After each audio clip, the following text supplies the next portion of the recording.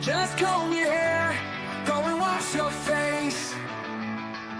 It's been a real long time since you've seen the light of day.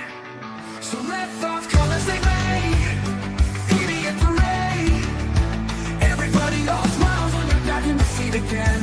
On board the Petty Express to a beautiful darkness.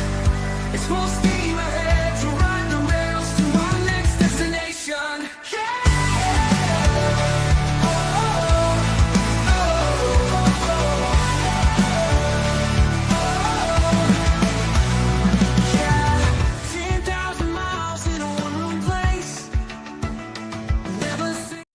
Hey everyone, it is Mo, your conductress on the Petty Express. I know that there's a Karen Reed thing, so I'm sure a lot of you are going to be on the replay crew. No shame in that game. Karen Reed is all the crazy and packed in like she is 10 pounds of crazy in a 1 pound sack. So I totally get that you guys are going to be on the replay crew. That is a-okay. Do remember to put a like and all that other jazzy jazz in, the thing. Make sure you hit the like, do all the stuff so YouTube knows that you guys like me, because apparently YouTube needs to know.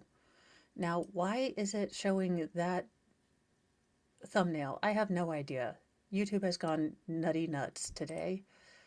But, I mean, are we shocked? It's YouTube. But we love you, YouTube gods. We adore you. Sometimes. Not right now. Let's get going. There are not closed captions on this part. We are still with the crime scene investigator, Shannon Barter. So we're looking through the house, getting evidence. And I do like how the female prosecutor is kind of going back and forward with pictures to kind of make a grand picture of some of the evidence.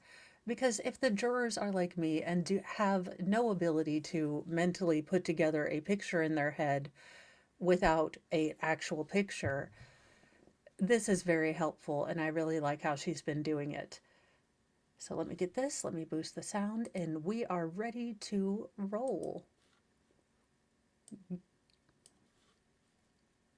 Children's bedroom. We're looking at, so it was brought down from the closet so that you could take the contents out and photograph them? Yes. 22 VVV are placed on the Elmo. Where is this damage located?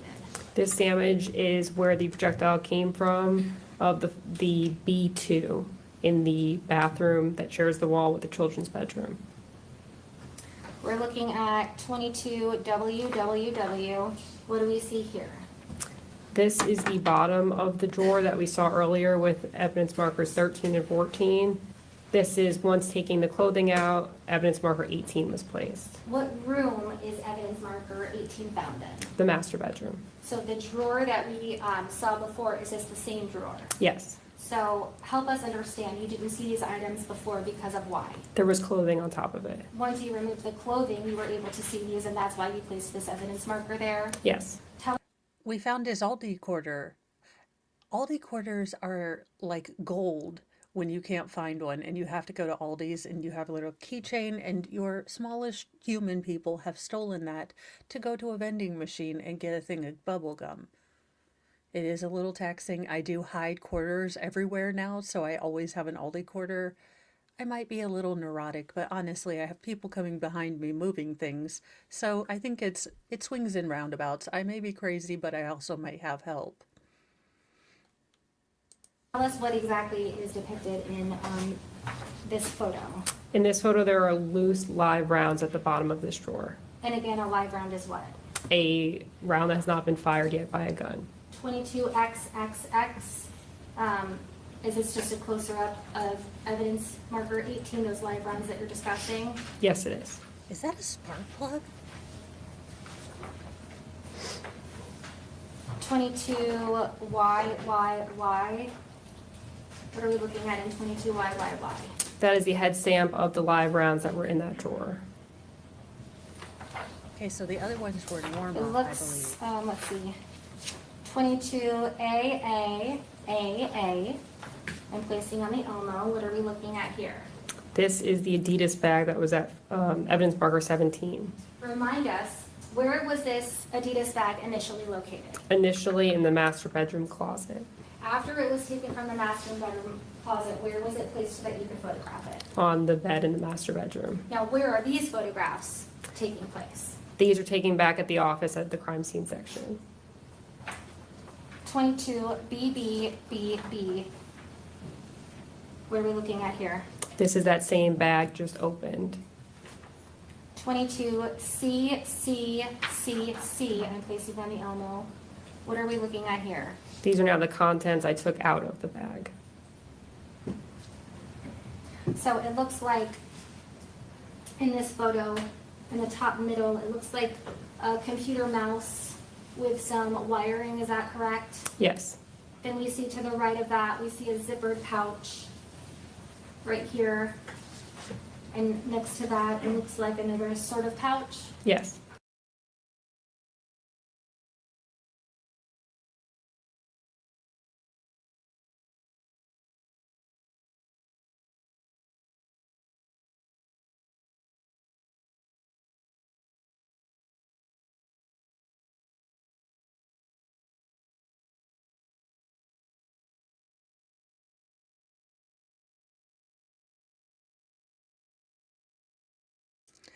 Thank you guys. I forgot I was muted. No, this is a younger DA. She does look maybe in her late 20s, but she has been doing a wonderful job. His children were 8 and 5 years old. His son JJ survived miraculously from a gunshot wound to his head, but unfortunately his 5-year-old sister, beautiful little Jayla, did not survive. So that's the case that we're working on. What in the random BS is all of this stuff? I understand that I am not organized all the time, but I have a specific box for like computery magical stuff, and then, you know, my force multiplier stuff, if I had any, would be locked with a biometric lock. Not put in an Adidas bag. We see below that, looks like some plastic or one plastic container of sorts. Is that right? Oh, It's yes. a plastic bag? Yes. What's to the left of the plastic bag? That is a magazine. Magazine. What's to the left of the magazine? Ammunition box, What's to the left of that? batteries. Now we're going on what would look like the third row. We see a box of, Okay, I'm not a force multiplier expert, but do you need like hearing aid batteries or remote batteries for force multipliers? Because I don't know. metal objects that have a point to it. What are those? Those are also an ammunition box. What's inside of the ammunition box? 5 rounds. To the right of that, we see what looks like a rectangle of something. What are those? 5 rounds as well. To the right of that, we see another rectangle. And for the record, the one to the left that she just described was more, Good what color point. would I you call forgot that, about silver? that. Yes. The one to the And right, what color would welcome you say those were? Beth and More Denise gold. and Jennifer what are and those Karen gold and things? Andres. Also Good 5 morning. rounds. Now, next to those gold live rounds, we see 3 items next to each other. They look similar, but they're different lengths. Tell everybody what they are. They are magazines. Magazines for what? A gun. We look next to that and we see 1, 2, 3, 4, 5, 6, 7 boxes. What are those? Those are ammunition boxes. Later, do you open up those ammunition boxes and photograph the contents inside of those other 7 ammunition boxes? Yes. Below that, it looks like a cell phone, is that correct? Yes. What's to the left of that? It looks like something on its side, I can't tell. I think that is a magazine as well. Okay, and to the left of that, we see 1, 2, 3, 4 items on the bottom of the page. What are those? Casings. Casings. There's 1 silver item above that. What is that? Also a casing. There's 1, what color would you call that? A gold item gold. above that? It looks like actually there's 3 of them. What are those? Also casings. To the left of that, we see an orange item. I'm so glad they had a force multiplier lock with the key still on it and never used. Force multiplier safety is a real thing. Have that thing locked unless you have like a biometric lock if you have little people. And for the love of all that is Cheetos and Bob Ross, please do not clean your force multiplier in the same room as your children are sleeping. Even if I were born yesterday, I wouldn't buy that story, but, you know, the more you know. That is like a U in nature that looks like it has two little silver keys on it. What is that? A lock of some sort. Above that, what are we looking at right here? I'm not sure what that is. Okay. And to the left of that on the far left bottom corner, it looks like a circle with something coming out of that. What is that? It's used to hold ammunition, live rounds. So, I was like, let me exit all the way.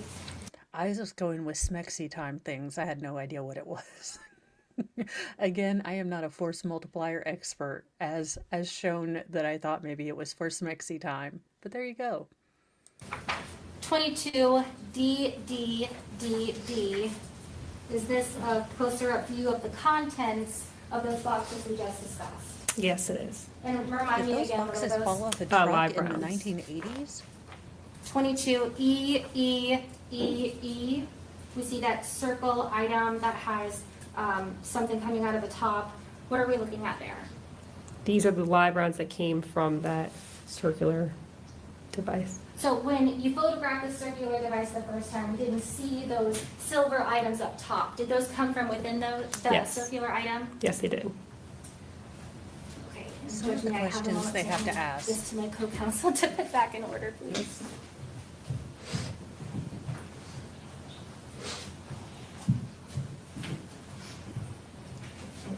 He looks alternately pissed off and irritated. And that could just be his neutral face, but it's not good. Again, as a defendant, he's kind of darned if you do, darned if you don't. If he cries, it's fake. If he, doesn't cry, he's, heartless. Not that I have much sympathy for this man, but I do understand the catch-22 he is in. And Judge, what's been entered into evidence as State's Exhibit 9, do I have permission to publish? Yes. And if you want to step down for me?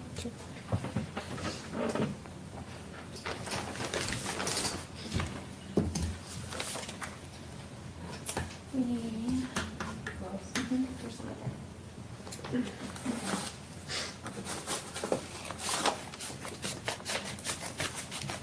Holy cow, are they cutting things away from the microphone? State's Exhibit 9.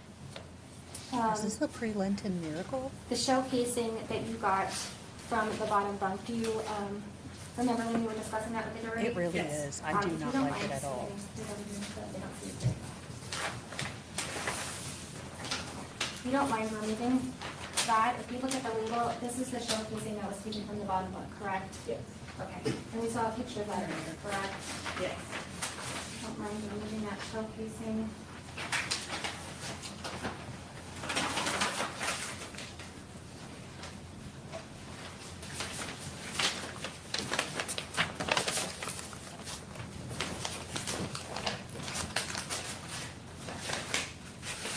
Would you mind putting it on Elmo so they can see?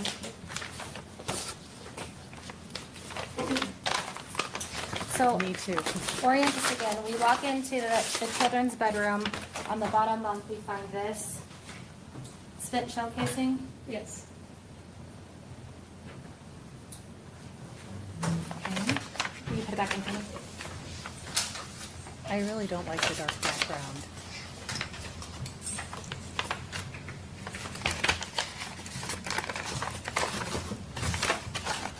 Now, State's Exhibit 10. Do I have permission to publish? Yes, everything that's submitted you could publish. Thank you, Judge.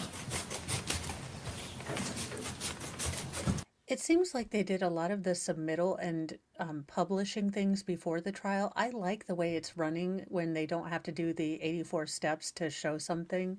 So I don't know if that was on the judge or that's just the way that Florida goes, but I really like that they've kind of taken those extra little, picky steps out by doing some work before.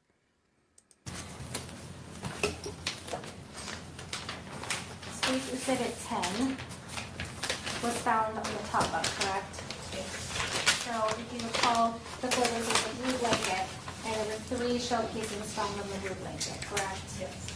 And this is one of them.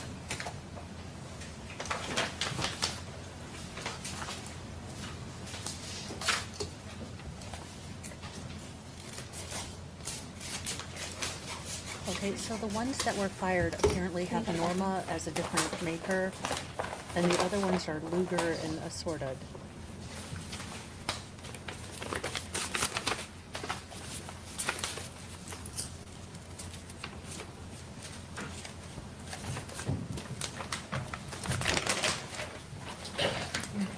He does. He has a Sarah Boone blink right. But I think I've solved the crime. I am pulling a Baker. I have solved the crime. It was Alec Baldwin. I'm stealing Baker's idea. I have a mini board, whiteboard of truth, and it was Alec Baldwin. The spirit of Alec Baldwin possessed the force multiplier. I do believe that that is where the defense is going. Thus far, their questions have been redonkulous and absolutely, I have no idea where they're going other than maybe the wife done did it. Which, you know, if they can prove it, I'll be mad at her. But thus far, all the evidence is pointing to Mr. Jeremiah Bass.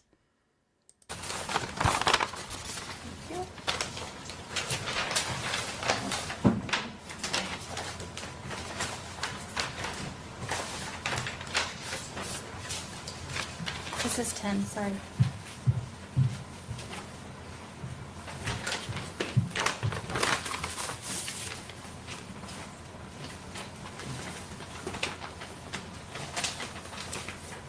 Sorry. Okay, prosecutor, you were my favorite, but now you're just Which making a lot of... was another one found in the top bunk. Yes. Yeah.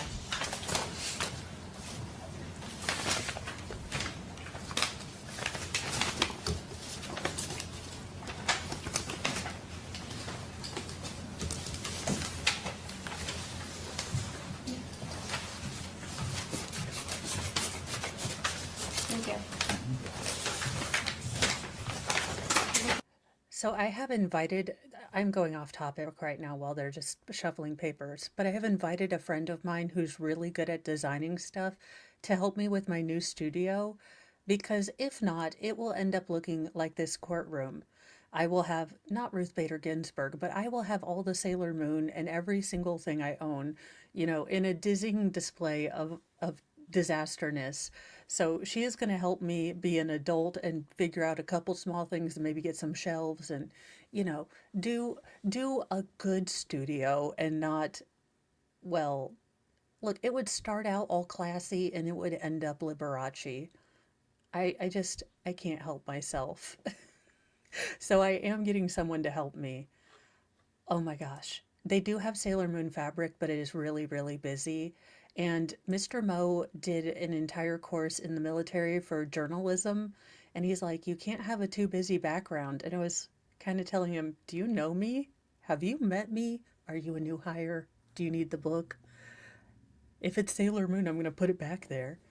So she's supposed to help me. I'm very, very thankful because there are too many options. I am overwhelmed. This designing thing is so much more girl and decision work than I care to do. So I will gladly let her help.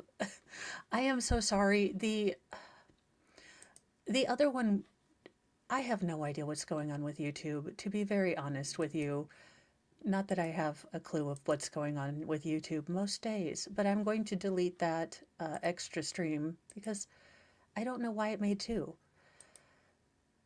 One can only imagine what goes on in the world of YouTube. Okay, I want to delete you. Yes, forever. Forever. Alrighty. Let's get back to this. Sorry about that. I have no idea what's going on. It wouldn't show up and then I made another one and then it showed up and... But I am getting faster internet. Mr. Mo upgraded because we don't want to get a line before. Look, there's computer magic involved. I just said A-okay. Looking at states 12.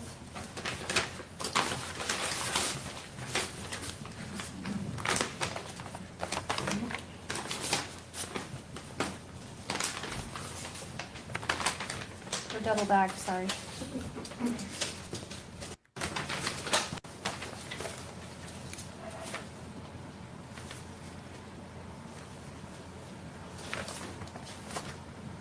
So this is also from the top back. On that we didn't get.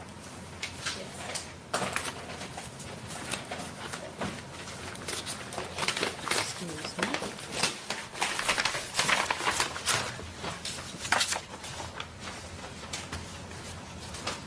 States 13. The last one from the top back.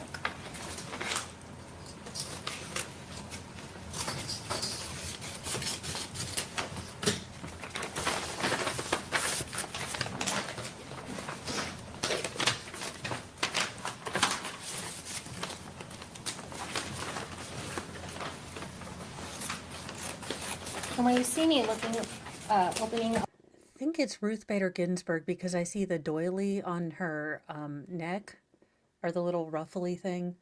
I don't know how you would wear something around your neck. It always would feel like it's choking me. I'd probably end up scratching the hell out of my neck. Oh, I don't like things choking me.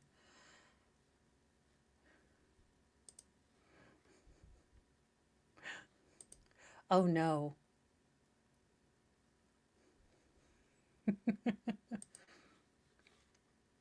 all of these Thank you, envelopes, Wilson. they understand why are they packaged this way?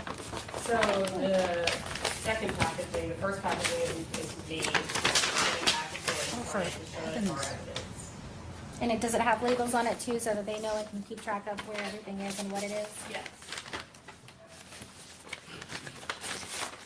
So states 13 that we're looking at right now, this is the last of the casings that were found at the top one from that blue blanket, right? Yes. Okay.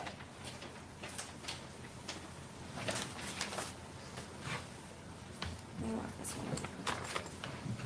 Now, the next item that we look at, when you were in the master bedroom, we saw pictures of that silver dresser. We saw a wallet next to one of the evidence markers. Yes. Here, you have what's on. Can you pull it out? Is this the wallet that you Yes. took into custody? Yes, it is. Can you open it? Oh, sorry. We keep it in. That's a good idea. I didn't think Okay. about it that way. That's states 15. Welcome, White Rabbit. Always welcome here on the Betty Express. Oh, for the heaven, the paper sounds. Come on, guys. States 17. I'm opening.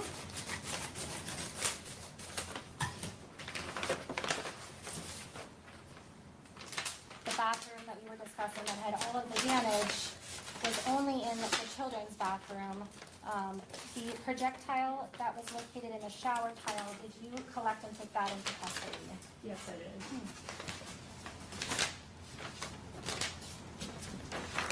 There's too many envelopes, hold on. It looks like someone's newly done basement, Okay. and those fluorescent lights would bother the heck out of me. They make a noise.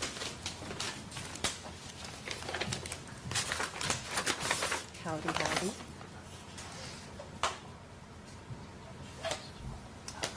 The state is moving right along. I am liking how they're presenting the case with not as much emotion, very fact-based, because this is a hard case and they could totally lean into the emotional things, but starting with professional witnesses, setting a tone of respectfulness, States 18. I think is really good, and professionalness.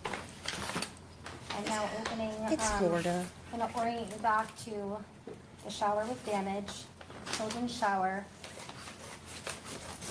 There was a point on the wall that we saw photos of where the drywall was removed so that you could collect what was inside. Yes. There was a projectile that was on it, correct? Yes. I think that was the photo that we looked at where we could see your hand in the photo. Yes. And you open what's inside of stage 18 to show the jury what was found inside of that wall.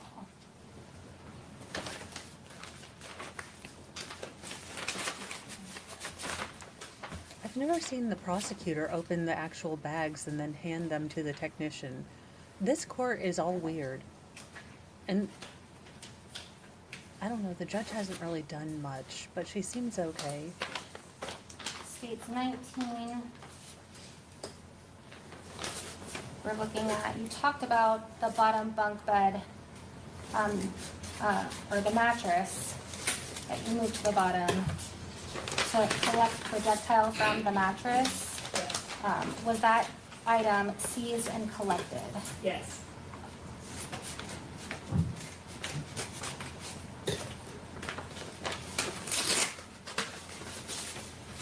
Let's see, you can put that on the Elmo for me, so that the jurors True. can see what came from that mattress.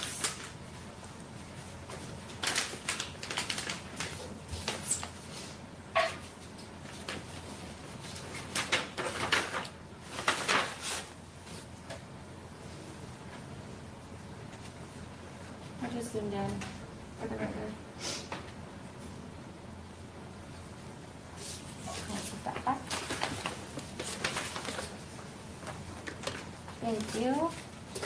The only other thing I want to clarify, the wallet.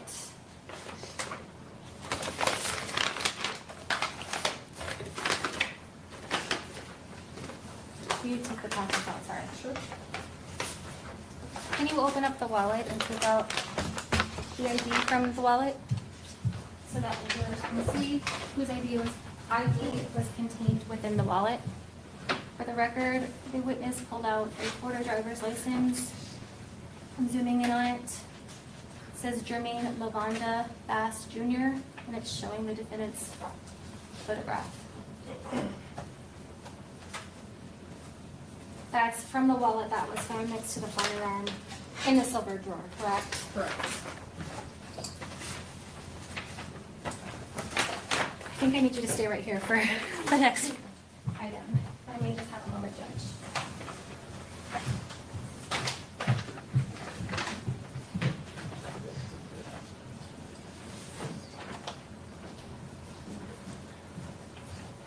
Okay, please don't light up the jury. Come on, We have- practice safe force multiplier, don't light up the jury.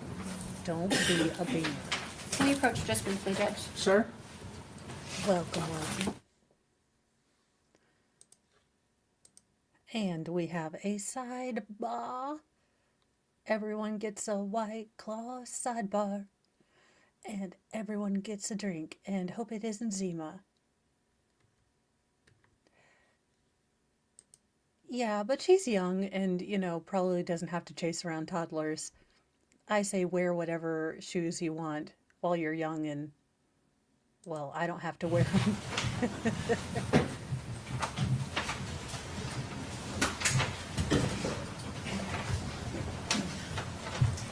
Okay. Oh, don't take me back to my childhood. The last thing we talked about was the drawer where in the silver dresser, master bedroom, you find the wallet, you also find a firearm. Did you collect the firearm? Yes.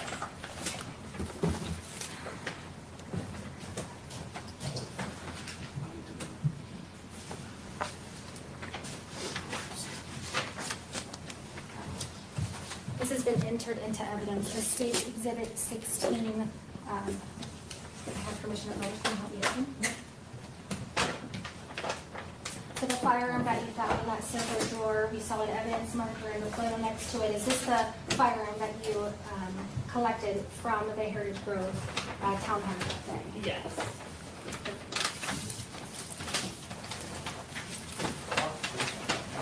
Pardon? The box is open? Was it made safe already?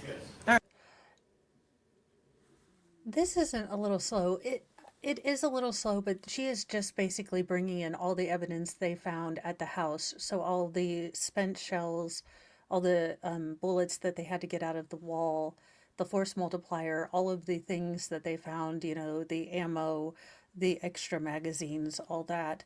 So this is more of a procedural part of the trial. It does get a little dry and boring, but the jury does have to see all of this. The more I look at him, the more I think he looks resigned. And you guys can tell me if you feel differently, but I feel like he looks resigned. He knows what's coming. And I don't I don't think he's going to be shocked if he's found guilty. I think he knows what he did. And I really don't understand. Again, minus the spirit of Alec Baldwin possessing this force multiplier, I don't see 5, misfires. He does. And thank you, Kathy Mitchell, for lurking and just hanging out. We enjoy every member of the Petty Express because these trials are not easy, and we deal with them with hearts of gold and mouths of sailors. All right.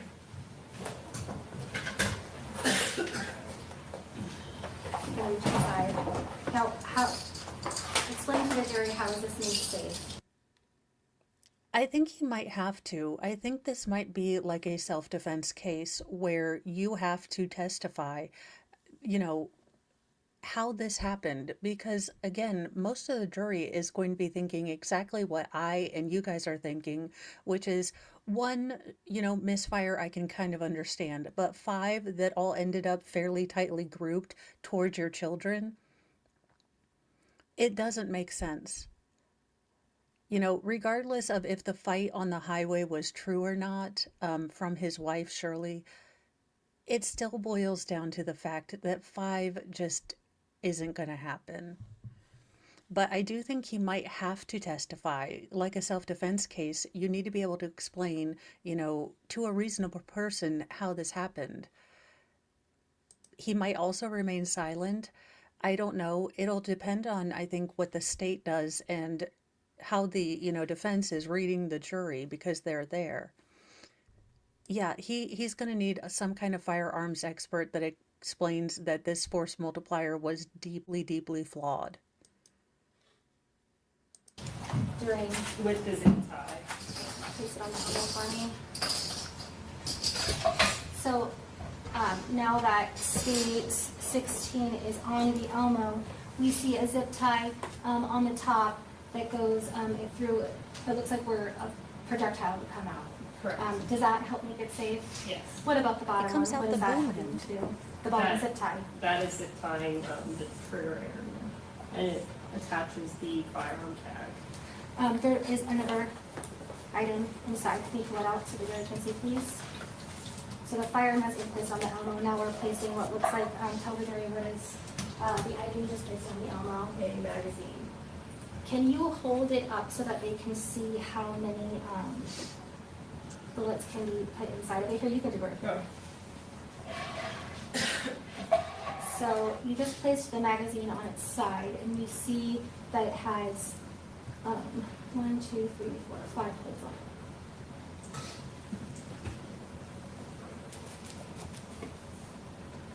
Okay, we can put it back in the box. Thank you. Well, they didn't light up the jury. This is impressive. You can take your seat. Thank Thank you. you. Do you have just a moment, Judge? Yes.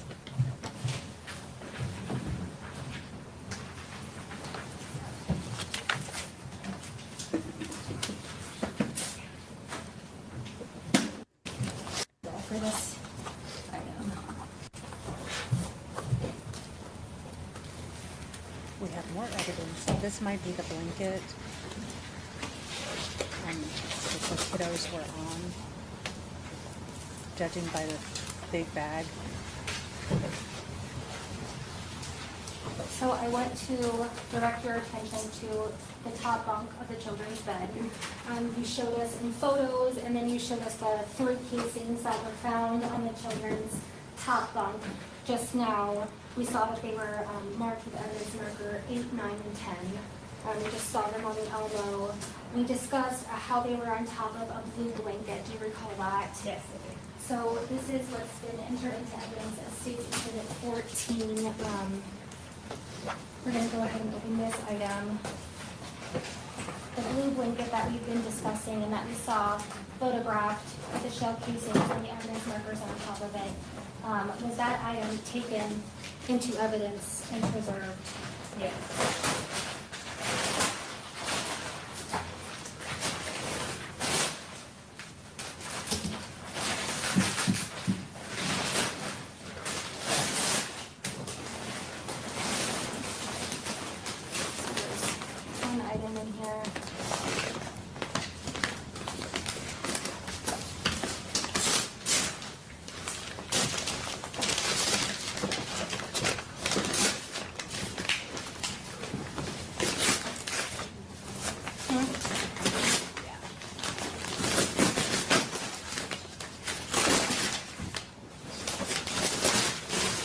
Lord.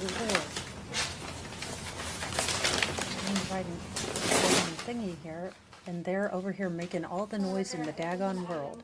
Like they're my kids. Within states like 17.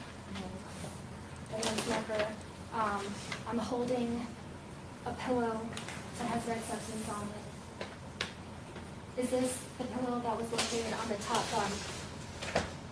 Yes. Where the rest of the evidence markers and items were located? Yes.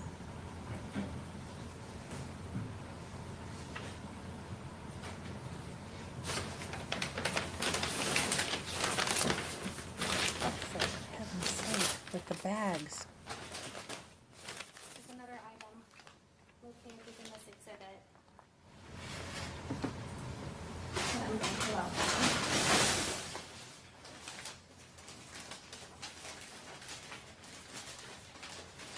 Rich, do you mind if I use that tabletop to help place this on while I open it? Well, whatever the bailiff wants you to do. Thank you.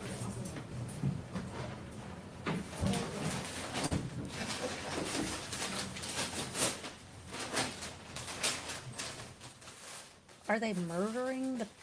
How much paper? Okay. That looks like when Mr. Mo wraps Christmas gifts.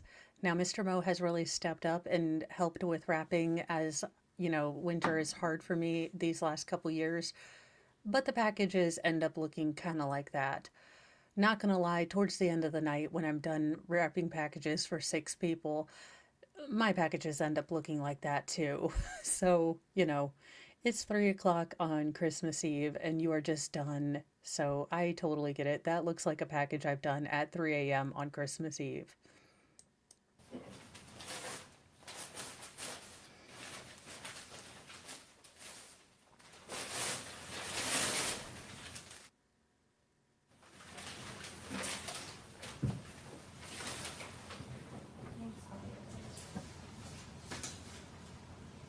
This is the blue blanket, or one of the blankets that were located on the top of the bed, Yes. where those evidence markers and shell casings were located. Yes. Looks like it's a Batman Yes. blanket.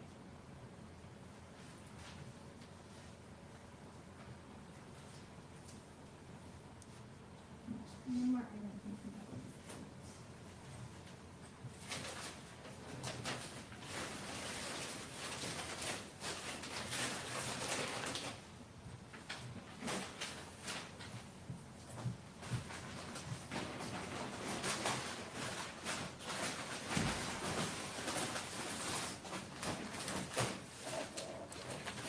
And I would not be shocked if the defense attorneys after today do talk to Court TV and ask them not to focus on their defendant as much.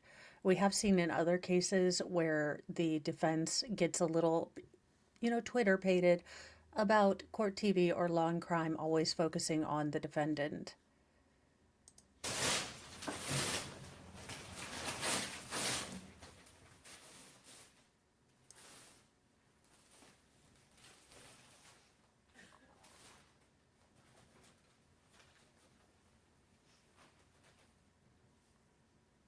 Do you have a tall bailiff? The other blanket that was located on the top bunk where we located the shell casings with those markers Oh, that we saw in the photos Yes. and that you showed on the album. Yes.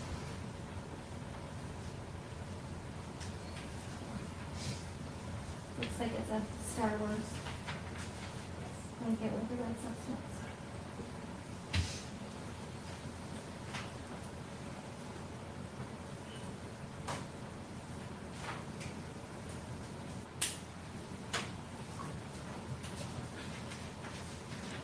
so here's my speculation hat based on everything I know, there being a rocky history at home between the two of them, and everything. I think that Shirley said that she was going to leave with the kids.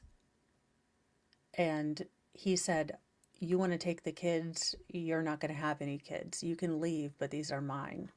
These are my kids." Now, again, this is complete speculation. I am not a doctorologist, I'm not a medicalologist, and I'm not a crime scene investigator or anything like that. But based on everything I have, that's kind of how I feel things went down.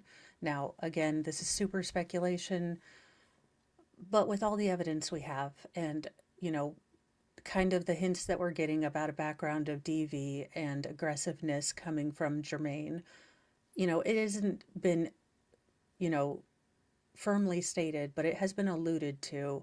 That's kind of where I'm going with this case as far as what I think speculatively happened. But we will wait for further evidence to see if I'm right or wrong, and we honestly will never really know the truth. Other than evil is real, and this jerk face needs to go to the center of the sun.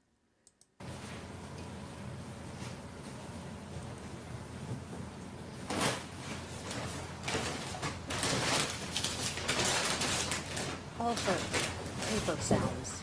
Ma'am. You have just a moment, Judge. Yes.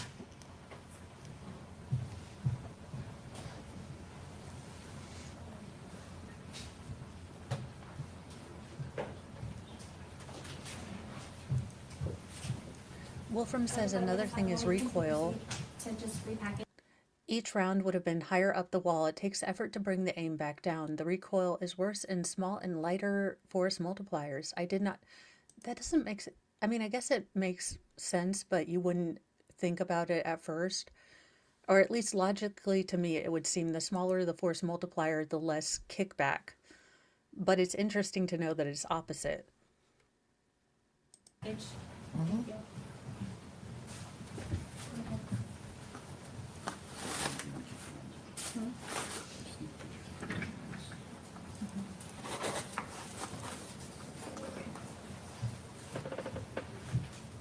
Judge, if you don't mind, my counsel is going to help me repackage. I just have a couple of other questions. Okay, go ahead.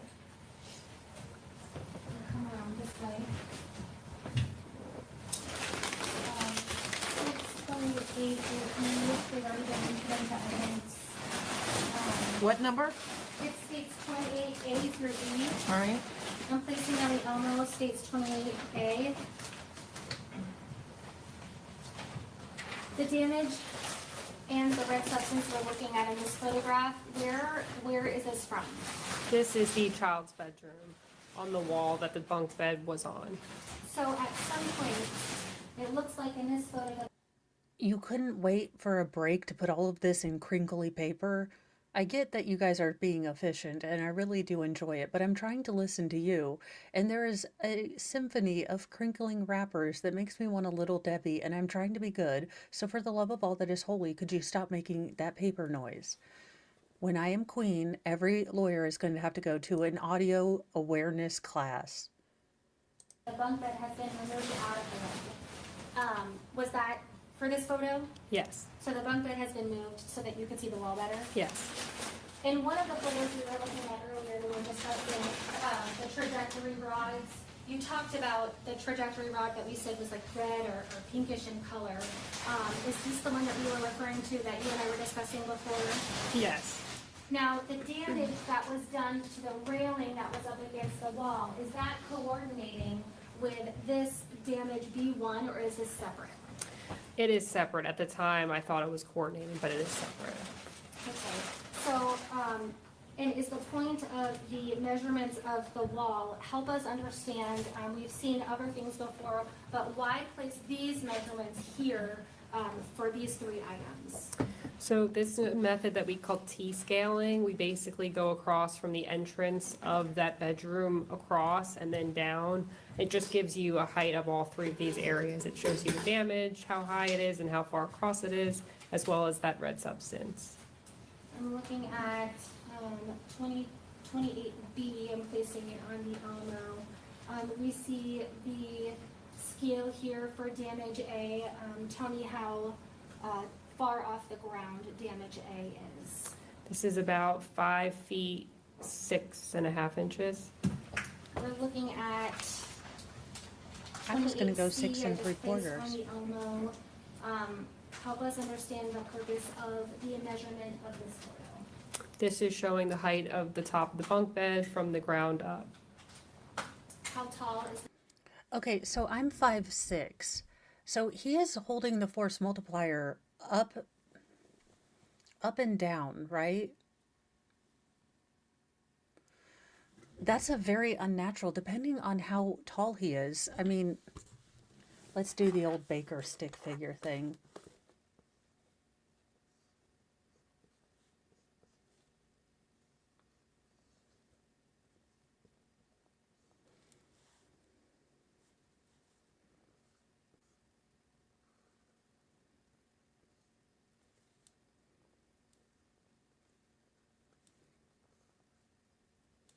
Okay, so this is not good at all.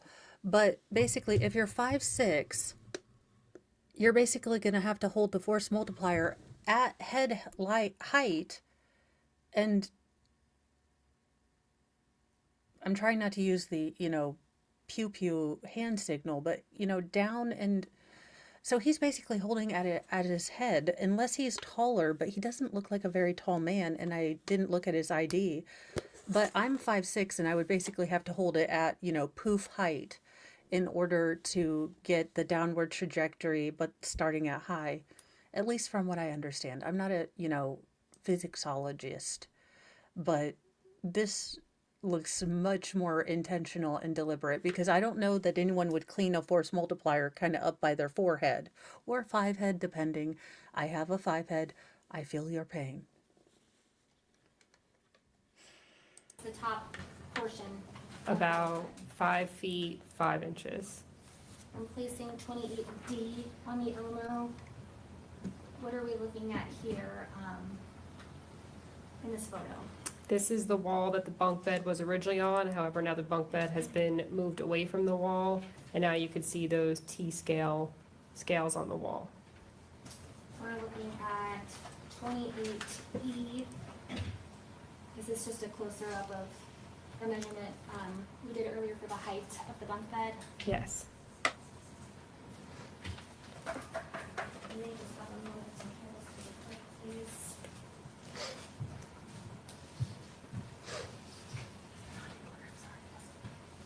I just have a moment to convert. Yes. I don't have any questions at this time. Thank you. Thank you. Oh, I need to return scissors.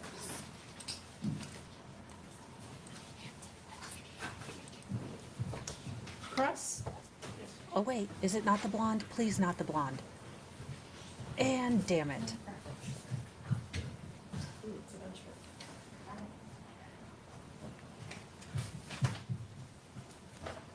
Hi, my name is so-and-so. Are you a good girl? Yeah. I don't think her cats like her. Do you think Good afternoon. How are you, Miss Bader? I'm good. How are you? I'm doing all right, thank you. You're a crime scene technician at the Sheriff's Department? I am. You're doing that for quite a few years, correct?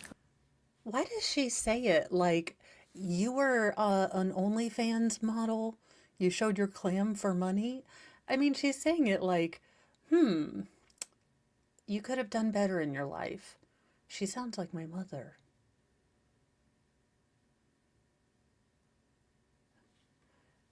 But again, that tone, like, I see you're a crime scene technician. Thank you, Erica. I will tell you, you guys, I need a guardian at Sizem. So I went and got a bunch of vintagey clothes from Unique Vintage because they were on sale. And I apparently can't buy my own size. So I need Mr. Mo because I have defluffinated just a little bit. And it's hard to buy your new size because you're always afraid you're going to look like a ham sausage, link if you go down to another size. So Mr. Mo has said he's going to help me, and he's going to lower the sizes when I order stuff because I always order stuff too big. I need to put darts in, and my sewing machine is nowhere to be found. I hope we find all the pieces because that was a pretty expensive sewing machine. Mr. Mo will lose his mind if we can't find all the pieces. Correct. And you're not sworn law enforcement, but you are a civilian employee? Correct. Okay. All right, so pretty much your involvement in this case going to be limited to a lot of the things that you've discussed with Miss Reader. Yes. Right, so you basically were the main processor in the home, downstairs, staircase, and upstairs as well? Yes. Okay. And did anybody assist you at the time that you were doing all your work? My partner, CSI Daniel Janicek. She did a Pharaoh, right? Yes. And she did the diagram? Yes. Okay, and that's typical for you guys to divide up the work. You'll label, process everything, and she Pharaoh and diagram. That's typical. Yes. All right. Okay, so you've indicated that GSM is a red substance scale marker, Yes. right? And then PM is a photo marker, just a photo marker. Is that item collected? Yes. It is, okay. And then YSM is a yellow scale marker. Is that just damage or is it an item collected as well? Damage. Just damage, okay. All right, first off, let's talk about phones. My understanding that there were 2 phones that you collected in this case, is that correct? There were 3 or 4. Oh, okay. So we have, This thunder cow is a condescending thunder cow. I'm not even at 3 hours, so I can't say the C word. A cahoot, if you will. She has definitely taken her cahoonty pill yesterday, so I hope she doesn't take it today because I'm about done with her voice and her tone. And you can tell also, look, I am sure she's a lovely, sweet person, but just a PSA. If you see a woman that plucks out the natural eyebrows that God gives her to draw on a little pencil thin one, that is a sign. That is a warning sign. Look, as a woman, I'm going to tell you, early aughts eyebrows are a warning sign. You've seen Britney Spears, right? Okay? I'm just going to leave that there. I'm sure she's a lovely girl. Just let your eyebrows grow. God gave you some. Look, I have to darkenate mine because I have blonde, but yours would grow back beautifully, I'm sure. You have a beautiful face. Please take off the cray-cray eyebrows.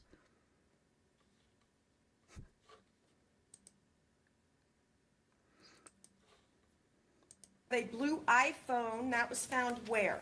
The blue iPhone was on the couch downstairs. Okay, and do you know whose phone that is? No, I do not. Okay.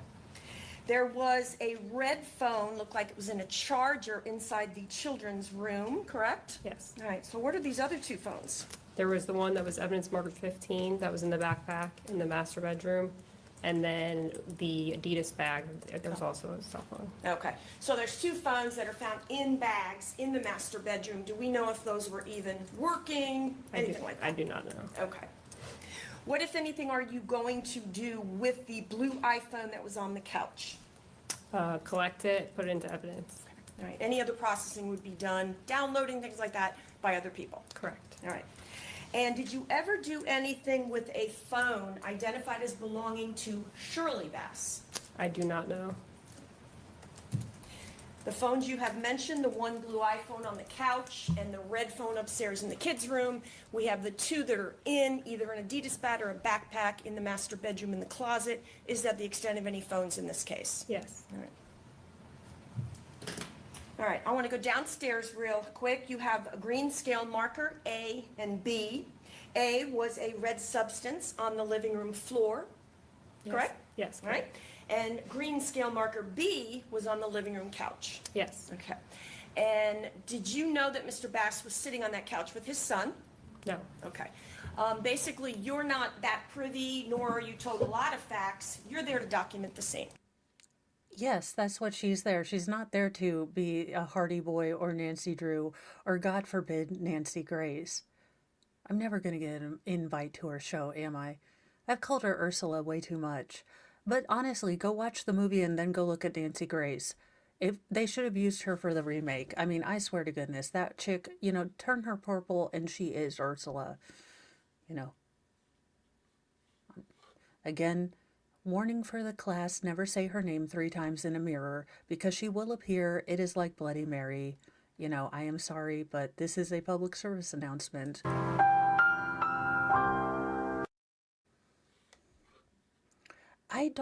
So this defense is mind-boggling. She continues to bring up the point that he is holding a son screaming in pain because he flippin' flapjack shot him. I mean, I don't know why. It is like Megan Boswell, where they kept bringing up the trash can and kept bringing up the tin foil. And you are like, where in the hell do you think you're going? Did you think of strategy? Were you thinking of strategery when you made this up? Because this is baffling to me. I don't understand the logic of continuing to highlight that. And again, every time she says something about him being on the couch, I remember that little boy crying out and that hurt cry. This is a terrible thing because I'm sure, other jurors are like this. We don't want to be reminded of that little boy's screams for help. But she keeps bringing it up.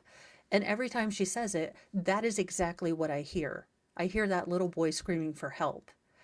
And I don't think it's going to help her case because every time I think about it, I get more irritated. And she keeps bringing it up, and she has that voice. And I bet she yells at managers for expired coupons. Correct. Okay. Did you go upstairs? Yes. You do. All right. Now, you had marked a lot going up the stairs, correct? Yes. All right. Why ask her if she went upstairs if you already know because there were photos from upstairs? Oh, I know. She was based on Divine. Look, I'm not saying that if I was born a boy, I would be a fabulous drag queen, but I am saying I would be flaming to the level of Richard Simmons. I am not going to lie. Like, if there is anything flamboyant, I would be there and with, feathers and glitter on. I am just saying. So it's good that I'm a girl and I get to play dress up because I live in rural Indiana and I'm not sure how much my fabulousness would have been accepted, but I would make people accept me. Anywho, back from this tangent, let's go back to this. I just can't stand this woman's voice. And coming down as well? Yes. You saw anything else? Okay. If you are coming down that staircase, would you go near the area to get on the couch where you found green scale marker A on the floor? Here, let's put, all right, let us What the hell are you asking? States 22A. There we go. All right, so this is our green scale marker here. Yes. All right, and that is going to be green scale marker A, correct? Correct. All right. And then we have, this is the couch we have been talking about, correct? Correct. And Miss Reeder showed you some chairs before. Those chairs are further down, separated from the main couch. Oh my God, she does the Kamala Harris thing where she acts like we are special needs and from third grade. Like, we need to be reminded to swallow because we would choke on our own spit. Or we need to be reminded to breathe because we're too dumb to remember. This woman's tone, giblets. Closer to the glass Closer slider. Is that to. fair? Yes. All right. Now, when you have, here again is my question, States Exhibit, we just cited green scale marker A. The staircase, best way to do this. Now I'm going to take my pen. Staircase is going to be this way. No. Okay, where's the staircase? The other way. Kind of in front of that pink Jeep.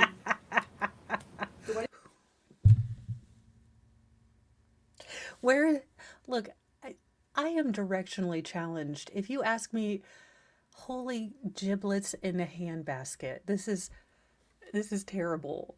This is hurting my soul. I need a doll with a big brain to show me where in the amygdala it hurt me. I think she's hurting my hippocampus too. Look, there's only so much cringe-lariousness I can take, and then it overflows, and this is getting bad, you guys. What the hell? Where does anyone in chat know where the hell this woman is going? Because I am frickin' flapjack lost. Yeah, she's acting like we are dumber than a box of rocks, and I hate that. What is it? The pink Jeep all the way in the back. The pink Jeep? Yeah. Okay. So the staircase Is- is this way. Correct. Gotcha. Okay. So this substance that you saw down here in green scale marker A, it was near this couch that I am pointing to, which is the large couch with the evidence marker 1 on it. Yes. Okay.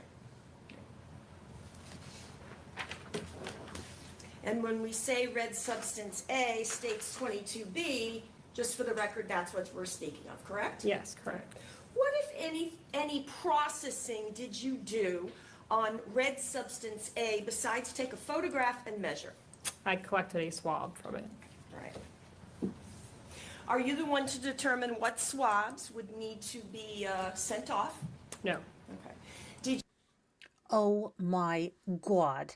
The Ada brisket, I'm verklempt. I'm talking to someone. I'm going to talk to the manager because this is a crime. I've got Shabbat. I've got days to do. It is almost Friday night. I need brisket. I've got my challah bread at home. Come on. It's Shabbat and I need brisket. Leave the pause.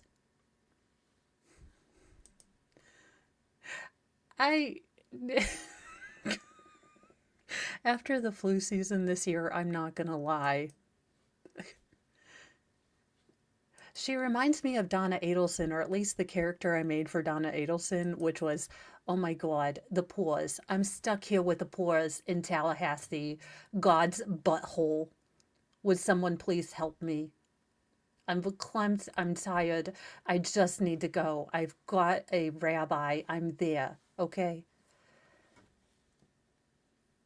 She is, oh Lord, she's going to lose this case. She's going to lose this case because she's so annoying. The defendant is like, well, it was nice to have freedom once in a while. Did you do anything, is there anything you could have done to preserve possibly a shoe print or a footprint? Possibly. Did anybody ask you to do such? No. Where are you seeing a footprint? All right, I want to talk about swabs that you took in the kids' room. From what everything that you testified to, it seems that on the top bunk itself, correct me if I'm wrong, the only real swab on the mattress itself would have been green scale marker O. Is that fair? On the mattress itself? On the mattress? Yes. Okay.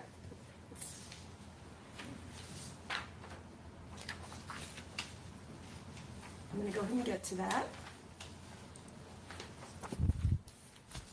While I'm going up the stairs, 22H states exhibit, yellow evidence marker 3. Is this the gauze that you're speaking of? Yes. All right. Do we know the significance at all of this gauze? I do not. And there was also a clip. It was used on Jayla.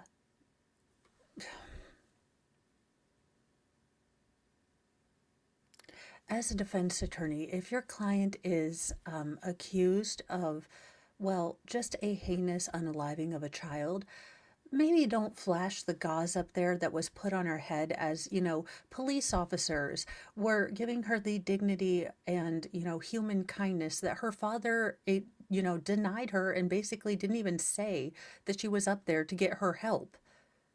So maybe don't flash that gauze because all that does is make me remember that her father didn't even say she was upstairs.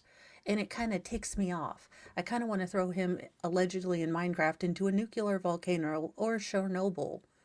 Actually, Chernobyl at this point. So, yeah, you're really just bringing those things that are going to trigger memories of, again, those jurors. And if you are a parent, if you are anyone with a soul, that little boy's cries are going to rip through your heart. And every time you see something related to this, you are going to hear his screams and you are going to want to go full medieval on his behind. But no, continue to show him. I'm sure you're doing a great job. That was on the couch downstairs? Yes. Like a clip you would have like a bandage on and you would clip it. Yes. Do you know why that was bothered to be collected? I do not. Okay, all right. Is somebody directing you what evidence to collect? Yes. All right. All right, so let's go back. If I put these out of order, you guys okay? All right, thank you. I'm trying not to, but. Let's look at this one. This is State's Exhibit 22R. Okay, all right. And this, ooh, can't see it in that one. Hang on. Let's use this one. 22S. All right. Our green scale marker O is going to be, and I'm pointing to the green scale marker, the sole green scale marker that's on the mattress. Yes. Got it. What are you actually documenting there? Are you documenting this stain, this stain, this stain? Is there a stain somewhere here I can't see? What stain are you documenting? It's the pooling of blood above the green scale marker O. Gotcha. So this area here? Yes. Okay, for the record, I am pointing between the green scale marker O and the pillow. Is that fair? Yes. All right.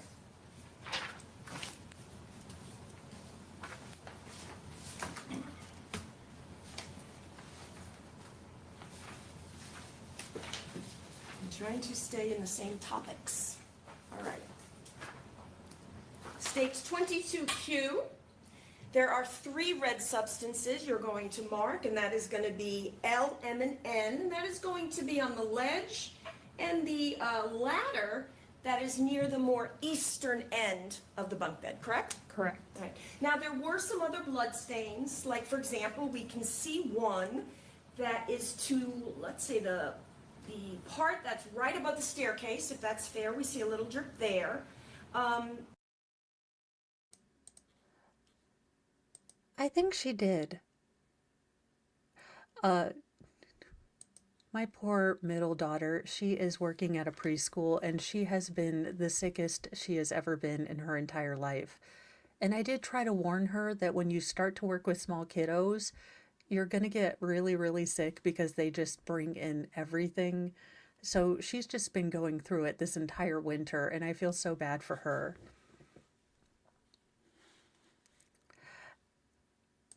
Yeah, Crochet and Crime, I'm glad you guys are all confused about where she's going because thus far I haven't found a thread of anything where she's going. So I'm sorry we're all confused, but I'm glad I'm not the only one confused. Because I have no idea where the flippin' flapjack, unless she's going to blame the wife. And it seems like they are going blame the wife time. Now that's going to be very interesting because there was no DNA from the wife on either the force multiplier or anything else. So I don't know where they're going with this other than to drive me literally insane. Granted, there's going to be maybe some other spots, but these are the ones that got marked. Is that fair? Yes. All right. When you got there, Miss Bader, in the same exhibit that's up, this comforter, am I looking here and I'm pointing to the Comforter? right item? Is this the Mandalorian comforter? Yes. Star Wars? Yes. I wouldn't know that. And then you have like Quick, what does a stroke feel like? What is going on here? See, like it's a Mandalorian comforter. I have a feeling this defense is like one of them 3D pictures that you have to kind of stare at cross-eyed and then you see a sailboat or a giraffe. But I'm just not getting it. So maybe the sailboat will come later. I hope. Because otherwise, right now, it's a little dingy. a softer, smaller one, that's going to be Batman. Yes. And You're for a the record, I'm goof. just pointing to the one that's over to the left. No, they don't. And What they do this processing at all thing are you with their going to do boogers. Of the Batman. The Batman, I just documented any holes that I observed. All right, no holes. There was holes in it, but Do you think it was holes potentially from a projectile that you had to be concerned I with? couldn't say that for certain. Okay. And the Mandalorian comforter? Same thing, I documented the holes that I observed, and I took a swab of red substance. Okay. And we're going to talk a little bit later, because I do understand you do some additional work in this case involving that Mandalorian comforter? Yes. All right, we'll get to that since it's Comforter? later in time. We'll keep that picture here. All right. The way and she says then you comforter marked has to be a crime Q somewhere. and R, which were the two things that were inside the wall near the bottom bunk. Yes. Okay. Near where we saw the teddy bear. Yes. Okay. So in terms of L, M, and She's N. been around too many cons. That's the problem. And then we have, let me go She's- back her for 1 pros and minute. cons We are had on the mixed. wall, P, and here it is, states Exhibit 22R. I am pointing to P, is that correct? Yes. All right. So besides L, M, and N, Well, and the other thing is, when little kiddos aren't feeling well, all they want to do is cuddle and cough right in your general vicinity. And you feel bad for them because they're a hot little, bundle of vector virus stuff, but they're so cute, and then you end up sicker than you've ever been in your life. Yeah, the juxtaposition between her happy, upbeat, if somewhat smarmy, condescending voice and the subject matter is mind-boggling, almost mind-shattering, really. It is absolutely just interesting and off-putting. On the ladder area and the ledge near the ladder. The one area on the mattress that you told us is the area between the green scale marker and the pillow. We have P, which is the wall we just looked at, and Q and R are the ones below. Yes. Is that the extent of the green scale markers you did inside this bedroom? No. Okay. What other ones did you do? There's the one on the floor. There's the two in the doorway, and then one on the pillow, Okay. I which think is he's the pillow that was on the resigned. ground. The pillow on the ground, right? I think we looked at that earlier. Yes. Little spot. Okay. All right. In terms of any Did she just sigh? This is her soul trying to get out, like, look, we are going down. And she's like, and it nearly escaped, but then she caught it back, and he's going to have to stay for the full ride. thing else on that mattress more towards the east end. I'm going to see if I can find.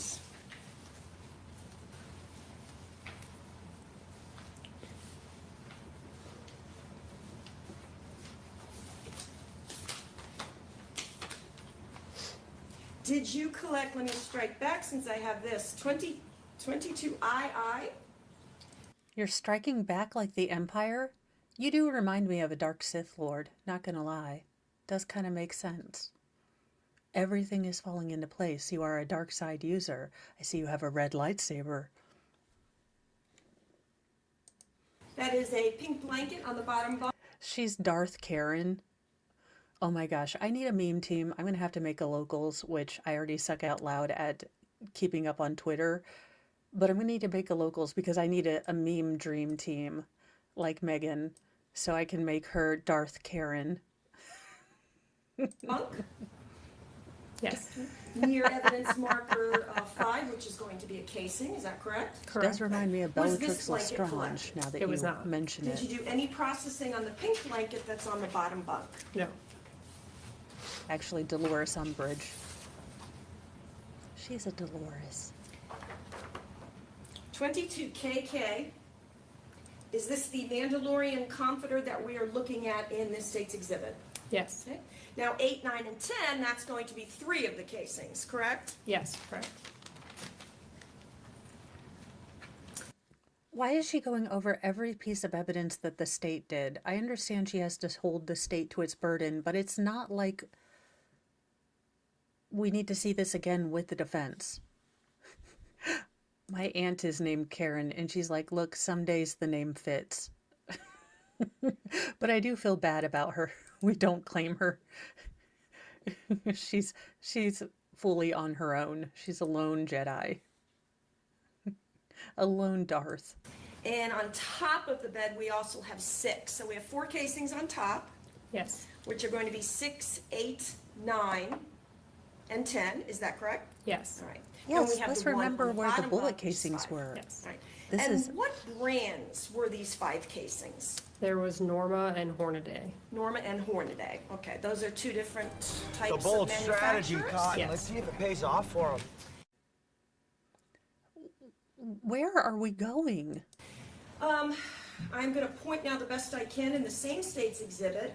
We have, for example, let's say I am in the northern part of the mattress. I am to the left of the Mandalorian comforter, and I'm pointing to some red spots on the bed. Was this swabbed at all? No.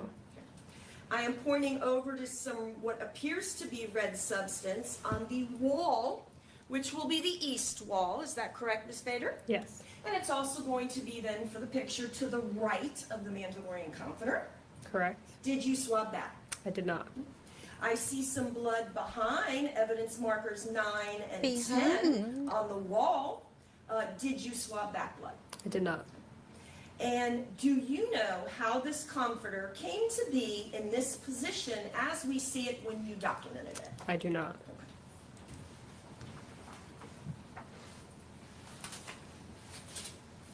When you were looking at that Mandalorian comforter, we just looked at some areas of blood that were not swabbed. Aren't there a couple of other areas on the mattress of some blood around the comforter, like where it's folded, it'll lay this way and there'll be a little spot, that there was some additional blood? Yes. Okay. And that wasn't swabbed either? No. And for the record, that's all going to be on the east end of the bunk bed, the other side from the pillow. Correct. I think she's asking if they swabbed under the comforter, but honestly, there was a lot of physical evidence on the other end. You know, they might have figured there are limited resources, even if the state, you know, is a big state. There's only so much that they're going to allow you to test, so you have to kind of be judicious in what you pick. Unless they tested the blood and it happens to be Shirley's and, you know, you found the ghost of Alec Baldwin, I don't know where the hell you're going with this. All right. All right. Let's talk. I don't want to talk to you anymore. You hurt my talk about ears. the items in the children's room. Oh, dear Jesus. Please make this fat. Okay, we're turning this up to 1.25. Maybe she'll be slightly less annoying. I think we can all live up to A standard being procedure a to take a picture of butt the monkey casing. at times. Yes. I You're know then I going to take a can. close-up of it and all that, correct? Yes, correct. While I'm looking for that, I see another photo I'd like to ask you about, 22NN. We were just talking about some areas that were not swabbed. I see over here as well on the right side of the wall. Was that swabbed? No. And it looks like we can see a little bit clearer what's between 9 and 10 on the back of the wall above 9 and 10. Is that correct? Correct. And the same, that was not swabbed, correct? Correct. I don't know. 22RR. And of course, all these photos were taken right by you, correct? Yes, correct. There's an area here where we have the comforter under yellow evidence marker 11. I see some areas of blood here. The best I can describe is it's almost like I described earlier, in almost an area of a U shape where the comforter is going around it, semicircular. Do you see this area I'm speaking of? Yes. And it is near the back of the bunk bed. LawTube, I need a class action lawsuit against this heifer saying comforter. It is hurting my soul. I need help. Please send help. Gosh. Bed near the wall, near the frame. Was any of that swabbed? No. Okay. We can see some of the other red substance I was speaking of down on the lower right portion as well. This red substance here, was that swabbed to determine whose blood that was? No. Okay. Same photograph over here on the back ledge of the bunk bed, which is gray up against the wall. We have an area right here. I am circling that. It is on the top ledge, just above, say, the right side of the comforter. Is that fair? Yes. All right. Did you swab that to determine whose blood that was? No. Okay. Over same exhibit, more towards the left of the comforter, or more west, we have an area here. I am circling. Was that swabbed? No. We're on the same exhibit as well. We're getting up more towards the west end, over by where the pillow's going to be. And we have this area here. That's going to be below your damage B and your marker A. Is that correct? Yes. Close, close in that area. Yes, this is redirect. All This of is the this defense. blood here, do you know whose blood that is? No. Did you swab that? No. Okay. There's also some other areas that I see. I am pointing to below that amount of substance. Still again to the west and to the left of the Mandalorian comforter, pointing it out for the jury. Was that swabbed? No.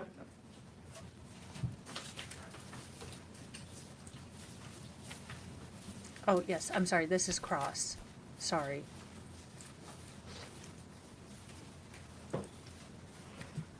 Her voice has just annoyed me to the point I'm not functioning. 22 Oh, God. EEE. Is this the mattress in which was cut open to get the projectile out of it? Yes. 22 DD. Jim, I think they swabbed different areas. I think the defense is playing that game where, they've swabbed several areas on the mattress. They've listened to the crime. They, have done their initial testing. If they needed to do any more round testing, it would be fine. But I think, again, she's doing the defense thing where it's, oh, well, you didn't look at this evidence. Why didn't you test everything in the case? Why didn't you test this random, piece of trash on the sidewalk? It could have been the real, unaliver. So that's what she's doing. Again, even the state's resources are finite, so the crime scene investigator and the detective running the case, decide where they're going to swab and what they're going to look at. This is kind of standard, but the defense always seems to, bring it up. And thank Is that, you the for mattress coming as back, you are Erica. taking the Welcome layers back. off to expose the projectile? Yes. Okay, now, you have Because she's previously insane. testified, I have you don't not? know. And documented in your I know, report, I something know. different than you testified here today, is that fair? Correct. Okay. How did you find out that you had made a mistake? I misspoke when I was writing mine because we did bring it down to the bottom bunk, so I misspoke to say what mattress that was. No worries. So when we are looking at the two exhibits, which is 22 EEE and DDD, is the same mattress. Yes. This is the mattress that was on the top bunk. Correct. That you got the projectile out of. Correct. Right. So when you testified under oath in your deposition and you wrote all throughout your report and property sheets that it was the projectile from the bottom bunk mattress, that was an error. Correct. It was a misspokenness. Okay. All right. Well, not just miss. Oh, she misspoke. And you think that a ticky-tacky thing like that is going to stop a jury from looking at all the evidence and saying this man needs to go to the center of Chernobyl? Yes, she misspoke. Yes, it is, mislabeled in her report, but it doesn't take away the fact that we found a freedom seed that had gone through a child in this freaking mattress. Spoken. It's in your reports too, right? Right, but I'm saying the mattress that was on the bottom bunk that we brought down to the bottom bunk, but this was originally the top mattress. Okay. And you documented your property receipts the same way, correct? Correct. Projectile from bottom bunk mattress. Correct. Well, that's it. Let him free. She obviously mislabeled something. He gets a mistrial, right? Another picture here, 22 RRR. Talked about this a little bit ago. Blurry there. There we go. I am pointing to the area of red substance on the west side of the bunk bed in this photograph that is below yellow marker B. We see the rod. We see yellow marker A and green scale marker P. Is that right? All right. Yes. This large substance here, was Why are any you of that giggling? tested to determine? What the hell is wrong with this woman? We see a little. She's like that Quebecian woman that Baker plays. The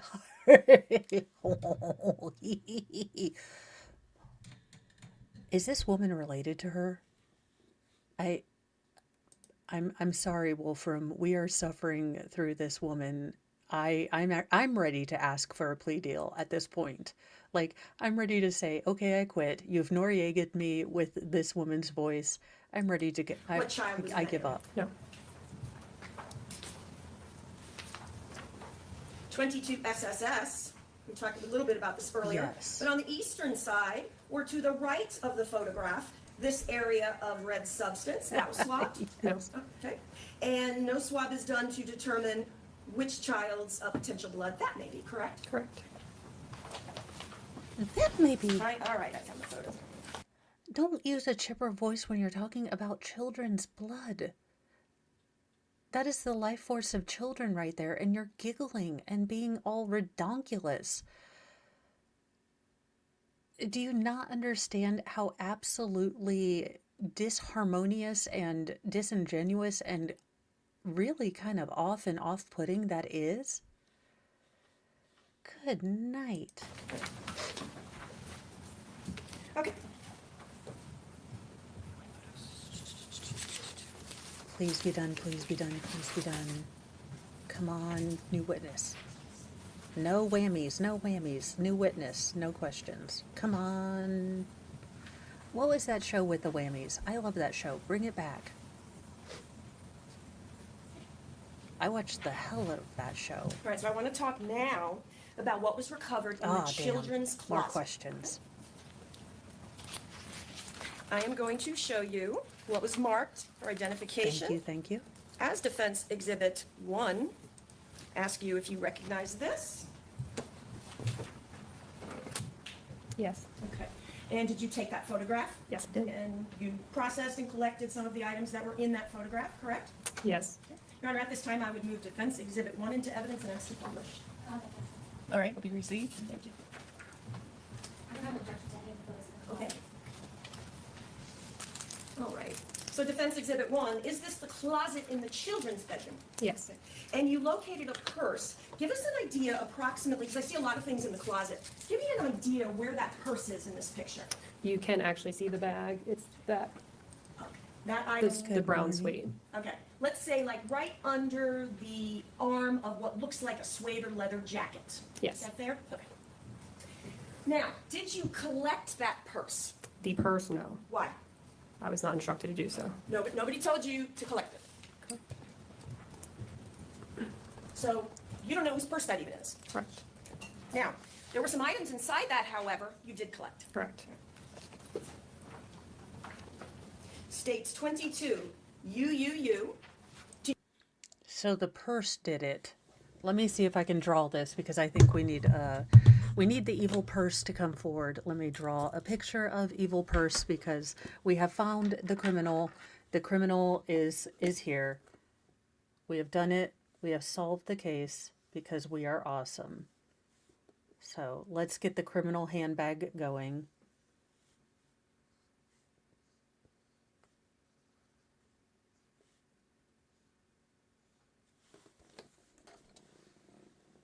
It is the criminal handbag. I didn't want to draw a force multiplier in case, YouTube stopped me, but we have found the man of the hour, the fool guy. It's Angry Michael Kors handbag. Angry Michael Kors handbag has done this. We thought it was the ghost of Alec Baldwin, but now we realize it was the Angry Michael Kors bag, because why would you spend more than $100 on a bag that doesn't have curse words on it? Or Tokidoki. I don't understand it. It's not worth it. Stop buying Michael Kors bags. They're like beige.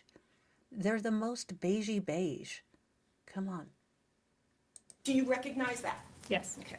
Is that in fact the purse we were just speaking of with some items placed on top of it? Yes. And for the record, marked by evidence marker 19. Yes. Is that kind of marking everything in that photograph? Yes. Right. So tell me what we're looking at in this photo. This is the holster. There's a magazine and a box of ammunition. Now that ammunition that we see here, just in case you need to refresh yourself, I have zoomed in on the state's exhibit. Please tell the jury what box of ammunition, what caliber you view from that purse. Norma 380 Auto. And go ahead and tell us, Miss Bader, if you don't mind, what are these other two items? One looking a little gold and one black. What are these? A magazine and a holster. Do you know what type of firearm can fit that magazine? I do not. So, I mean, this is interesting from the defense. It does look like we are looking at the same caliber of force multiplier freedom seeds that were in the force multiplier. And these did come out of a purse. But I also want to point out that it does seem like this couple did conceal carry, whether, look, I don't know about the legality of it, but it does seem like they both were carriers. Concealed carriers. So it wouldn't be shocking if the mom also has a concealed carry permit for her to have some force multiplier paraphernalia, in her purse. Now, it is interesting that it is the Norma, but, they had a bunch of ammunition around. He could have filled it from something else. I need to see how tall Shirley is, because if Shirley is not a tall woman, she would basically have had to reach up and fire from atop her head. So while this is interesting, if the defense continues to use this voice, I will ignore it. What, if any, processing did you do with the box of ammo, the holster, or the magazine? I did not process them. The firearm that you collected in this case was a .380, correct? It was a Glock 42. Glock 42. It's .380 caliber. Yes. Okay. 380 caliber.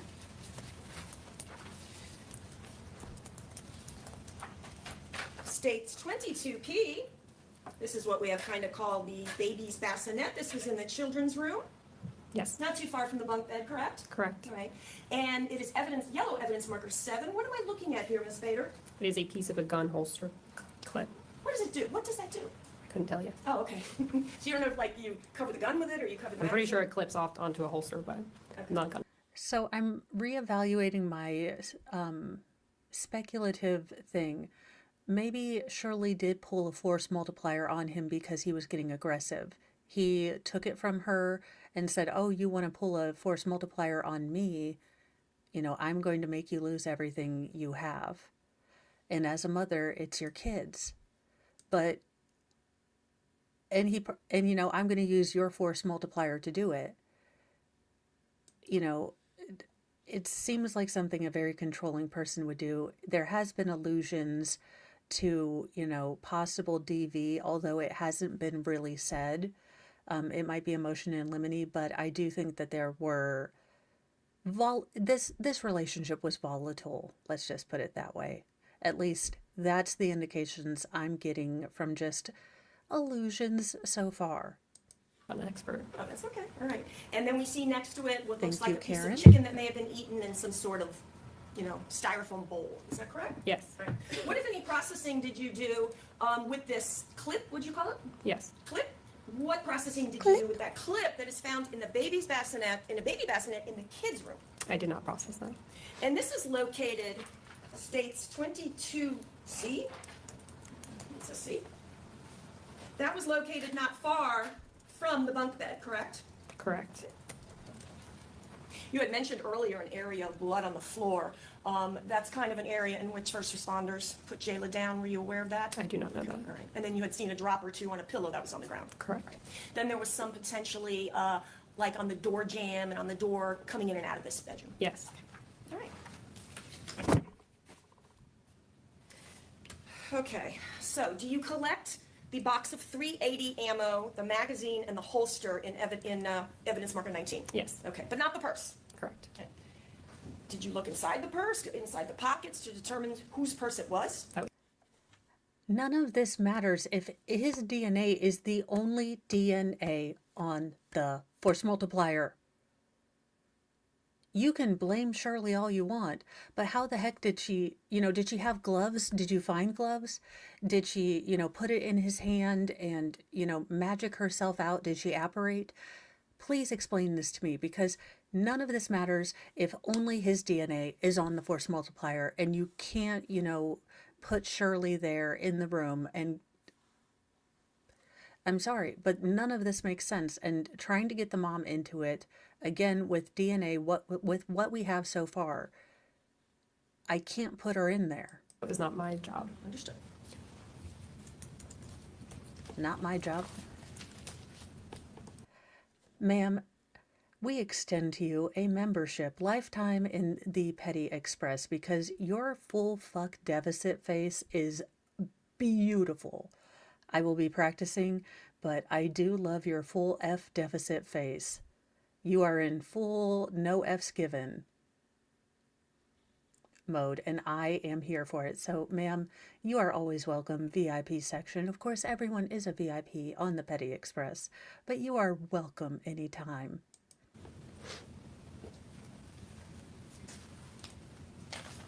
Makes sense. Did Detective Hobelman have any involvement with this lady's purse and the items inside of it? Not that I can recall. Okay, all right. Does he have to handle the ammo or anything like that? No. Okay, all right. So you were the one that Wouldn't that collected be a it. question you would ask well, not him? purse, but the items inside, put it into evidence and do no processing on it. That would be you. Yes. Under the direction of Detective Hobelman. Correct. Okay.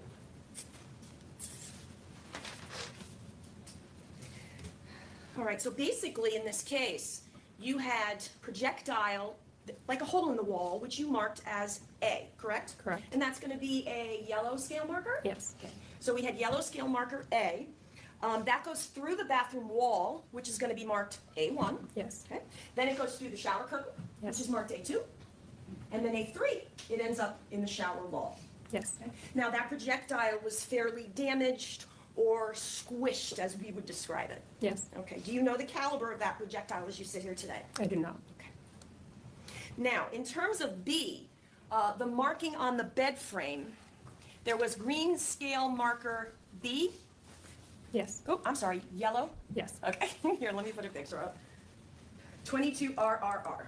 And this is a good one because it's got the Stop round. giggling, you Damage muppet. B, because here's our A we just talked about, and our damage B. White When rabbit, you your guess is as originally good as mine. documented and spoke with us, did you believe that Well, damage thanks for B joining went us. through Have and fun through and be the bunk bed? productive. When I originally documented it, yes. And so did Detective Hogelman, right?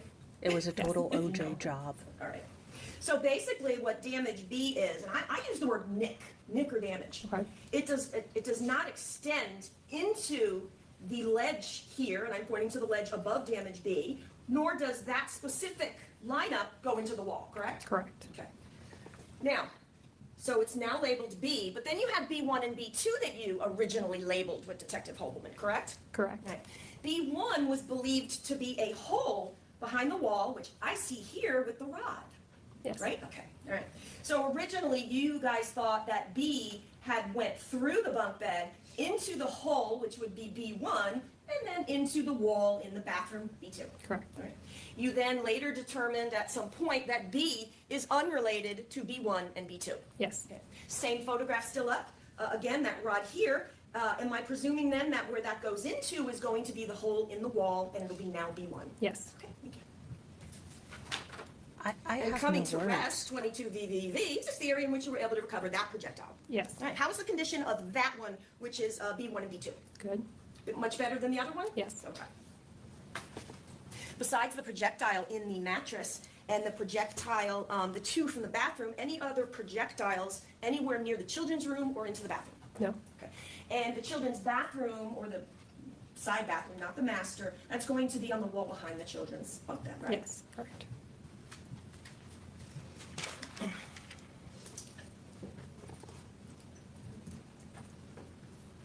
Please be Master done. bedroom. You were talking a lot about items found in the master bedroom. Let's talk about that. First of all, you did not find any blood or any damage in the I mean, she is showing ticky-tacky little changes. Again, this is a very dynamic scene. They are trying to figure out where these, these bullets went. So, yes, they might have miscalculated and thought that the one that went directly into the bunk bed was associated to the one that, the hole was right near it. But they are showing that there were slight ticky-tacky mistakes made, which is the point, but I think you could have done it a lot better, simply focused on the things that were either misreported or misstated, bring up the purse, and then be done. This kind of ridiculous going over everything the state did is wasting jury's time. They've already seen this, and you continue to confront them with the reality that a child is dead. Because every time you show that splatter, all they think about is probably Jayla, that little girl. Honestly, every time I see that splatter, I think of that beautiful, beautiful little girl. So I can't imagine that the jury doesn't think about this too. So showing these pictures over and over, I think, is detrimental. master bedroom, correct? Correct. Had she just gone for what she felt was labeled wrong, it would have been Now, you much less collected quite a bit in exposure. the master bedroom. Let's go over that. One thing you collected was on top of the dresser in the master bedroom, and that was a live round of a 9mm Luger. Yes. Okay. Now, so it's not a .380 caliber. Correct. All right. And in fact, you can't shoot a 9mm bullet in a .380, correct? That's not for me to determine. All right. We'll check with other people later. All right, next. S&W Mag R spent casings in the Adidas bag. Does that sound correct? Yes. All right. So spent, what does that mean, Ms. Bader? That means the bullet has been fired. So maybe somebody had went to a gun range and brought the casings home? It's possible. I don't know, something like that. All right. S&W Mag R, are those like rifles? Is that a shotgun? Is it just a larger caliber? What is that? I do not know. All right. You collected that? Yes. All right. Why are you asking force multiplier questions to a CSI person whose specialty is collecting evidence, not maybe force multipliers? Besides, she hasn't been qualified as an expert for force multipliers, so you would probably put that in an appeal that she gave an opinion while not being qualified as an expert. What is going on here? When I am the voice of reason, something has gone terribly wrong.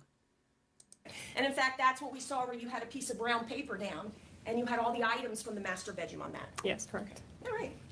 Also in the Adidas bag was 9mm Lugal toll ammo, again, spent casings. Does that sound correct? Yes. All right. Also in the Adidas bag, we had 9mm Luger toll ammo, NFCR spent casings. Does that sound correct? Yes. All right. Then we had 9mm Luger loose live rounds in that same dresser. Yes. Right.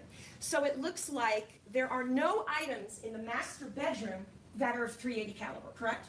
Not that I can recall. Okay. The only .380 caliber was the items in the purse in the child's bedroom closet.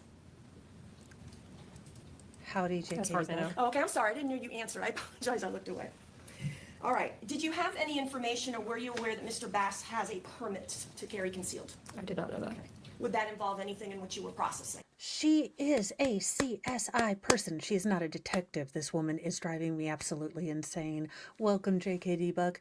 The Petty Express is stuck in Karen land. I swear to God, this woman's voice is worse than, well, whatever they played to get Noriega out.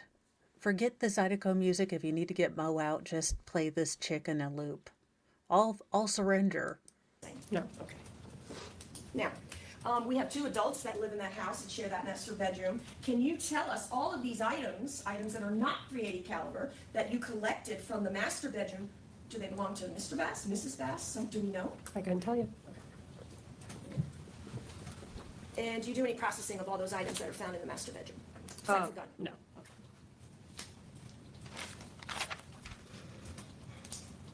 Covering stuff. Give me look at my notes. I don't want to have to repeat things I've already asked you. Now, the damage that we talked about a little bit ago in the bathroom. This woman's a real where lawyer. we have Are the we D1 sure? and D2, and then we have the A1, 2, and 3. You cannot say for sure that is related to this incident, correct? Correct. But you have to document what you see, correct? Correct. Wait a minute. We're trying to say one of the bullet holes was from previously? Are we having force multiplier duels in this house? What is going on? The shower curtain, in which was part of projectile A, I believe it was A2, where it had went through the shower curtain, was there an accompanying hole there? Yes. Was it collected? Yes, the one in the A3. She is in Yes. full F Okay. Was the deficit. shower curtain collected? No. Okay. The magazine clip that we looked earlier, I may have asked you this, let me know. The magazine clip in the baby bassinet, you wasn't quite sure how it was used, correct? It was in the pink bassinet. No swab, no prints done, nothing on that, right? Correct. Did Okay. you? You did attempt to lift prints off the firearm that you located, the .380 caliber, or Glock 42, inside the drawer of the master bedroom, is that correct? That's correct. Are you able to lift any prints? Yes. Or take photographs? Photographs, yes. Okay. Do you know any results? I do not. And you do not handle that, correct? Correct. All right. Now that Glock 42, which is a .380 caliber, you did swab it for potentially DNA. I did. Did you note any red substance at all on it anywhere? Not that I can recall. And what areas of that Glock 42 did you swab? Would have been the grip and the trigger, the slide and the sights, the barrel, and the magazines. Okay. Typically to do if you have a firearm? Yes. I'm going to talk about now defense. Let's start with this. Defense 2A and B. Okay. Well, actually, JKD Buck, so there was Norma ammunition, which is the ammunition that was used in this incident, in a purse with looks like a partial holster and a clip in a bassinet in the room. Now, I am postulating that maybe both of the Basses are concealed carry permit holders, and that she also had a force multiplier in her purse because that's just how, they do. They got into an argument. He may have taken it from her, used hers. I don't know. I'm just saying that all of the DNA on the force multiplier is his and his son's. Norma's doesn't appear. Now, unless Norma was mid-fight and putting on gloves to, entrap and send, Jermaine up the river, I don't understand where they're going with this. Defense 2A. What am I looking at here, Miss Bader? This is an interior view of the front door. Okay. And I see some potential red substance on that. What, if anything, did you do with this potential red substance that is on the back of the front door? I photographed it. Okay. This area down here, did you potentially note any pattern potentially for fingerprints? No, Okay. You didn't note any pattern, or you tried, couldn't get any? I did not know. All right. There was, in fact, also some red substance on the door handle itself, correct? I do not recall that. All right, we have defense 2B. That's probably from the mother effing first responders who had to carry that baby outside, and maybe they touched the door frame because they were trying to get out of the door. My guess is that's from first responders. This woman is annoying me. We only have 20 more minutes, but they feel so long. It's just a close-up photo, more closer photo you also took. Any objection to their admission? Oh, she had said no. All right, they'll be received. Sorry about that, Judge. That's all right. All right, we have some area down here as well that we can see better in defense 2B. Does that appear to be red substance? It's a discoloration. And these are the other two areas. Were you able to, you didn't swab these? No. Okay, why not? To me, it was discoloration on the other side of the door. Discoloration, but we do not know because you did not take a swab, correct? Correct.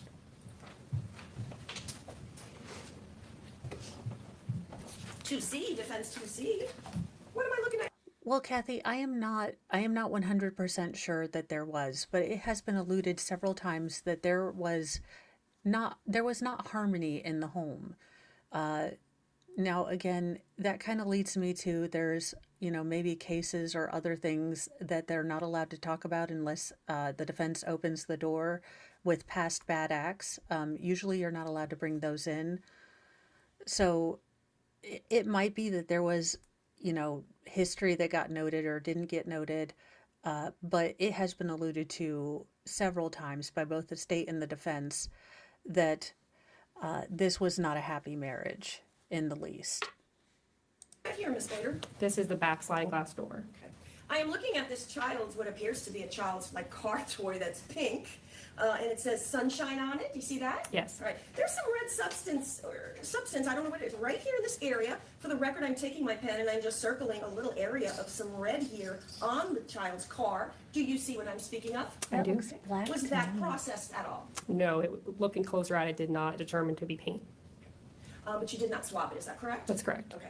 And this is the sliding glass door, so it's much further down the living room from the couch. Yes. Okay, all right. Because we had the couch first, and then we had the chair that had the two seats. Yes. Then we had the child's toy. Yes. All right. All right, C, you'll be admitted.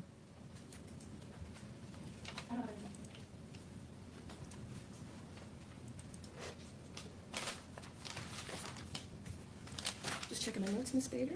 Anything? All right. So I let's feel talk like about she's some a work that you did pinch in March hitter. of 2024. What were you asked to do in March of For 2024? the state. I was asked to examine the Mandalorian blanket as well as the Batman blanket, and I was swabbing a area on the Mandalorian blanket. And why were you swabbing an area? What were you swabbing it for?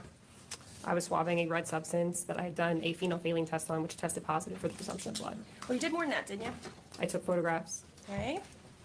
Didn't you swab or look for possible GSR? I did. Okay. So when you have the Mandalorian comforter, how many areas did you test phenolphthalein for potential blood? In this one, I was requested for the area number 6. Okay, area number 6? Yes. Right. And who was marking those? Were you marking areas at the scene, or is that? Yes, Fundine. Here's the thing that bothers me with that. He does not look like a big man. All of the force multiplier start points seem to start at 5'6" or 5'7". So he is cleaning his force multiplier. Again, he does not look like a big man. Maybe at forehead or nose level. Now, far be it from me, but I think you would have it, where it's easier to hold, maybe in your torso area. But that's what he's wanting us to buy. Now, they are laying the foundation, it seems, to blame the wife. I don't know how that's going to work, but bless That's their done later. hearts. It's done later. Okay, do you do it back at headquarters? Yes. Okay. All right, so you had a positive on area 6. Yes. Right, took a swab for DNA. Yes. Took photographs. Yes. Right.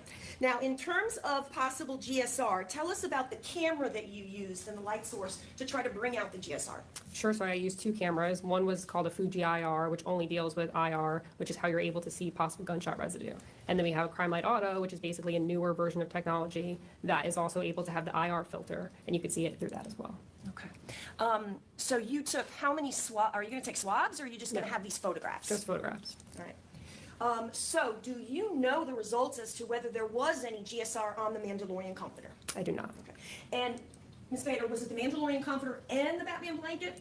Just the Mandalorian. Okay. And who had you do all this extra work? That was a request by Detective Clay Holman. Hobelman? Okay. And I know it goes without saying, but what is GSR? Gunshot residue. Okay, and that's residue that may be left if a gun is shot or a person's holding a gun or in the area of the gun. Yes, correct. I love how she's condescending. I know it goes without saying, but you morons should know. GSR is gunshot residue. You stupid people, remember to swallow so you don't drown in your own spit.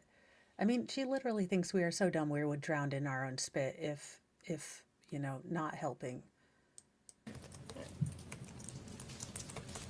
Were you asked to do anything else to test for GSR in this case? No.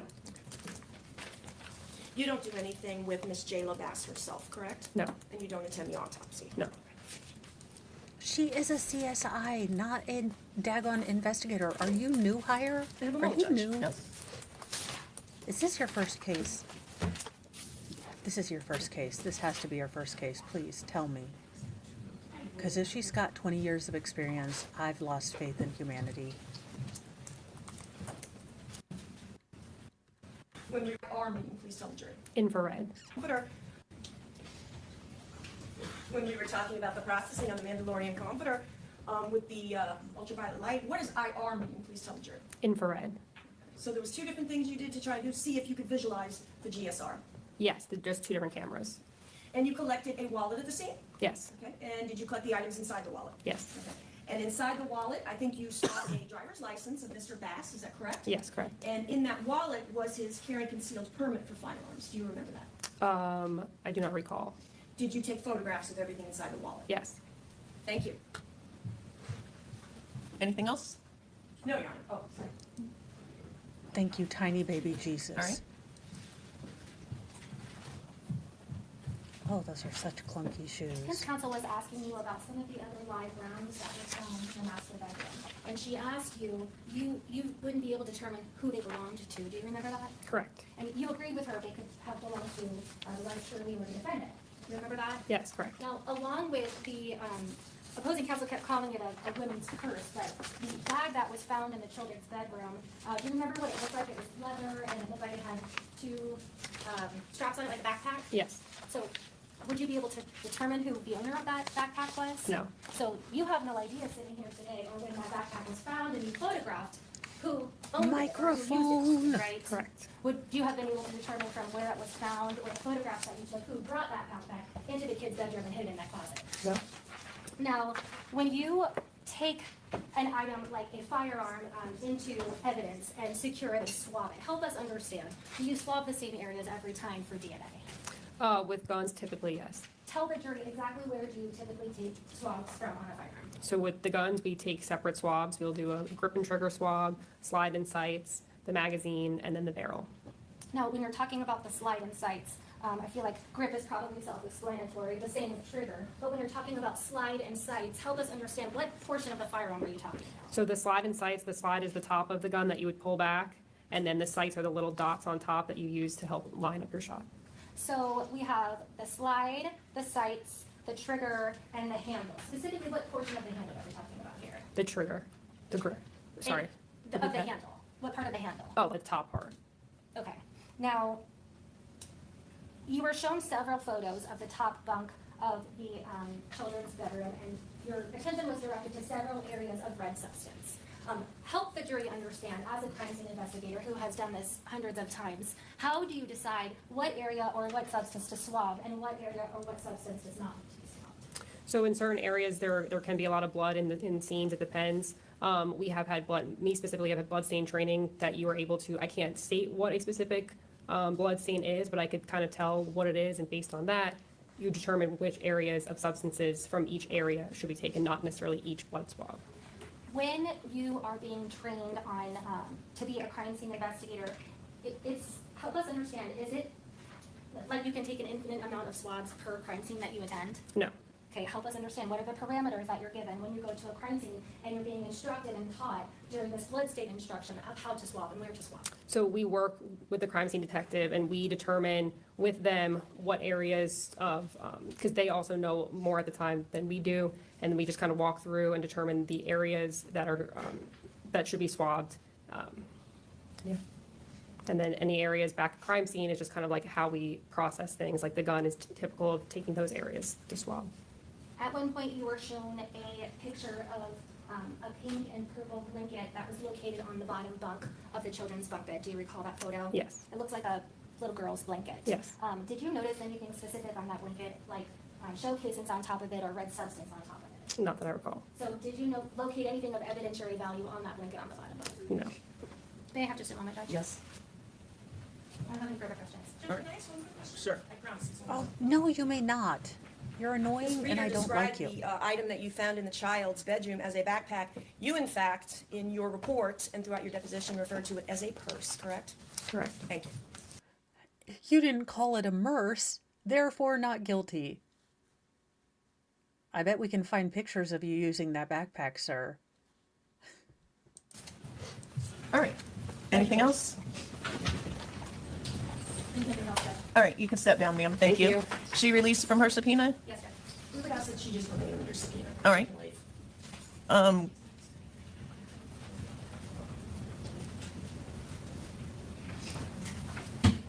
Everybody good? All right, This call is your next where they're witness. going to finish up. I'm surprised they're calling a witness when they're going to finish. Approach the bench for a minute.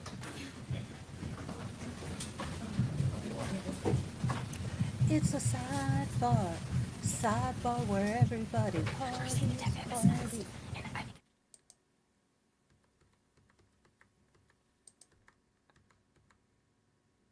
All right, so we basically go home, and it is tomorrow now. No, this stuff. Oh, for the love of Cheetos. Okie dokie, where are we? No, this is day. How do they have it as day 1? Okay, wait, no. I need day 2. This is law and crime. Is this, no, this is day 1. Daggone it.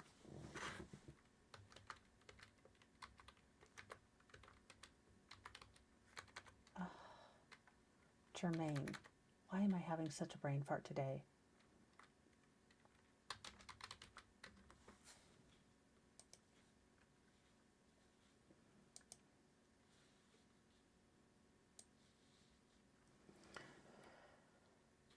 All right, we are on day 2.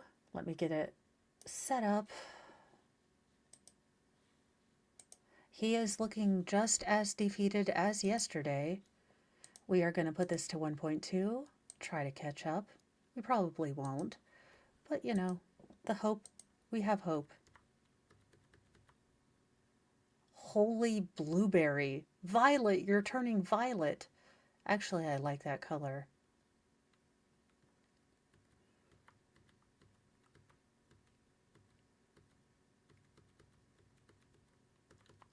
Oh, for heaven's sake. 2 hours of waiting for the daggone judge. Come on, Florida. Everybody ready? Yes, Judge. Judge, this is the court where we added 2 exhibits. She also has a snow globe and a picture of whoever graduated. This woman loves her tchotchkes. Are we sure she's not from New York? Is she a transplant, a snowbird? Because she has tchotchkes and, you know, little things all over the room. I provided them to the defense. One is a body-worn camera by Deputy Creasy, and the other one is the phone call detail records, which they had, and he had planned on introducing, they just had, for some reason, I left it off the list. Okay. The only thing with the body cam is right now it's the 45-minute full body cam of Deputy Creasy, Yes. which we already had. We need to get their clip to be able to see what's on it first. I think they're working on that. Yeah, it's being clipped right now. Okay. We also have photos that we've shown to defense that you don't have an objection to, that we would be adding to the back of State's Composite 22 as 22FFFF. All right. All that accurate? Correct, Judge. Okay. The only additional thing is that there was one issue with the lettering of one of the exhibits.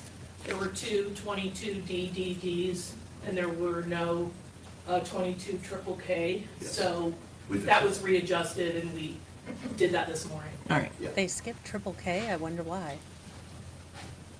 Yoicks. All right. True. True, true. Someone went to Hobby Lobby, Hobby Lobby, Hobby Lobby, Hobby Lobby. Or she just got posters but I have never seen such a decorated courtroom.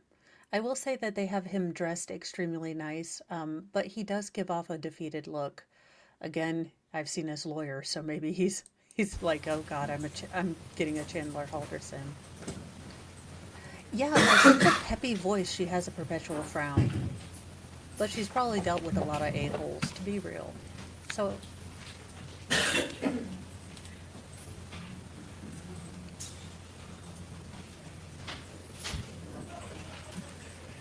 Can we get off of speed past Mosey?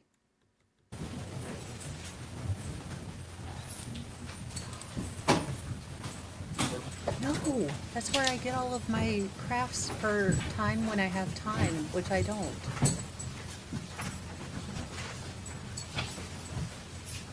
All right. Be seated. Good morning. How are you? Did you enjoy your early day yesterday? Yes. All right. Have any of you seen or heard or learned anything about this case or the people and places involved in this case? No. No's from everyone. All right. The state can call your next witness. So we'll call crime scene investigator. No, Judge. Okay, you're killing me here. The ash is aging you. The ash is aging you. Get some warm highlights. Maybe have them shape this to something else. But again, the ash is aging you. I do not like it. Please get some warm, chestnut, cherry, even a chocolate brown with some cherry highlights would look so much better. Please, dear Lord, do not go ash anymore for the love of all that is Cheetos. Robert Durr. And now that I was making fun of the judge, I forgot what they were talking about. Raise your right hand. Do you solemnly swear or affirm that the testimony that you're about to give in this cause will be the truth, the whole truth, and nothing but the truth? Yes, sir. Thank you, sir.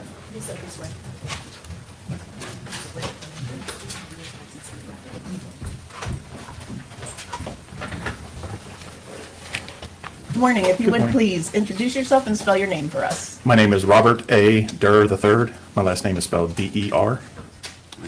Thank you. Mr. Durr, how are you employed? I'm a crime scene investigator with the Hillsborough County Sheriff's Office, How long have you been working as a crime scene investigator with the Hillsborough County Sheriff's Office? almost 18 years. And what are your general typical duties as a crime scene investigator with the Sheriff's Office? So I respond to persons and property crimes where I document through photographs or other measurements possibly, and collect evidence as it relates to those types of crimes. As part of those duties, do you from time to time attend autopsies as well? Yes, I do. Okay, and what do you do when you attend an autopsy? I take photographs and then I collect any potential evidence that might be located by the medical examiners.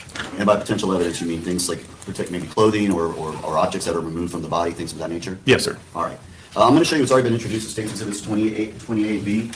Just if you can take a quick look at those and you can open it. They're already open, so you can go and just see. I know, if I got married and look, if I were a dude and I got married and my name was Durr, I would take my wife's name. No joke. Although he is the third, so maybe it's a long Durr tradition to cube your Durrness. Why would you do this to a kid? You named him Robert, so it's Bob Durr. Or Rob Durr. Come on, kids are mean. Kids are cruel. Kids are emotional terrorists. And you've sent him to middle school with that name. Your parents are totally mean.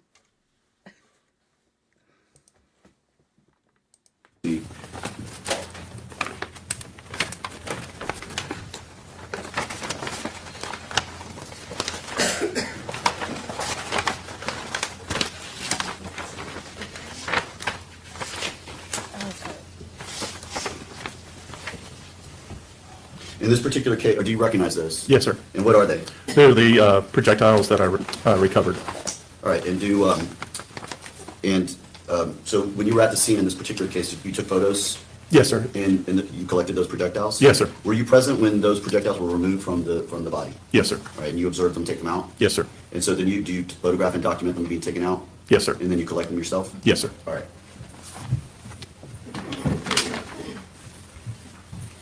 So you may publish.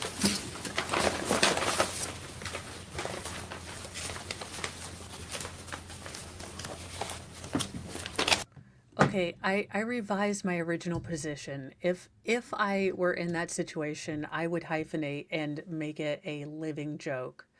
Yes, I'm Mo Cox Gay, hyphenated of course, capitalized double times. Thank you. Cause you know I am shenanigansful. That would be my last name. I would make it, yeah, Cox Gay.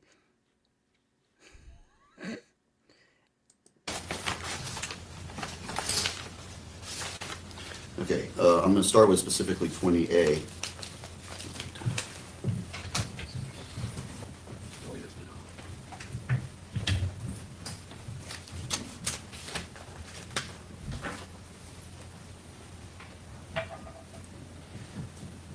Okay, and that in fact, you were there when that was removed from the body of Jermaine Bass? Yes, sir. And you observed them and you took photos of it and then you collected it and took it into evidence? Yes, sir.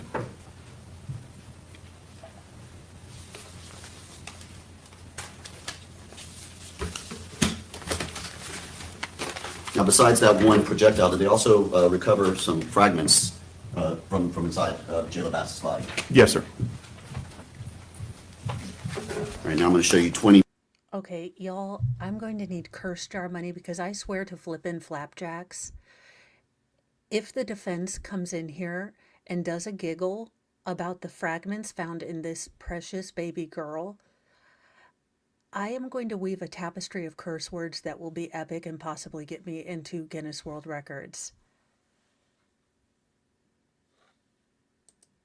You have no idea how much I would be tempted to do that. This is why God did not give me this choice, because he knew I would make the wrong one. B again, which has already been admitted into evidence.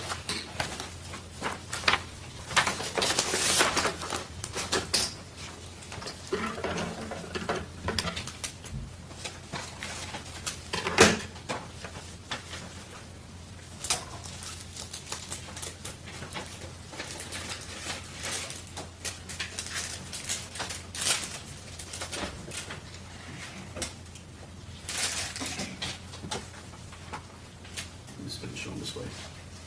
So they're very small, correct? Yes, sir. And these are in fact what is taken out of the body, and they've been described as fragments of a projectile. What would that be? What are fragments? So fragments could be anything that separated off of a projectile. It could be where it was damaged or anything maybe split apart as it was injuring. Okay, so this is most likely from the same projectile that came into the body? I couldn't be specific on that, but Okay. Okay, we're taking a little break because I did want to let you guys know I was thinking about, and I think this might be a tradition, but I was thinking about a kiddo book that would go with this case. And it's bittersweet, but this is what I found because it was either this or learn about Henry Styles and Taylor Swift, and I was kind of not going to do that one. But at the end of this case, I will be reading, "Oh Baby, the Places You Will Go."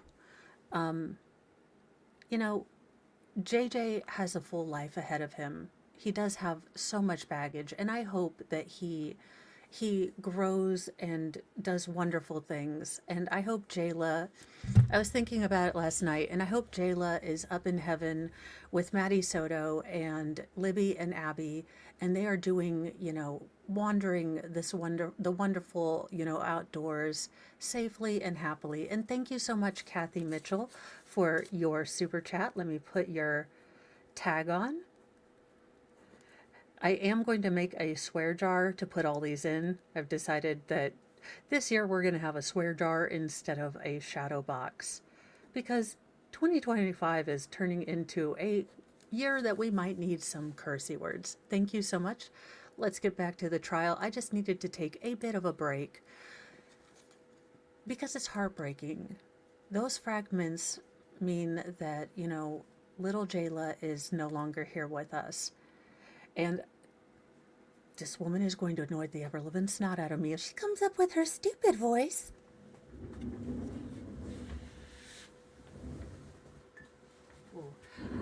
Y'all, my new room is going to have flooring where I can roll. I am so excited. You have no idea. I'll probably kick myself off the chair. Not gonna lie, I am not coordinated, but I'm so excited that I will be able to do that in my new room. And thank you so much, Kathy Mitchell. Everything goes to supporting this channel and getting more internet and all that fun stuff.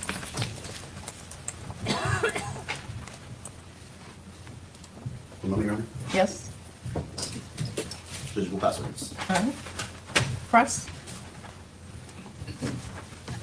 Actually, before this blonde heifer comes up, I did want to share with you guys, due to your support and all of the things that you've done for this channel, I was able to, this is a small little brag, it's not a big deal, but youngest daughter is going to Washington, and I was able to help pay for most of her trip, at least our portion. So because of you, I was able to upgrade some equipment and get equipment for your guys' support. I was able to get equipment to do another, another part of the studio so I can lay on my bed, or sit on my, not lay on my bed, but sit on my bed and stream. So I really appreciate it because it is helping me move forward and stream more comfortably as soon as it gets done, which I'm hoping Mr. Mo is working as hard as he possibly can. And again, I'm not allowed to play with power tools, so I'm not allowed to help him. Mostly because I don't use a level. Good morning, Mr. Durham. Good morning. Now, you did go out to the crime scene, right, and assist with the scene there? Yes, ma'am. Okay, but you didn't collect any evidence yourself? That's correct. And then you ended up being tasked with following up with attending the autopsy in this case? Yes, ma'am. Now, routinely, when a body is received by the medical examiner's office, the hands are typically bagged, is that right? A lot of times, but not always. Yes, ma'am. Okay, and why are the hands bagged? To protect anything that might potentially be on there. And that is typical of what happens, like at the scenes that you've been out in, where there's been a body at the scene, that the medical examiner's office will bag the hands when they're there. Yes, ma'am. In this case, when you attended the autopsy, was there any swabbing done of Jayla's hands? No, ma'am, I did not. Okay, and then sometimes GSR testing is requested by the detectives, is that right? Sometimes, yes, ma'am. And in this case, that was not done. Correct. Nothing further. Now we're blaming Jayla? Fuck this cunt sideways. I'll wait for the tapestry of curse words after 3 hours, but now we're blaming Jayla? What in the Letitia Stalk and Harley, Stalk are we doing here? This woman is gross. They're throwing spaghetti at the wall. I mean, let's be real. Let's look at this objectively. They have incredibly terrible fact patterns. Everything points to him circumstantially. So even them putting these reasonable doubt things in, there's nothing evidentiary to, line up with Shirley. I go back to the DNA because that's where the jurors are going to go. Everyone has watched CSI. If you cannot put Shirley in that room, but you can put him in that room with all the evidence, that is where the jurors are going to go. So unless they have something definitive that they have tested that shows Shirley was in that room, then they can sit down and shut the hell up because I'm really getting tired of them talking. Anything else? No. All right, you can step down, sir. Thank you. He released from his subpoena? Yes, Mr. State. Yes, Your Honor. All right. Call your next witness. State calls Detective Clay Holman. Actually, Judge, can we call Cheyenne Mighty first, please?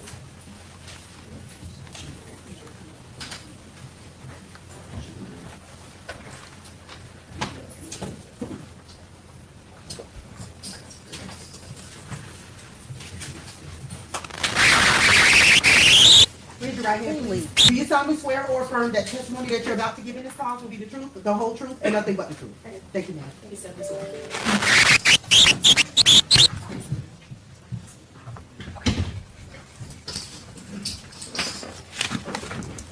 Hi, good morning. If you would please introduce yourself and spell your name for us. Good morning. It's Cheyenne Wheaton. I'm sorry, Cheyenne Miley. It was Wheaton during it's an investigation. I apologize. It's Shyanne. Last name Miley, Miley.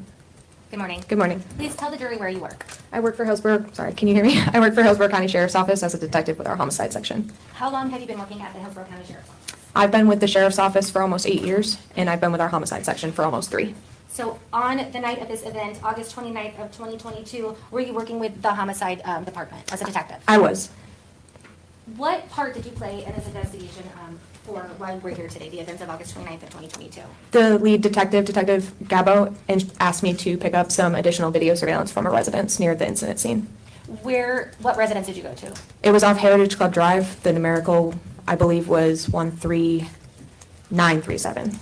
Okay, and I'm showing you what's already been entered into evidence as State's Exhibit 6, but I want you to look at it. Do you recognize it? I do. When you went and you pulled the video, help us understand what process do you go through when you're pulling a video from a surveillance camera that maybe at a residence versus maybe a business?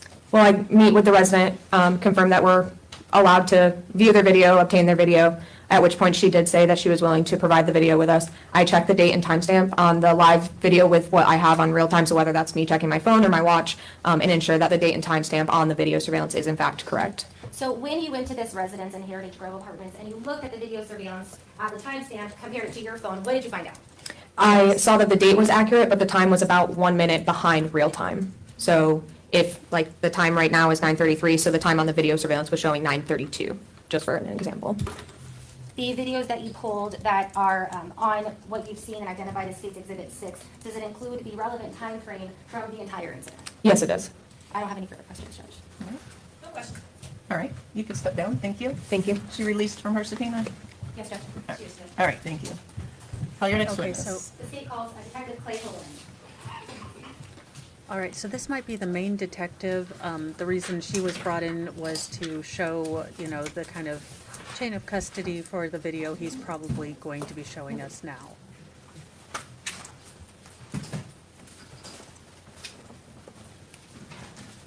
Raise your right hand, please. Do you solemnly swear or affirm that the testimony that you're about to give in this cause will be the truth, the whole truth, and nothing but the truth? Yes, ma'am. Thank you, sir. Come this way.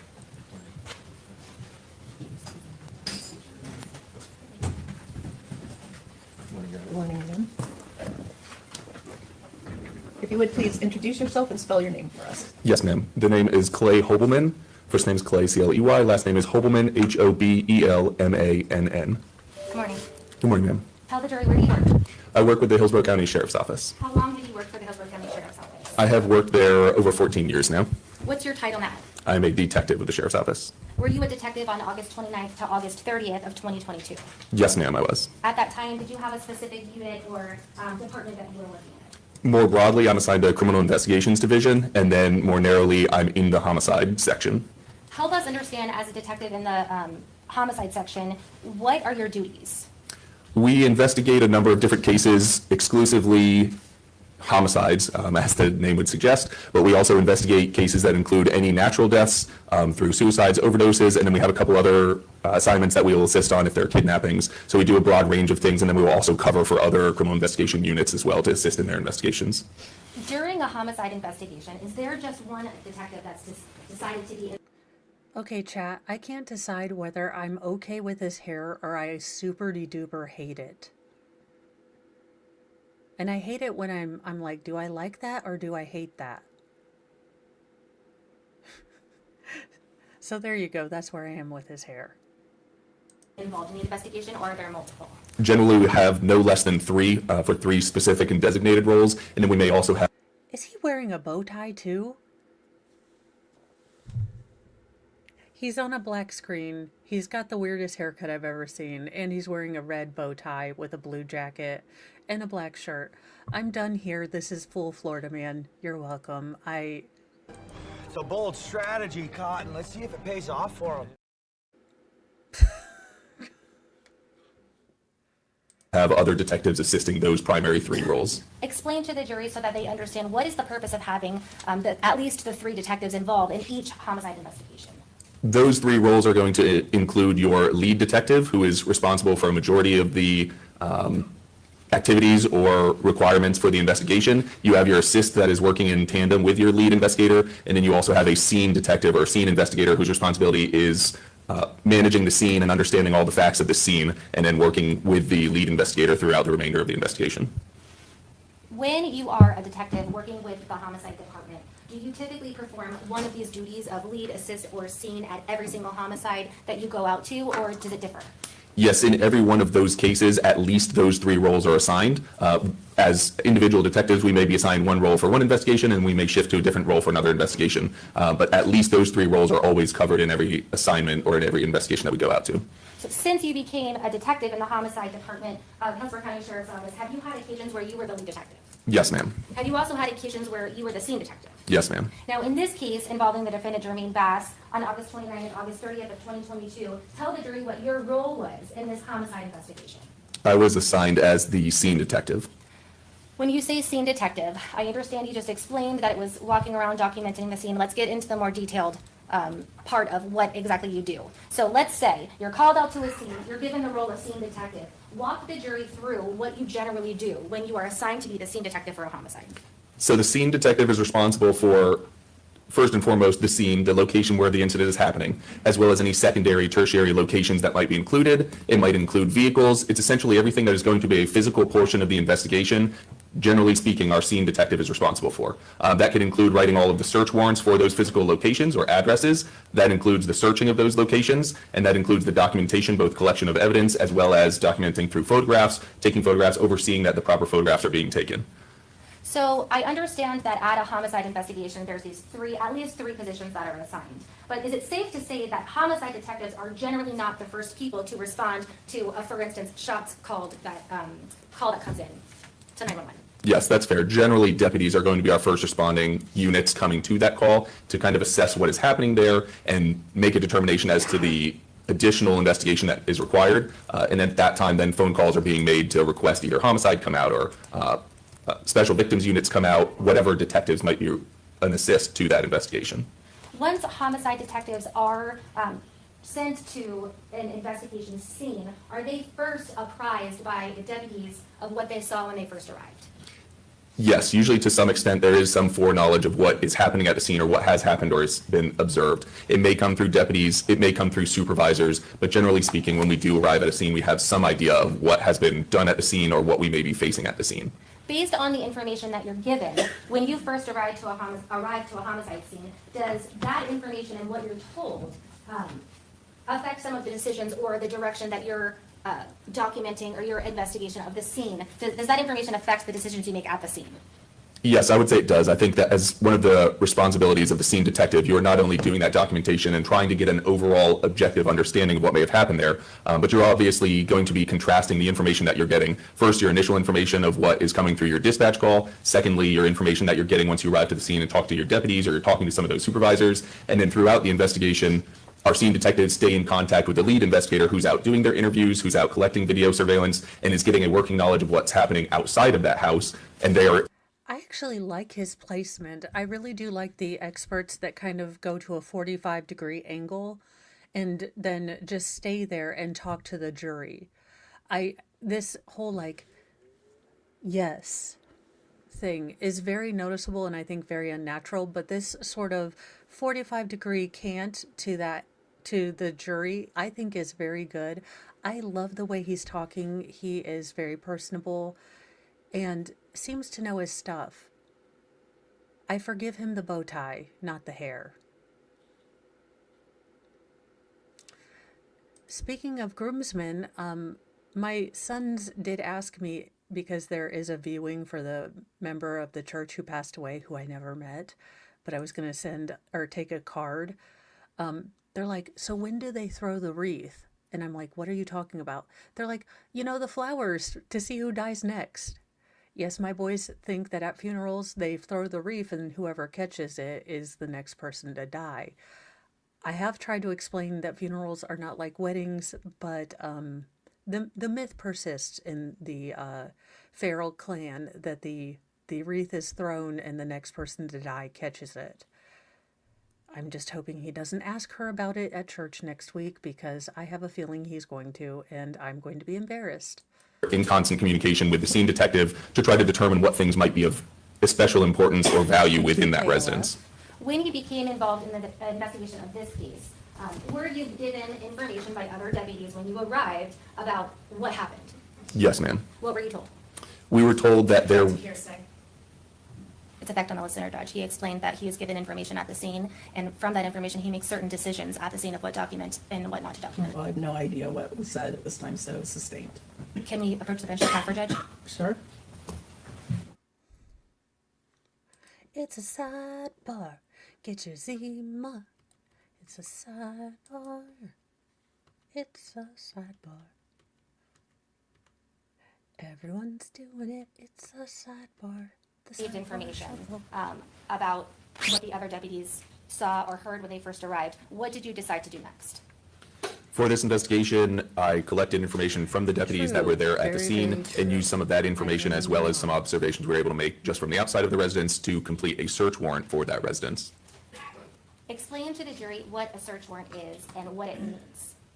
A search warrant is a document that we use in an event that we may be recovering evidence from that location or from a person or from a general area or even potentially from a cell phone in which we think that might be evidence of the case and of which somebody may not be willing or voluntarily wanting us to enter into that location or enter into that cell phone device. For a search warrant, we need probable cause, which is essentially a probability that there is evidence in that location, be it a phone, be it a residence, that we would need for our investigation.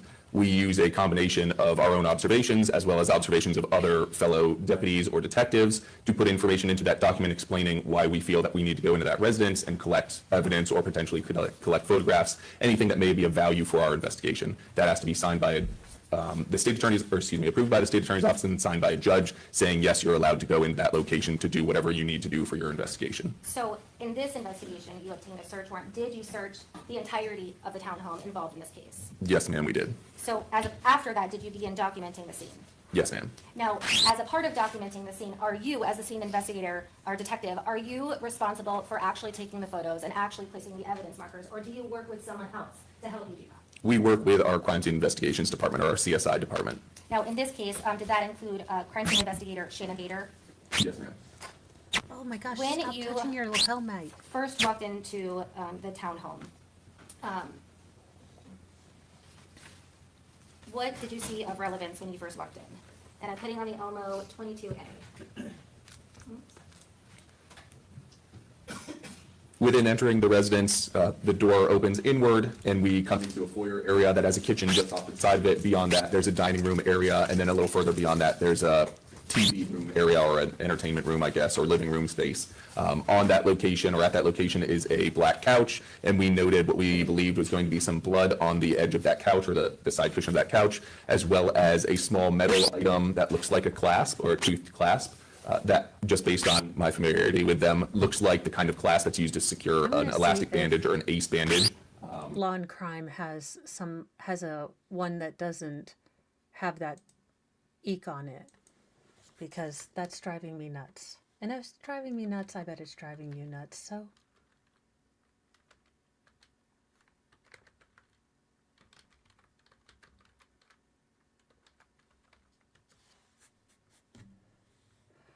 all right, we're going to Law and Crime. And baconate. Let me see what timestamp I am on over here. 2:38.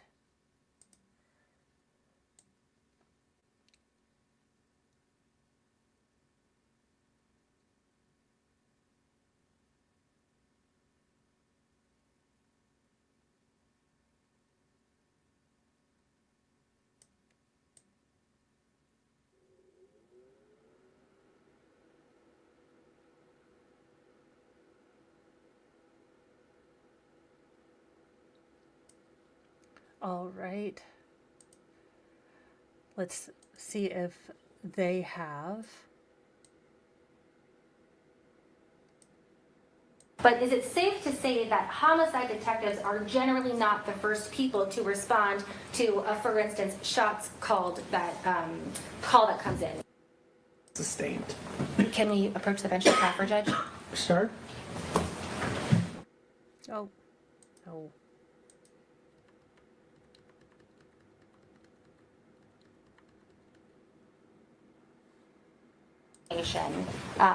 About what the other deputies saw or heard when they first Okay, I arrived. guess it's What did you just on decide this to do audio next? For this investigation, I collected information from the deputies that were there at the scene and used some of that information as well as some observations we were able to make just from the outside of the residence to complete a search warrant for that residence. Thank you. Explain to the jury what a search warrant is and what it You are a means. gem. A search warrant is a document that we use in an event that we may be recovering evidence from that location, and we come into a foyer area that has a kitchen just off to the side of it. Beyond that, there's a dining room area, and then a little further beyond that, there's a TV room area or an entertainment room, I guess, or living room space. On that location or at that location is a black couch, and we noted what we believed was going to be some blood on the edge of that couch or the side cushion of that couch, as well as a small metal item that looks like a clasp or a toothed clasp that, just based on my familiarity with them, looks like the kind of clasp that's used to secure an elastic bandage or an ace bandage with those little teeth that kind of bite into the fabric. Now, once you go up the stairs, what's the first bedroom that you see up on top of the stairs? The first bedroom you come to when you are ascending the stairs is going to be what we determined was the children's bedroom. Now, states 22R and facing on the Elmo. Are we looking at the top bunk in 22R, or are we looking at the bottom bunk? This would be the top bunk, ma'am. Okay, we're looking at the back of the photo. You can see a sticker that is on the wall, right about the middle that I'm pointing to right here. It's a yellow sticker labeled Damage A. We see another sticker labeled Damage B. And we see another green sticker, which we see labeled red substance. I want to specifically talk about Damage A and Damage B. What wall are we looking at that we're pointing to where Damage A sticker is labeled on? What is on the other side of this wall? On the other side of that wall is going to be a bathroom. Now, I'm placing... One moment, I'm sorry.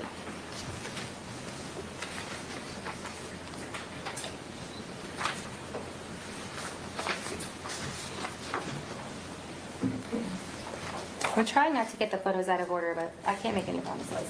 I'm placing 22Z on the Elmo.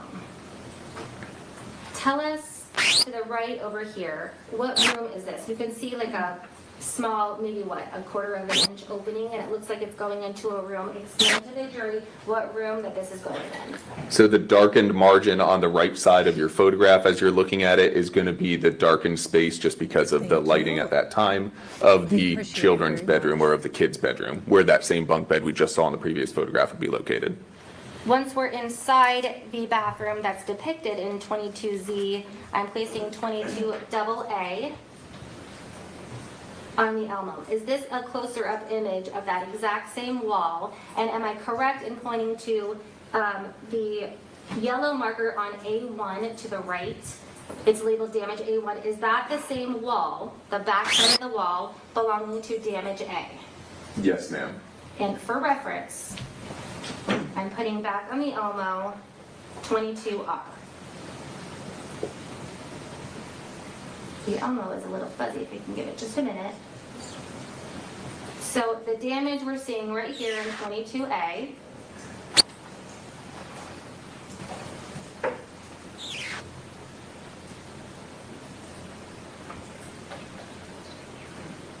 is it your testimony from what you saw? It goes through the wall and exits in damage A1 that we're seeing on 22AA on the right over here.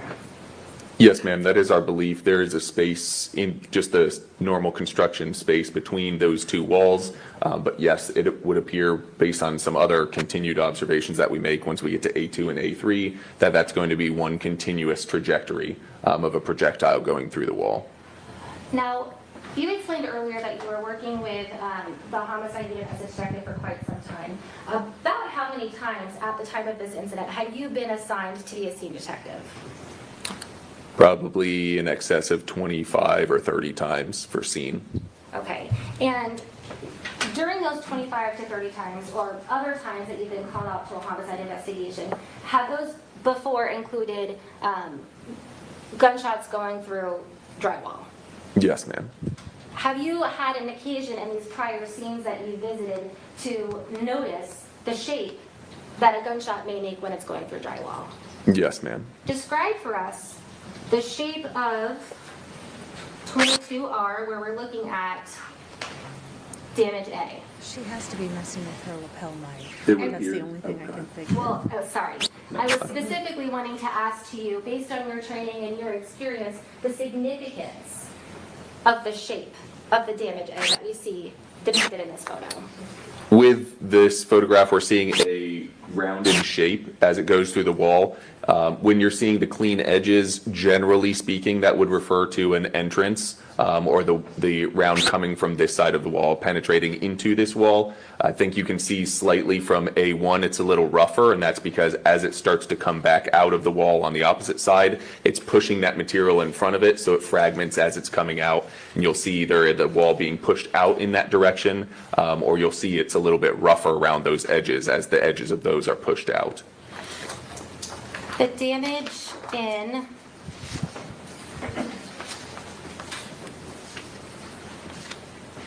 A1 depicted in 22A that we see on the shower wall. You just mentioned if a projectile was going through the wall, you may see the sides of the shape made in the wall be pushed out slightly. Am I understanding that correctly? From the exiting side, yes, ma'am.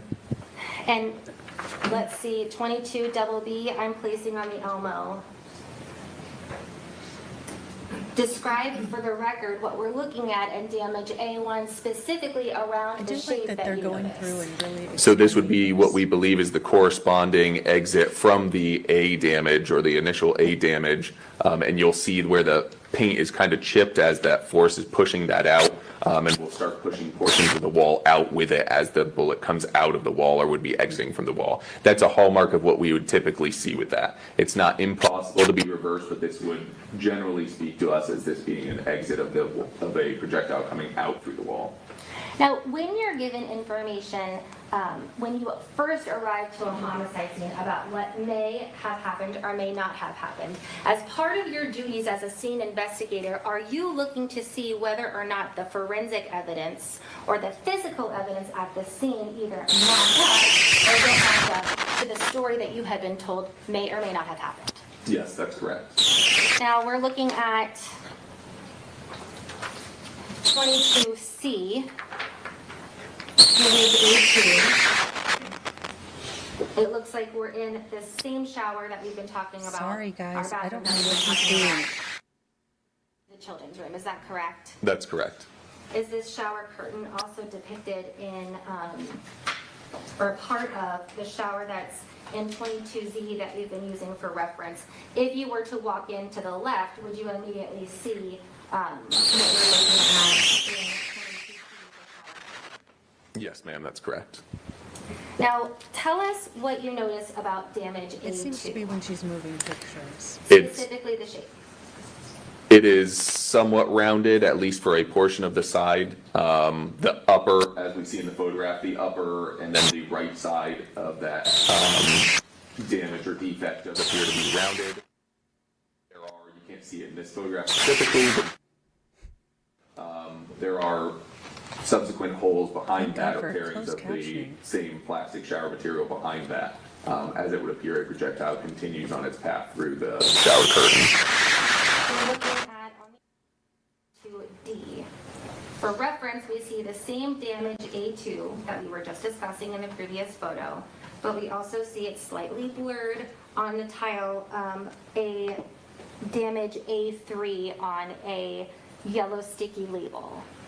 Now, I'm placing 22EE. In that courtroom, I have no doubt it. Tell the jury what is significant to you based on your training and experience. Holy knot off. This chick is holding on for dear life against naptosis. I have seen that. That is the slow blink of God, please let me hold on so I don't fall asleep. About the shape of damage A. Damage A3. Projectile going shower and then embedding itself in the tile or the substrate that is below the tile. And that's what we're seeing kind of centered in that damage there is the backside of the projectile or bullet.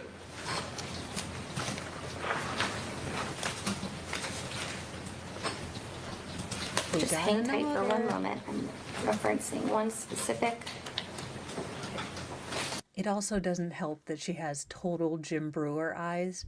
If you've ever met or seen a comedy set from Jim Brewer, he always talks about how he looks high, but that's just the way his eyes are. And she might have Jim Brewer eyes, allegedly in Minecraft.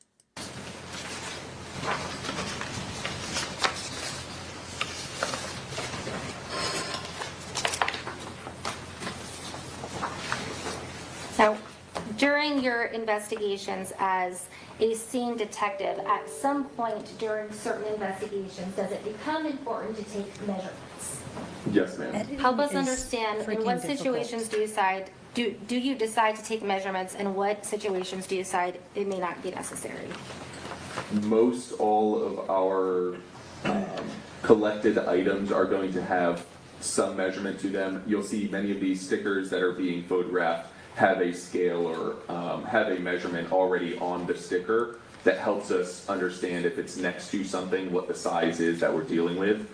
If it's something that we find of specific importance that we're collecting, we may do additional measurements of it once we get back to crime scene and have a more controlled environment. But generally speaking, several of our areas that are photographed will have some sort of scale to them.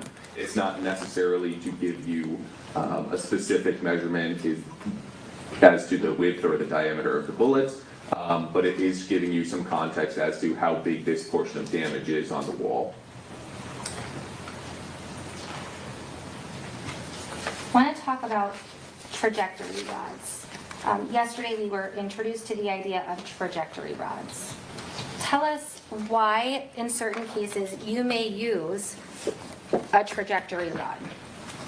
A trajectory rod is just a tool that we're using. We have to have two solid areas that are either impacted or traversed by a bullet for us or projectile for us to be able to use a trajectory rod. We have to have a point A and a point B that we can pass that rod through. Generally speaking, when we do have bullet damages, we are getting some rounded areas that it's going through, as we've kind of seen through this evidence. And then the trajectory rod allows us to pass a straight implement through those holes and now look at the directionality of where that rod is pointing. Generally speaking, if we're looking back in the direction of where we believe the bullet came from, we can get some idea of where the gun would have had to have been positioned or pointed and aimed at that direction. And somewhere, if you were to draw out where that rod is pointing, somewhere along that line, a gun was pointing in that same direction and firing that bullet, which passed. Objection, outside the scope of this witness's expertise. Overruled. You can He finish. doesn't have rodology. Somewhere along that line is going to be Giggity. the passing of the bullet through the same location where the rod is. Now, I'm placing on the Elmo, let me move these first. Okay, no.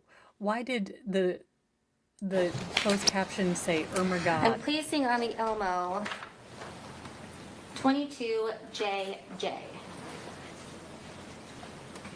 We see in this photo the bunk beds and a measuring tool.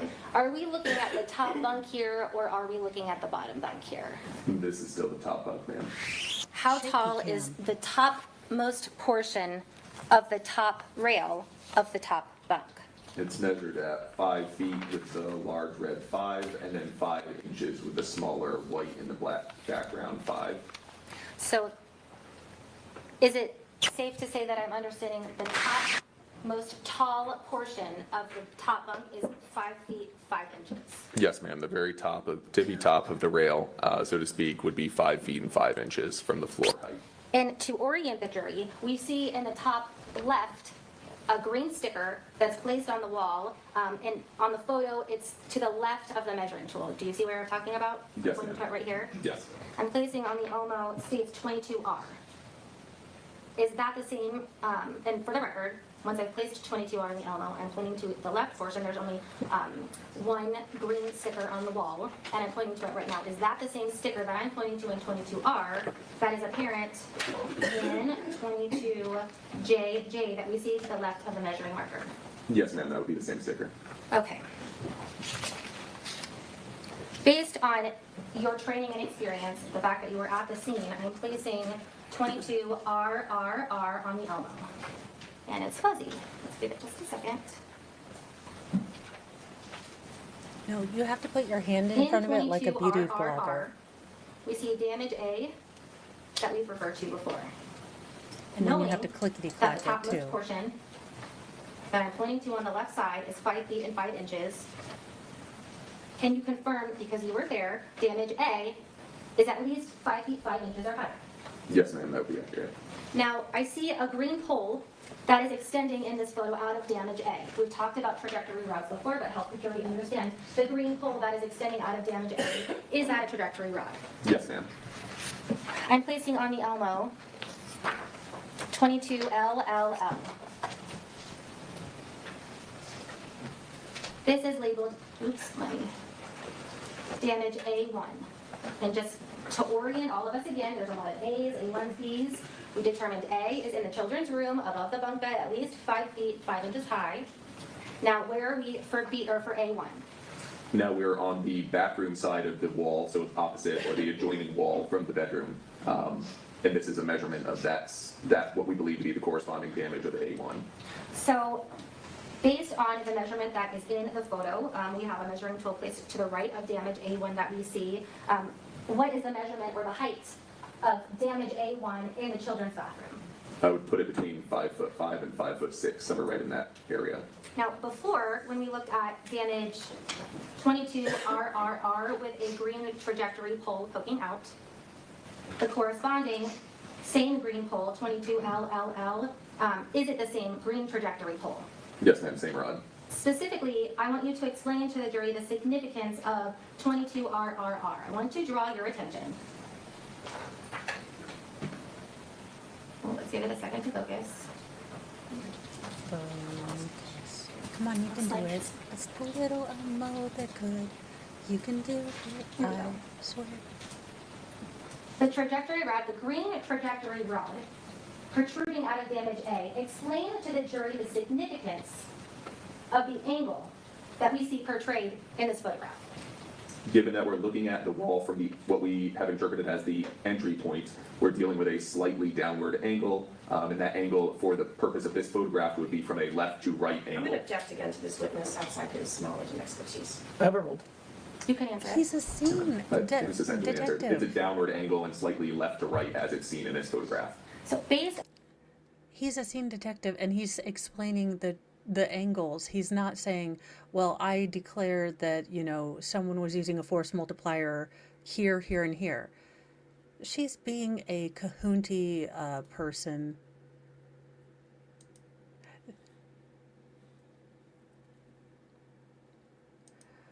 Okay, thank you, KLF. DCF filed to terminate parents' rights to JJ. Jermaine surrenders rights. Shirley had a trial April 2024. Does not state the outcome. I hope this little boy finds peace.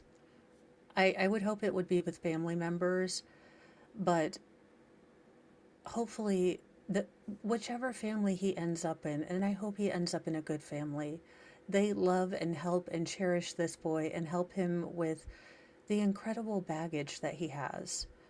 I can't imagine. on the trajectory rod, Is the angle traveling at a downward angle or an upward angle at the point in which it enters the wall marked by damage A? It's traveling at a downward angle. 22 LLL. I'm placing on the Elmo we've looked at before. We've determined the same trajectory rod in damage A is depicted here in damage A1. I want to draw your attention to the angle of the trajectory rod depicted in this photo. I want you to explain the significance of the angle of the trajectory rod depicted in this photo. It's still traveling at a downward angle. So the level, so then I want to place on the Elmo 22 MMM.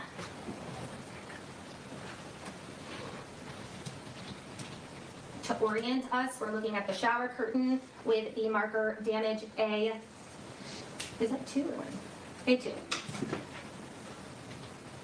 I see a measuring tool to the left of A2. Tell the jury, and I'll actually zoom in a little more because it's kind of hard to see the defect or the hole of damage A2. What is the height of damage A2 that's depicted in this photo on the shower curtain? We're looking at just a little below the 5-foot mark. So let's say 4'11" and 5 foot. 4'11", right between 4'11" and 5 foot. Yes, ma'am. Now, you testified before that, and we can see, I'm placing back on the Elmo. 22JJJ. I'm giving the Elmo a minute. Where we are using for reference the 5-foot, 5-inch height of the outermost, tallest portion of the bunk bed. Then I'm placing 22RRR, where it shows, and we've determined that damage A is higher than that 5 feet, 5-inch measuring marker of our vantage point right here, the pole that I'm pointing to over on the outermost corner. You've previously testified that the trajectory pole shows a downward trajectory in the photo that we're showing here. And we know 22LLL, you explained, was also showing a downward trajectory of the pole. Is the measurement in 22 MMM that I'm placing on the Elmo consistent with the trajectory being at a downward angle coming from the wall, damage A1, to the shower curtain, damage A2? Objection, just again, and ask for continuing objection to this witness statement. All right. The objection's overruled. You have a continuing objection. Thanks. Line of questioning. You can answer. Yes, it would be consistent with the round still descending And or being in a denied. downward trajectory as it is traveling towards what we can pretty easily identify as its terminal point where it's embedded in the wall. Now we're looking on 22NNN, placing it on the Elmo, where we see damage A3. Next to damage A3, we see a measuring tool. Tell the jury, what is the measurement from the floor, the height of damage A3? It's between 4'10" and 4'11". 4'10" being kind of the bottom margin of that, where the grout is for that tile, and then 4'11" being the top edge of that damage, and we would expect the actual penetration to be somewhere probably in the middle between 4'10" and 4'11". Comparing the height of damage A2, that we've determined to be about 5'11" and a half or so. Or 4'11". 4'11", excuse me. I was looking at the number 5. You're correct. 4'11" of damage A2 and a half or so, to the height of damage A3 being slightly below that at 4 foot, between 10 and 11. It kind of encompasses the whole inch there. Is that consistent with the trajectory rod that we saw in damage A and A1 to be at a downward The angle? boobs. Yes, it's still downward or still descending. I'm placing on the Elmo 22000.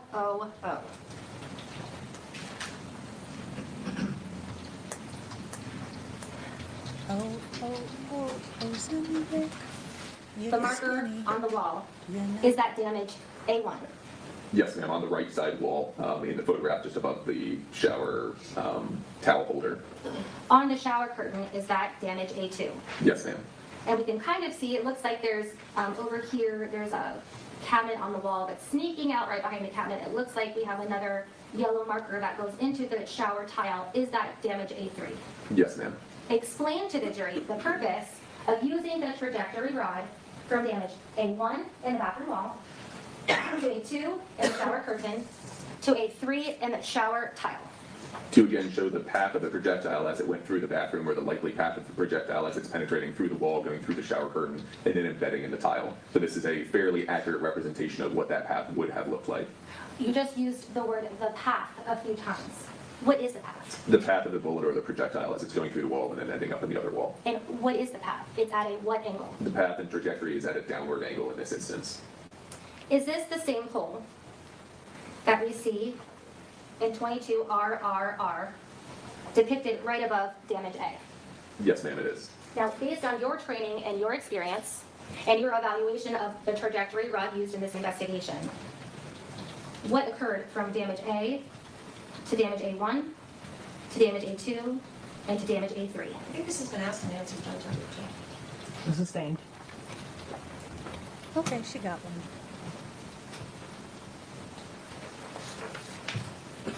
Oh, the defense has woken up today. I'm placing on the Elmo 22R to reorient us. Are we looking at the top bunk or the bottom bunk? Top bunk again. I want to draw your attention to an evidence label entitled Damage B. I'm pointing to it. It's the yellow label that's closest to the bloody mattress. What does that look like to you when you were first there and you first viewed it? Our belief is that was also a bullet damage or a bullet impact location. Looking at 22FFF, what are we looking at here? Well, hold on. Let me start out with a larger view of it. And then, what's significant about this damage, specifically when you zoom in? We believe, again, this is just a zoomed in or a closer up photograph of one of the preceding photographs They've been of showing the it a same lot. damage at damage B. We're seeing And yesterday, the defense lawyer, the blonde, was all giggly when she was looking at the pictures. It was disconcerting and deeply, deeply wrong, in my opinion. some blood in that same area, as well as some breaking of the wood on that framework. And towards the right, I would say the right edge of that damage, there's a little bit of rounded shape to that damage that we thought might be consistent with a bullet or a projectile striking that area. Now, was that damage that's depicted in damage B what sometimes law enforcement would call a through and through, meaning that there's an entrance and an exit? In terms of a medium before making that impact? Correct. Like, is there a hole on the other side? So for this area of wood, no, when we moved that rail away and moved the whole bed away from the wall, we did not see a corresponding hole coming through that piece of wood. So to us, it just looked like a fracture or a damage on the front side of the wood. Looking at 22XX. Is this another view of the damage that you're talking about? Yes, ma'am.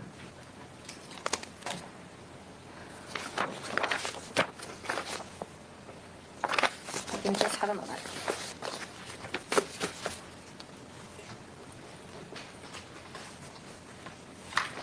During your investigation, did you have an occasion to inspect both the top mattress and bottom mattress for places that may be of evidentiary value?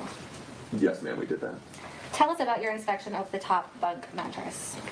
In this same general vicinity of where we're looking at now, near where the damage B is, we did find a defect or what looks to be a tear or hole in the top fabric material of that same mattress. In the photo that we're looking at, 22XX, where was the defect that you noticed in the mattress?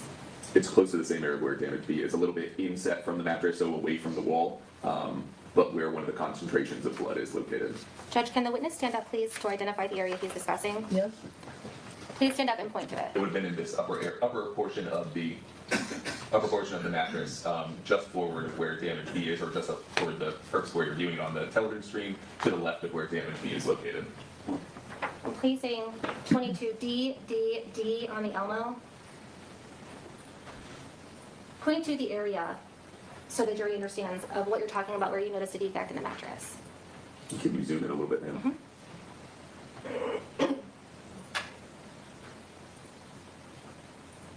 The area of defect for this is going to be along where the same area. There's a splitting of kind of the foam in the mattress here, and that's part of where the blood was also there's a little bit of blood that came through the mattress in that same location. We're using the term defect, which feels like a more scientific term. In lay terms, what do you mean by the word defect? A damage to it or a hole that is coming through it, some sort of tear or hole in the fabric. Could that be seen from the top of the mattress before it's peeled up as we see depicted in this photo? A little bit, yes. That was where we were initially drawn to the location of the hole or the torn area of the mattress from the top. So you see this on the top, this torn area, and you decide to peel it up like we see depicted in this photograph, which is 22DDD. After seeing what you see depicted in 22DDD, what did you do next? Continued to cut through that mattress to try to locate if there was an actual projectile somewhere in the mattress. I'm placing on the Elmo 22EEE. What are we looking at in 22EEE? Now we're looking at the same mattress, but with the entire top layer peeled back. So now we're looking at the interior spring arrangement of the mattress. Is what we're looking at what you just described in 22EEE, is this the same mattress depicted in 22DDD where we see it peeled up to reveal the foam? Yes, ma'am. Is it the same mattress that we're looking at in 22X, which is the mattress depicted in this photo to be on the top bunk that has blood pooling a stain? Yes, ma'am. After peeling back to see the springs in 22EEE, tell the jury what you noticed. A projectile was located within this space where the springs were. I'm placing on the Elmo 22FFF. This is significant. Number one, what are we looking at? We're looking at a zoomed in picture, kind of a continuation of the previous picture of the spring arrangement. And I want to draw your and the jury's attention to, it looks like an item that I'm placing my finger to. It's kind of a semicircle portion of an item. What is that item? That would be a projectile, ma'am, or a bullet. Is that consistent with the damage or defect that you saw occurred in the foam that you described before? It could be, yes, ma'am. 22GGG, I'm placing on the Elmo. What are we looking at? That would be the actual recovered bullet or projectile, just held in a palm. The recovered bullet or projectile that we're looking at in this photo, is it the same as the projectile that's depicted and that we just pointed out in 22FFF? Yes, ma'am. And the projectile that we just pointed out in 22FFF, is it found in the same area as the defect that you described in the foam depicted in 22DDD? It's actually a little bit towards the opposite side of the mattress, a little bit further in to the opposite side. It is still the same mattress, but it is not directly beneath where this damage is located, but a little bit further away within the mattress or within the spring space of the mattress. Can you stand up and show us? Yes. It would be found kind of towards the top of the screen on that side of the mattress. So help us understand. Do you believe, based on your training and experience, the location, and for the record, I have 22X on the Elmo where it depicts damage B, that damage B and the projectile found in the mattress depicted in 22GGG are related? Yes, ma'am. Tell the jury why you feel that way. It was our belief that what you're seeing at damage B is going to be a deflection point where it is impacting or coming in contact with the side rail of the bed and then deflecting back in the opposite direction into the mattress and embedding itself through the mattress. The lack of foundation and proper opinion for All right, Everald. You can repeat it because she was talking. Where it's impacting the railing and then deflecting and coming back, or ricocheting and coming back through the mattress and ultimately being located in the mattress through the space where the springs are located. If I may just have a moment, Judge, I need to set these aside.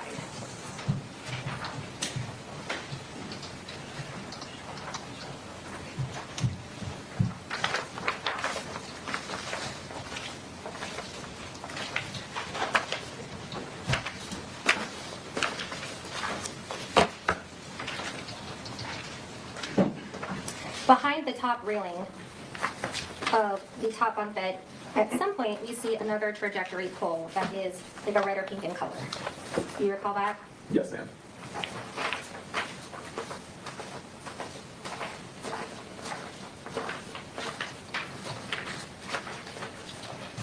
One minute.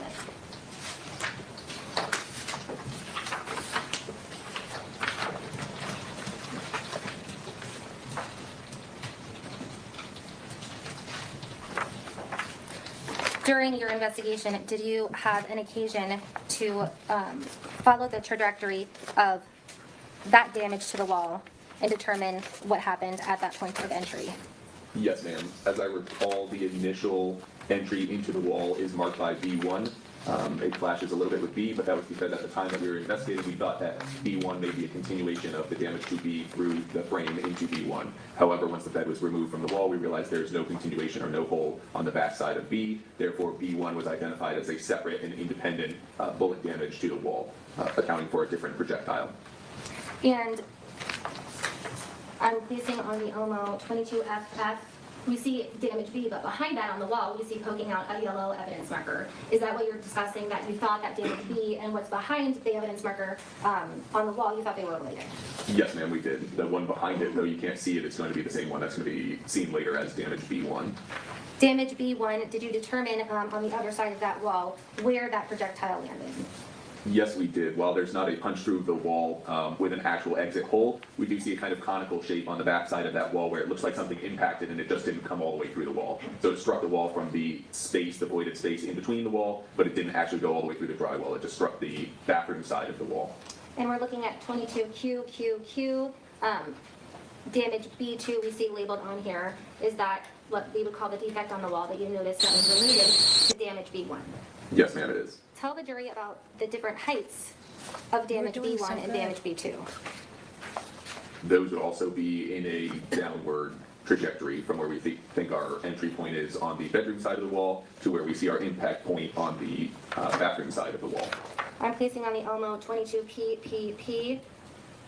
What's the height of the damage of B2? Can you back out just a little bit? Oh, sorry. No, that's okay. I didn't realize it was still so zoomed in. So the floor is almost covered, but we're looking at 4 feet and somewhere again in between 9 and 10 inches. So 4 foot 9.5-ish on the bathroom side of the damage. And damage B1, that would be depicted in 22F. Again, we're only seeing the very edge of the marker behind here. But just for reference, is this the same top portion of the top bunk that we've measured out as 5 feet and 5 inches?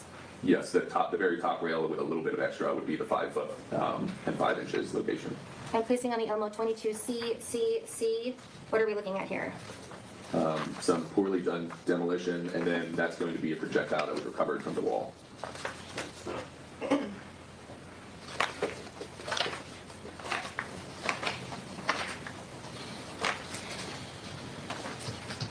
After the search warrant was conducted, did you walk around the whole townhome alongside Shannon Bader and help direct her as to what needed to be photographed and what needed to be marked with the different evidence markers? Yes, I wouldn't say that we're necessarily in lockstep as we're going through, but everything that is marked as evidence is either something that was noted by her or something that was noted by myself, and then together or in tandem, we will assure each other that we are aware of everything that has been marked as evidence. Putting on the Elmo 22FFFF. This is a photo we did not have a chance to view yesterday. Can you orient us to what we're looking at in 22FFFF?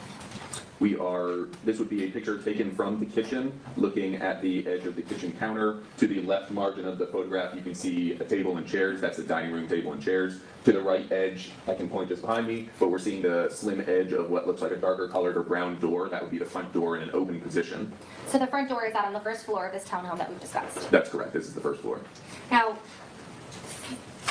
throughout So, your investigation and Wait in one your second, because here, I'm noticing 2 purses that I'm guessing are Shirley's.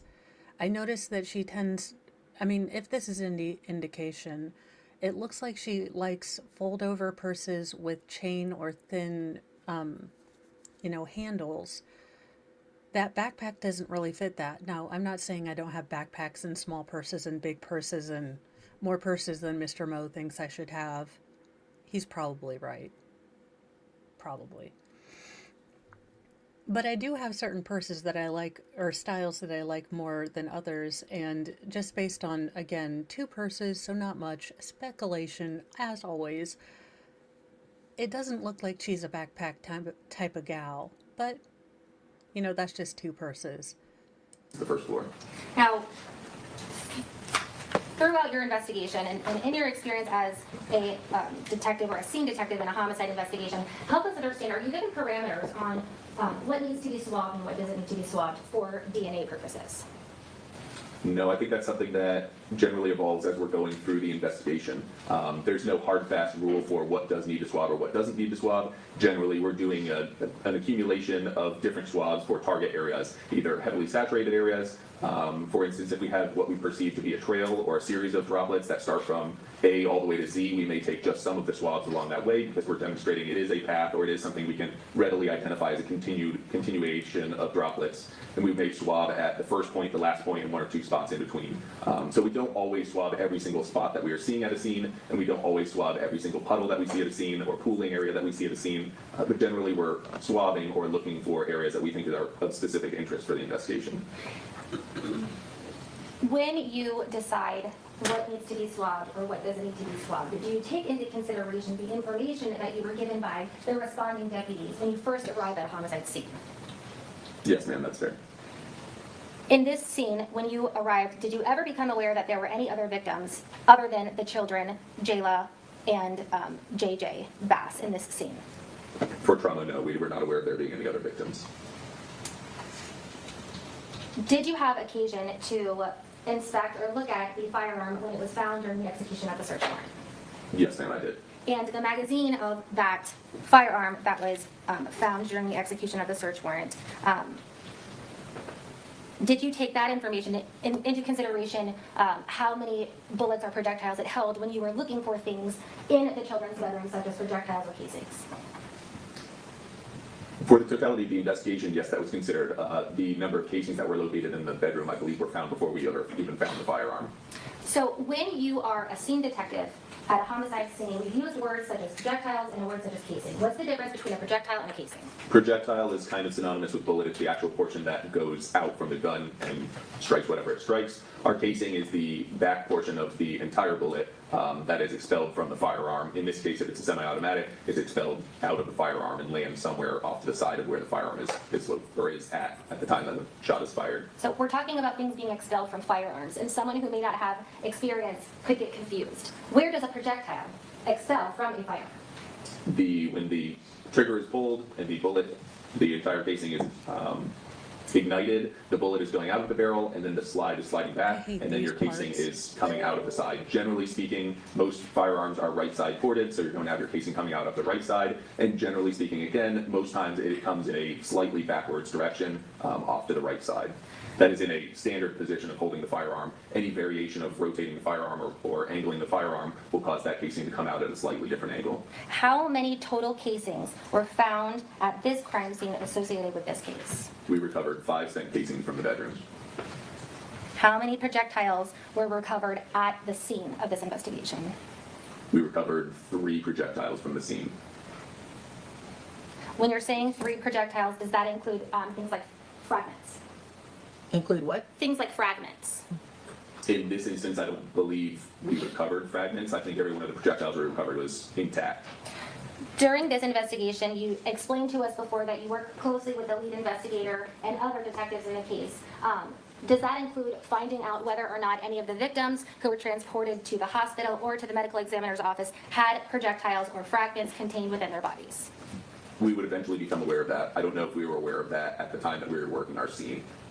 How many other projectiles were recovered? There was 1 other projectile recovered from autopsy. From whose body? From Jayla Bass's body.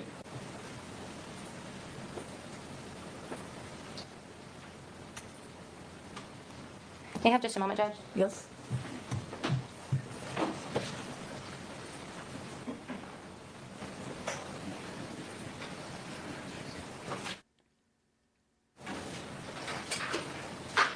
I can just have a moment, Judge. I don't have any further questions, but I've made a bit of a mess, so I'm going to try to.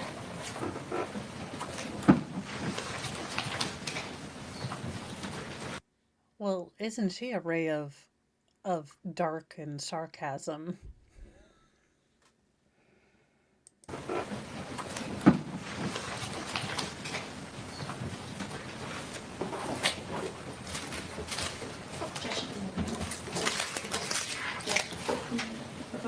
Sure. I don't have any further questions. All right, Cross. Oh Lord, it's this man. Morning. Good morning. How are you, Detective? That's fine.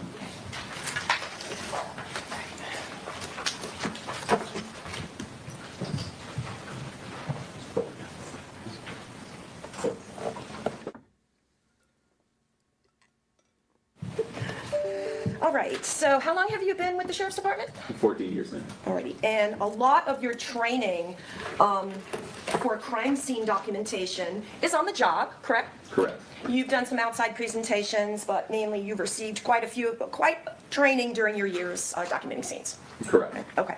I wanted to ask you first, you did in fact attend the autopsy, correct? Yes, ma'am. You attended it with, I believe, CSI Durr? Yes, ma'am. Okay. Now, there had been some question, had there not, concerning Jayla Bass's hands being bagged. Do you remember that?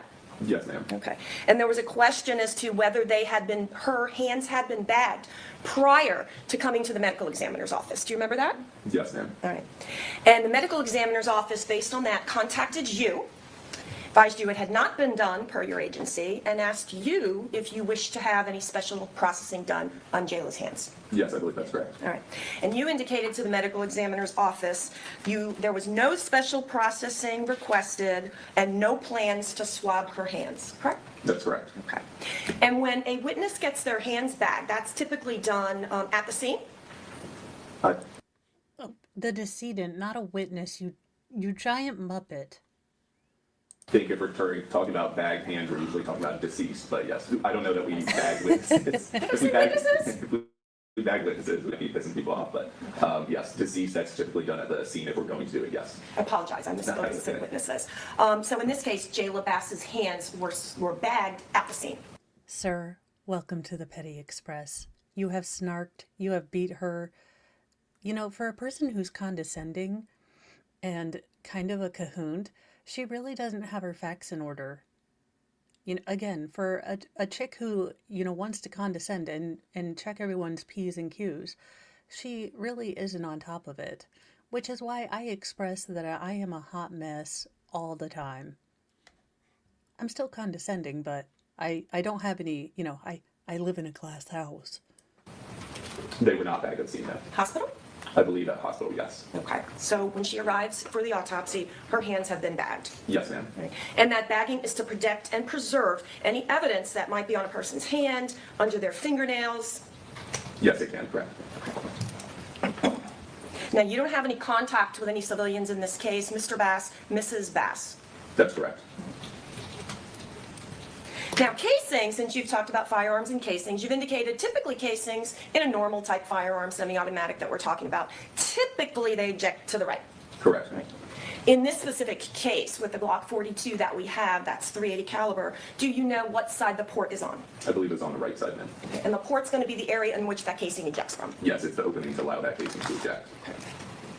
Now, casings are fluid. They can be moved around, they can bounce, they can be kicked around, they can fall in different places, correct? That's correct, yes. They fell on the mofo bed. It's not like he kicked around. They all went on the bed. Interesting. Maybe we do have a whodunit. We spoke to you. You processed this scene on August 29th into August 30th of 2022, correct? Yes, August 30th, correct. Okay. And you had no idea that responding deputies had moved blankets from around the area of Jayla more towards the eastern side in order to retrieve Jayla. You didn't know about that till we told you in deposition. That's correct, ma'am. Right. So you didn't know that at all. We advised you, let me know if this sounds accurate, about a year and 2 months later, October 17th of 2023. Yes, ma'am, that's correct. At that point, when you spoke with us and we gave you that information, had you watched any of the body cams of responders? No, I don't believe I had, ma'am. Have you to this day, in the time you've had, been able to watch any of the body cams? Yes, we've reviewed body cameras. Now, since the blankets had been moved by first responders, you cannot give us any opinion as to the actual location of any of the casings that were located on the top bunk, correct? That's fair, yes. Now, we did in fact have one casing on the bottom bunk, correct? Yes, ma'am, we did. And since deputies had moved the bedding, certainly a casing from the top bunk could have fallen onto the bottom bunk where we saw it. Yes, it could have. Without opening either mattress, were any photographs taken of the bottom of either mattress, top or bottom bunk? No, I don't believe, other than what is already captured just in photographs of the wall, no, there's no kind of holding the camera upside down, just taking a photograph of the bottom, or once it was removed, I think all the pictures are from the top and the sides of the mattress. For both top and bottom bunk? Correct, yes. Now, we talked about A, and A is, let's say this, a little more easier to travel or to follow than B was. Is that fair? Yes, that's fair. So, and the states already went over A with you. I'm not going to go back over A. I just want to go back over B a little bit. And bear with me, please. If I have to hold them in, there's a lot of pictures.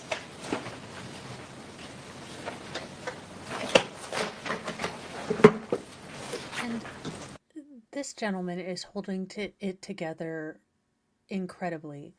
This poor man had to be at the autopsy, had to, view it, had to watch it, had to be a witness to it. And I can't imagine, that weight on your soul. So he is doing a wonderful job. The defense is trying to poke holes, but again, that DNA, I'm telling you, the jury is going to hear DNA and they're going to go guilty. Not to mention he seems resigned to it, and the fact pattern doesn't place Shirley in unless they have something that Shirley, touched or something like that, or evidence that she wore gloves and framed this man. I just don't see it. All right, so we have states 22 RRR. You probably looked at this photo with Miss Reader. Do you recognize that? Yes, ma'am. All right. So now we have the yellow evidence marker placed by Shannon Bader. It is labeled damage B, correct? Correct. All right. And I think you indicated that you guys had thought something originally, but then you determined that was not correct. That's fair, yes. All right. So basically, damage B was, and can we call it like a nick or so? What do you call it? Just an impact point or an impact site, I would say. Okay.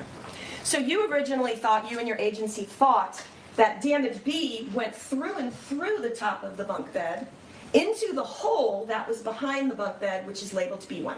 That's correct. And then you thought that that same hole or that same travel went to B2, which was in the bathroom and dug out of the drywall. I think by the time we established B1 and B2 and rotted it, we realized it's pretty clearly not going to be the same as damage B. So I don't know if we ever got to assuming B2 might be an extension of that. Okay. So B1 and B2, based on what you're seeing at the scene, you believe are clearly not a continuation of damage B, despite your original thought. Correct. Which actually indicates that they did a good investigation, because if they had done a shoddy investigation, they would have just claimed that damage B was correlated with, B2 based on nothing but assumptions. So the funny thing is she is pointing out that they actually did a lot of work on this case. They moved the bed, they investigated, and they did their darn best to figure out what happened here. So as a juror, if I'm watching this, I am noticing that they moved stuff, that they photographed things, and while they might not have documented things accurately in their report or made some mistakes, at least in labeling, they investigated, they looked, and they moved stuff. In my opinion, this is backfiring because they are showing, how they did change their mind with more evidence, like you would do in an investigation. You said something, let me see if we can see it in the same photo. I think we can. You said something about damage B having what is blood, that there's some blood around damage B, is that right? Yes, ma'am. You just testified to that? All right. Was that area swabbed above damage B? I don't believe it was. Was any sort of phenolphthalein testing done to determine that any item you saw of red substance above damage B was in fact blood? No, I don't. If it wasn't swabbed, then I don't believe there would have been any pheno testing for it. Okay. So when you're using the term blood, you're kind of assuming. Presumptive, yes. And it may very well be blood, right? Right. Okay. But you don't know. You can't tell this jury it was blood. Right, I don't have chemical analysis to say that's blood. When you were continuing now and you're finding that projectile related to B1 and B2 in the wall, do you recall any debris or blood from that projectile? It would be B2 that was in the wall. Any debris or blood that you remember from that projectile? No, I don't recall seeing anything on it.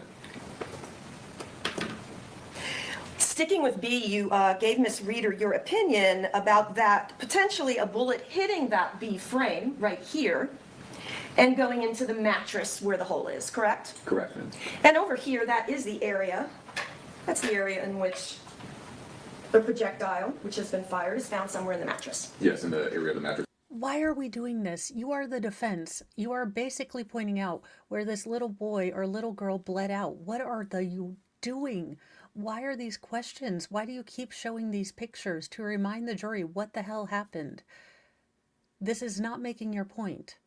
I don't know what point you're making. Below damage B. Now, can you tell this jury, since you've testified to that, that that's what happened in this case? Definitively, no, I can't say because I wasn't there to see it with my own eyes. We don't have video of that. That is an inference drawn based on the other damages that we see, and then the fact that we do have a projectile in the mattress. Okay. You don't have a video, therefore it didn't happen. How dare you use logic and inference and, recognition of patterns? You moron, I am a lawyer, and I'm going to talk to you like you're 4.5. So you drew an inference in your, is it fair to say your opinion? That's fair. Okay. That something hit damage B and then went into the mattress, but you can't tell the jury that's what happened. Definitively, no. Correct. And damage B, can you even definitively tell this jury that damage B occurred from this case? I don't, based off of what we see with the blood, well, with what you're going to say is going to be the presumed blood, yes, it would be our thought that this is going to be from this case, but definitively, no, I can't say that I absolutely have knowledge of the condition of this frame before this ever occurred. That is a conclusion that is drawn from our investigation. And it may very well be, just as I talked about the blood, but you're not telling this jury you can definitively say damage B occurred that night, it was shot that night. Yeah, I don't have the foreknowledge of or pre-existing knowledge of what the condition of the framework looked like. Now, when the mattress had been opened up, and Ms. Reeder was showing you photographs of the mattress, we could see the coils, correct? Correct, All right. as well, yes. And that's where you and your agency located a fired projectile. Yes, ma'am. Now, when Ms. Reeder was showing you that photograph, and you know which one I'm talking about, right? Yes. Or I'll have to sit through all the photos. Yeah, Is that a denim suit? Is he wearing a Canadian tuxedo? This looks like a dark denim suit. I might be in love. If he's wearing a Canadian tuxedo, he's back in my good side. I can forgive the bow tie and the odd hair. But if that is a denim jacket, I'm in love. It was the opposite side that we should have been looking at. Is that correct? The location of where the projectile is that you're asking? Yeah. Yes, if you're looking at the mattress as it would have been on the top bunk, it would have been nearer the front side of the frame, the open side, opposite to the wall side. So the defect or the damage that we believe is the entry point of that projectile is nearer to the frame where we saw B. The projectile is actually recovered nearer or on the opposite side of the mattress, away from the wall. So it's kind of turned. Yes, that was part of our conclusion of having impact. If it had impacted B and deflected or come ricocheting back, it's now coming in a direction back towards the direction it came from, and that's why it's located further onto the side of the mattress away from the wall. Okay. So when I'm looking at that mattress, it's on the bottom bunk at the time that you guys are examining it and take the photos, correct? Yes, it's photographed on the bottom bunk. But that is actually the mattress from the top top bunk, correct. All right. So when I'm looking at that, and in the lower right-hand corner where we could see it pulled back, where would that specific area have been in terms of the frame and the wall? That area that is peeled back from the frame of the wall is right there where damage B is, and below the green marker that's on the wall. That saturated area that we see in that corner of the mattress. Okay, thank you. That clarifies that for me. So basically what we've done is we've moved the mattress from the top to the bottom, and then we have pulled it back to get the projectile out of there. Correct. Okay. Now, we also told you something else at deposition you were not aware of. Do you remember that? I'm sure you're about to tell me. If you don't worry. Didn't in fact we tell you at deposition? Your Honor, this is hearsay. Didn't we in fact advise you at deposition on October 17th of 23, which is about? She's like, bish, hearsay. You said something. We don't care. It's hearsay. Okay. I shouldn't laugh so hard at that because it was objected to, or it was not sustained, as Daryl Brooks would say. And then he would say, I see what's going on here. You guys have a conspiracy against me. I figured it out. What is going on in this case? Do you remember what we told you, what you didn't know? And then it turns out to be a a nothing burger.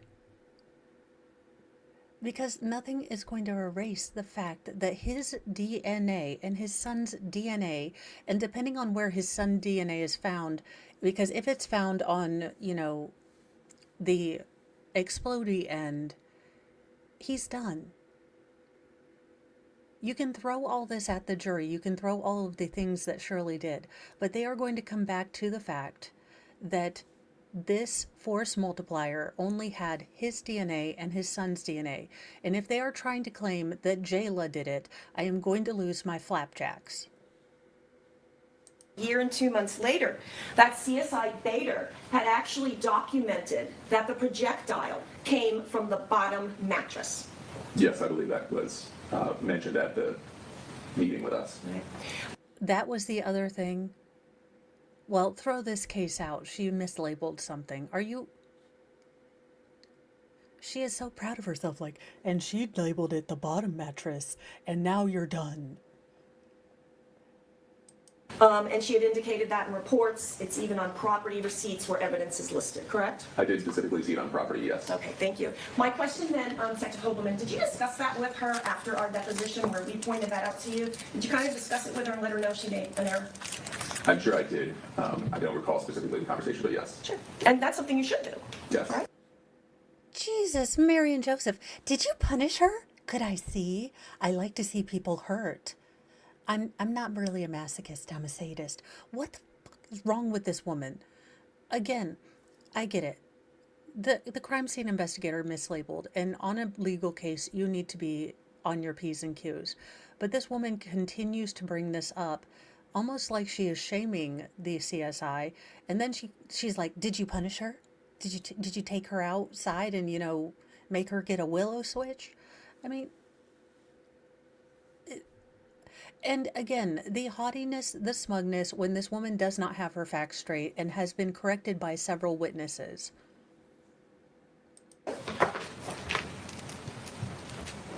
Making me nuts.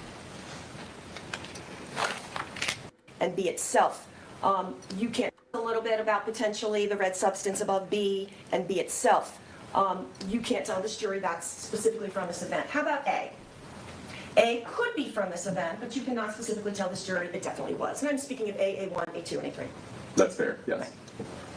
And again, it very well could be, and you've done the rotting, but you cannot definitively say it is related. Right, that's fair. Okay, what in the Walmart rapture was going on in this house that we have multiple force multiplier holes just in the house? Where are we going, defense? Are you going to tell us that Shirley shot up the house once and we never heard about it? And then he was cleaning his force multiplier at forehead height like you do, and suddenly it went out? Ooh, I'm intrigued. Were the mattresses kept? No, I do not believe either mattress was retained. Okay. Do you know why? I know you have a big property department. No, just the photographs and documentation of it at the scene. I think we felt was complete at that point. You also told us, you gave an opinion about where the gun was, that the gun would be facing towards A. You can't say that's where the gun was facing, correct? I can only say that with projectile damage, that at some point the muzzle of the gun has to be pointed in that direction for the projectile to take that path. The gun could be on the top bunk, it could be off the bunk, just pointed in that direction. Anywhere along that same line of Why where the the rod, F if you was it extrapolate it out on at the the top same angle bunk? that rod is at, anywhere along that pathway, the gun could be pointed or held. Okay, that makes more sense, anywhere along that pathway. And guns move, people move, will you agree with that? That's fair, yes. Y'all, someone needs to tell me where the hell this heifer is going.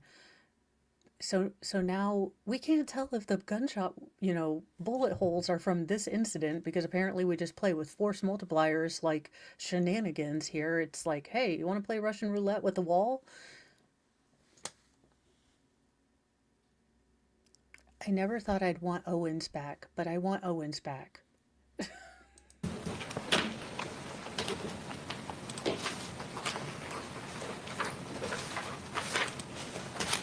And I know you had some involvement with additional items in the kids' room. And I would like to find those photos, if you could bear with me, Detective Hogelman.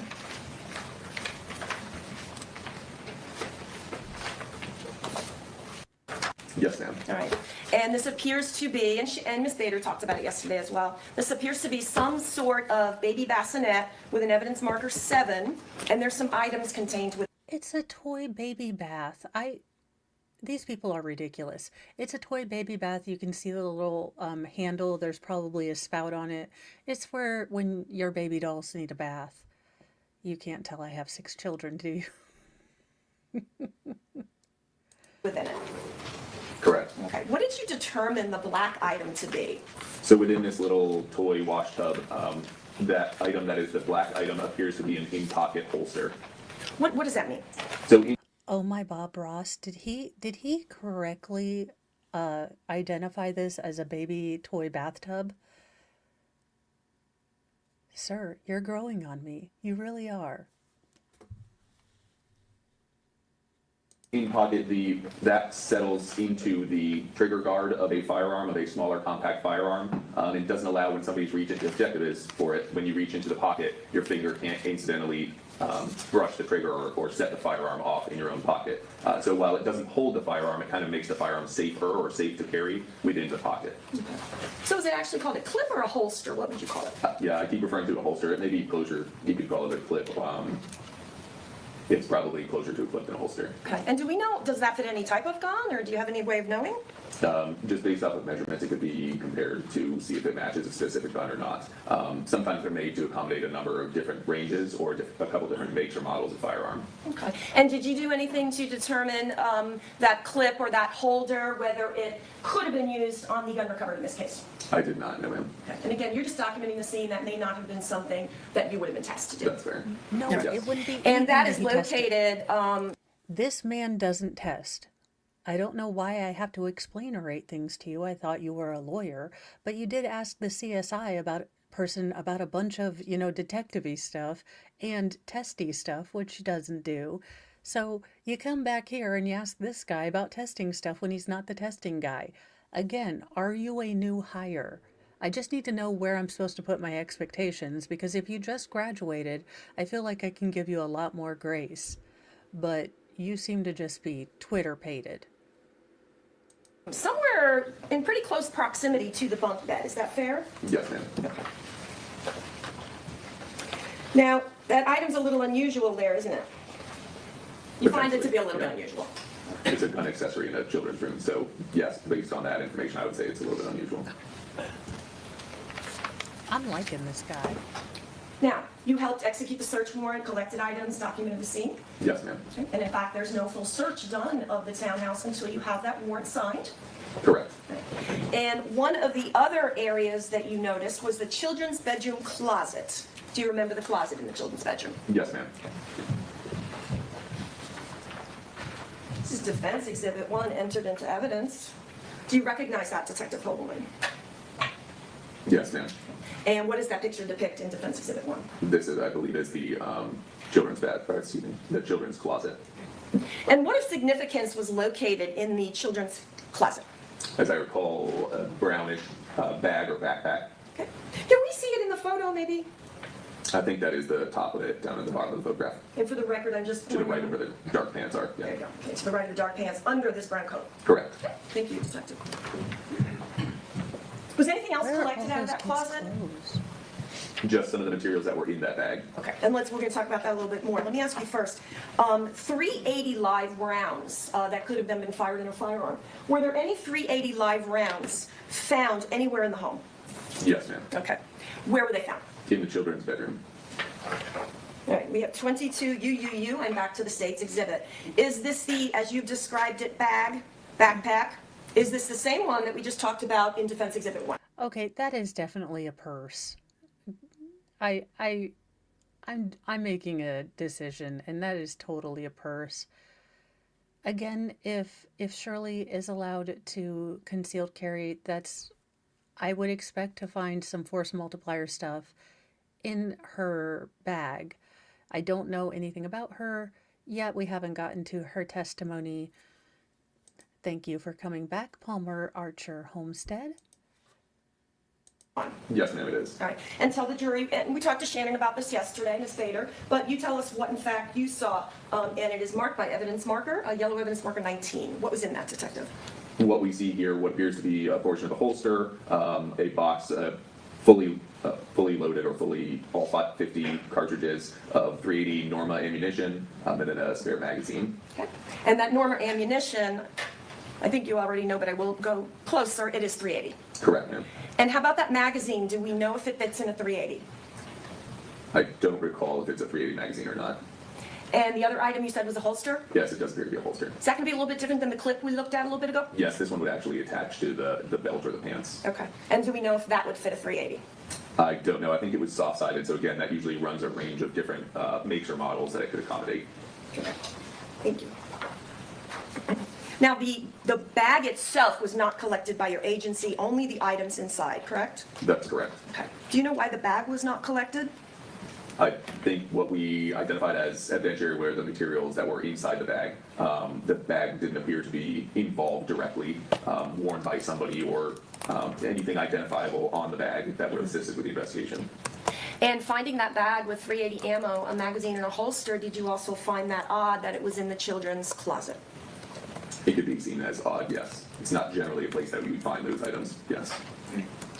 Now, there was blood down on the east end of the bunk bed. We have or the top mattress. We have talked a lot about the west side where the pillow is and where the projectile holes are that we've already discussed, correct? Yes, ma'am. And there's blood down on the eastern side. Can you give us any opinion as to who that blood is? I did not know we were doing the investigation whose blood that might be. Okay. And to this day, you would not know whose blood that was, correct? That's correct. And any of those areas on the eastern end, and we used the photos yesterday with Ms. Bader, are you aware of any swabs taken from the mattress itself on the east end? No. Mandalorian Comforter was. Right, All right. yes. There was also, and again, we looked at the picture yesterday with Ms. Bader, there was also some blood on the wall and the blood on the back railing, kind of where you're V-shaping around the east end. I'm not talking about the staircase. Right. There was also what appeared to be a red substance. Did you have her swab any of that? No, I don't believe any of that swabbed. Okay. There were some swabbing done, I believe L, M, and N on the ladder, correct, Detective? Yes, ma'am. All right. Welcome, There were some Mr. other Coop areas Raiders. down on the ladder, potentially other transfer stains, also maybe a drip on the stair, on the ladder. Those were not swabbed. That's correct. Okay. Did you have any concern whatsoever of contamination by the fact that mattress was moved to the bottom? At the time that we were moving that mattress, we'd already taken all of our swabs of the areas that we were intending on collecting. So at that point, we were not as worried about contamination. I don't believe any other swabs were taken once that mattress starts getting moved. Okay. And what happens to the bottom mattress when you're moving the top mattress to the bottom? I recall the bottom mattress being pushed further in, but I don't know. I think the mattresses would have been in contact with each other at some point. What do you mean pushed further in? Because there's a little bit of a void there, I think it was moved a little bit further in to accommodate a little bit of room for the top mattress. So you're saying that both mattresses were somehow on that bottom bunk while you were testing the top mattress that had been moved there? No, there's no testing being done. That's just the cutting into the Well, that's mattress. what I meant. I Yes, apologize. the very end. It's almost the very last thing we did before leaving the house is remove the mattress from the top bunk, photograph it as we're cutting into it, and then remove the projectile from it. Okay, as you went through with Ms. Reader in detail. Correct. All right, but are you saying then that both mattresses were still on the bottom slats when you did that? That's correct. Okay.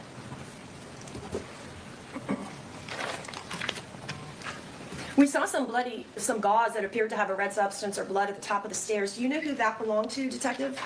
I do not know. And the metal clip that you've even described with Ms. Bader, why was that found to be of significance? As I recall, it was mentioned that there might have been a head wrapping or some sort of item on the male juvenile's head, so we weren't sure if that might have been a clip for that head wrap. Okay, so did you talk to any of the responding deputies about the fact they had wrapped his head? I talked to responding deputies. I don't recall them saying anything about the head wrap. But you've described it as something that appears to attach gauze. Correct, yes. Okay. And welcome, Raiders. We are. Were you on responsible for day collecting 2 any phones from the scene? of Jermaine Bass. He is accused of, unfortunately, now this is the defense story, he was cleaning his force multiplier and it went off 5 times and unfortunately struck his children. Now, it appears that he was cleaning his force multiplier at about a 5'6", 5'7" height. Now, he doesn't look like a large man, so it looks like he was trying to clean his force multiplier at about forehead level, which, you know, equals all the BS. And thank you so much, Coops and Wilburns, for the raid. We are here with the scene detective. So in Florida, or in this general area in Florida, in Tampa, the police department has 3 different detectives that they put on homicide. It's lead, assistant lead, and scene. And this is the scene detective. He is explaining how they got all the evidence and what they picked out as evidence. The defense is trying to put in some doubt. Again, this is going to be an uphill battle because Mr. Bass's DNA is the only DNA on the force multiplier, along with his son, his wife, his daughter. No one else is on that force multiplier. So you can throw all the reasonable doubt out there, but unless his wife set him up, used gloves, cleaned up, you know, didn't have gunshot residue on her hands and all that, at least from what we are being told, I think. So it's not really a whodunit. As I recall, we did collect one phone from the couch. A blue iPhone? Yes, I believe so. Okay, do you know who that phone belonged to? No, ma'am, I do not. Now, downstairs by the couch, there appeared to be some substance on the floor. Do you remember that? Oh dear God, is she going Let to me talk try to about find him the photo holding for his you. son?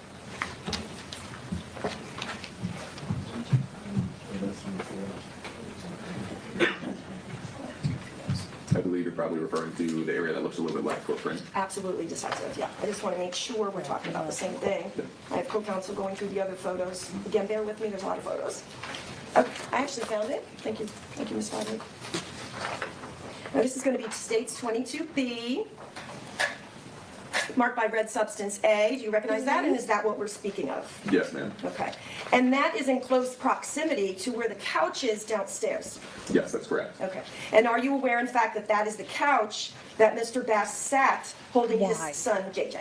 Yes, I am aware of that. And This is the dumbest thing that I have seen this defense do. Now, if you watched or listened to the body cams on day 1, you heard this poor little boy crying and screaming that his head hurt.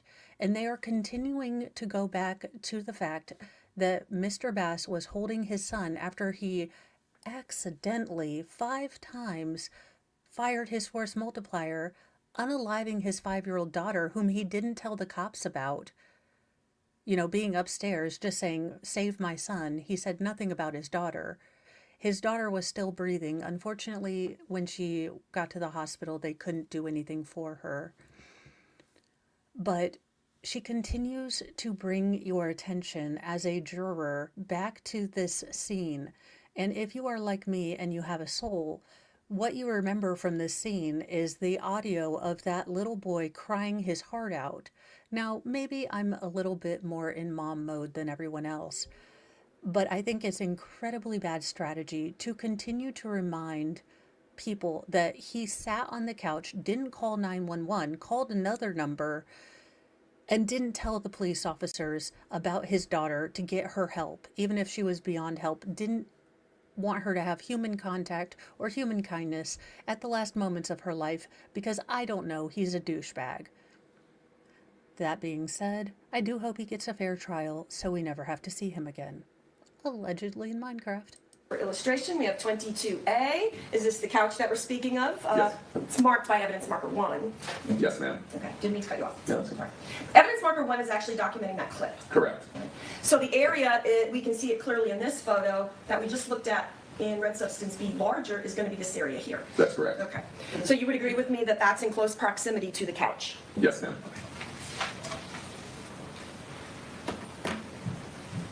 Was anything done? What was done with that? Just a photograph with the measurements as seen that we just looked at. Okay. Was there anything that could have been done, amido black or anything else to see if it was a footprint, to see if there could be any sort of identification? I think based on size and what the general appearance of it, at a couple different angles, you can even see where it looks like there might have been toe prints. based on training experience, it was our thought it is a footprint. In terms of blood collection or processing, I don't believe any was done. I know the floor was textured, so I don't recall.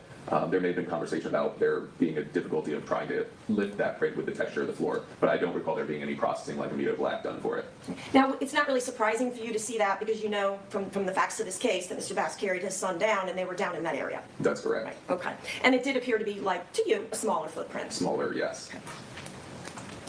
I wanted to ask you about defense exhibits 2C. Do you recognize that, Detective?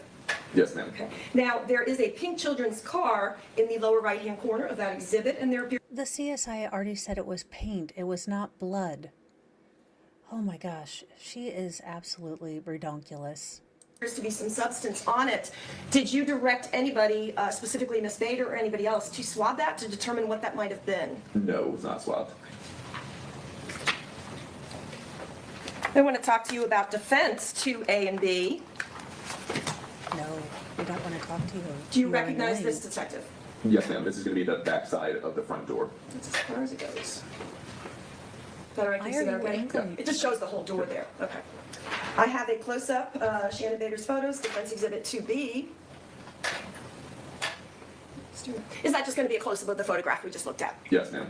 And that's going to be on the back side of the front door?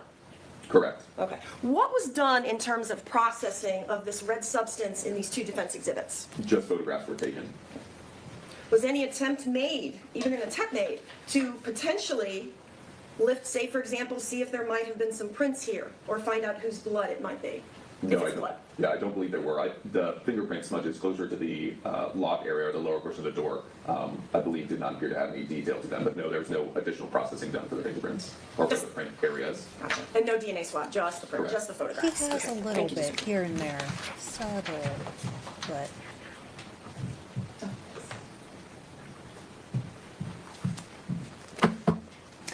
Were you involved in searching the master bedroom? Yes, ma'am. Okay.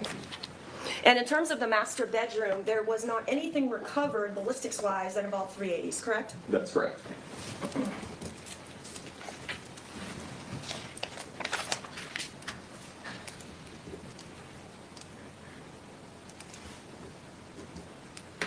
Now, what we just looked at in the Defense Exhibit 2A and B on the back of the door, would you agree with me that that would have been a pretty significant piece of evidence if somebody has their hand in blood or touches it and has blood on them? Could that be a significant piece of evidence? It could have been. We knew there were multiple people going in and out of the door that had potentially bloody hands. Yes. Did you see in the body cams how the door remains open? I believe it is open for a period of time for some of the body camera, yes. Okay. In terms of when I say open, the back of the front door that I just showed you where the staining is would have been up against the wall. That's correct.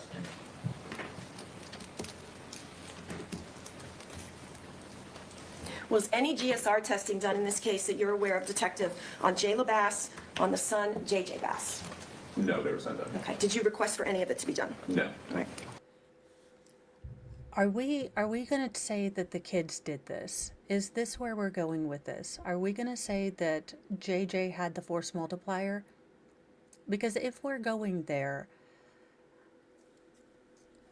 I'm going to need everyone to pray for me, because the storm of cursey words that are coming out are going to paint a tapestry of blasphemy that will be infamous.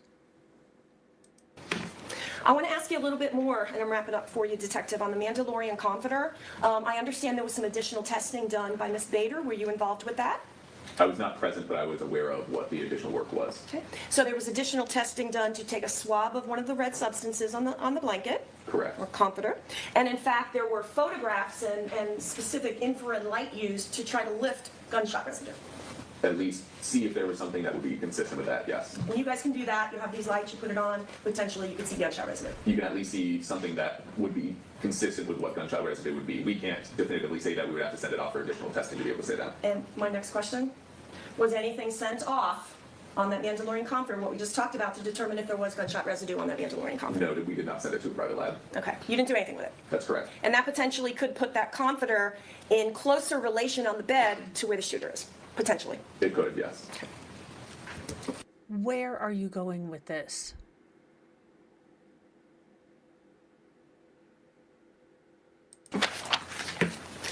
All right, I want to ask you just a question about, Ms. Reeder talked to you about items that were sent off, and you and I discussed areas that were not swabbed as well.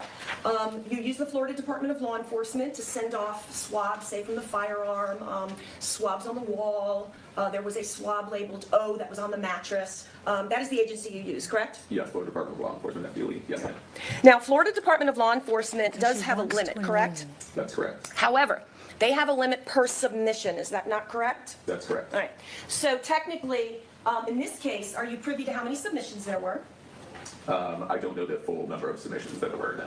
Quite a few? Yes. All right. So a limit, and it's 5 per submission? Correct. Right. So you could submit 5 per submission, and technically then you could keep doing that. There's really no limit on what you can send.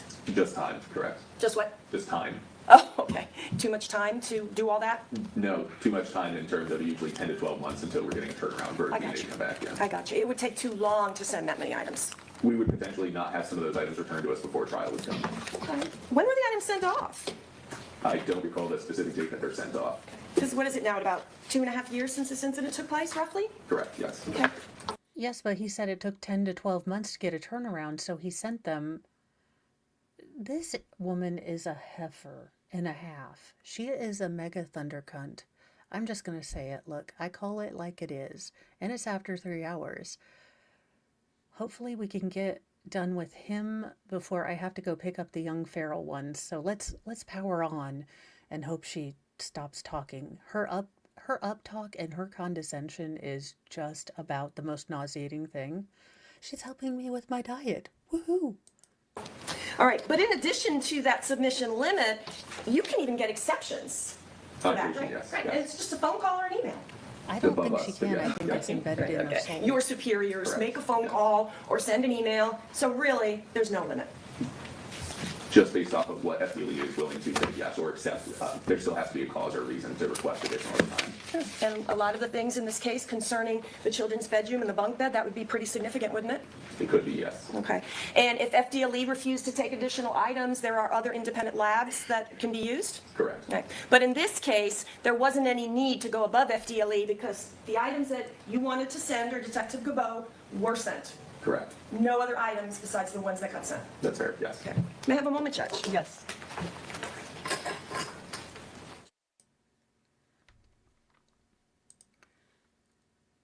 You can't send everything. There is a backlog. You don't have, just, this is not CSI. They don't get it the next day and then turn around and give it to you.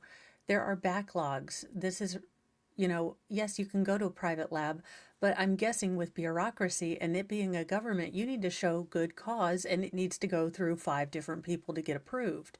So this is not a whodunit. Yet again, this man's DNA and his son's DNA are the only DNA on that force multiplier.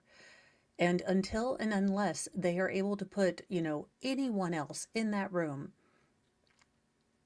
that did this, I'm done.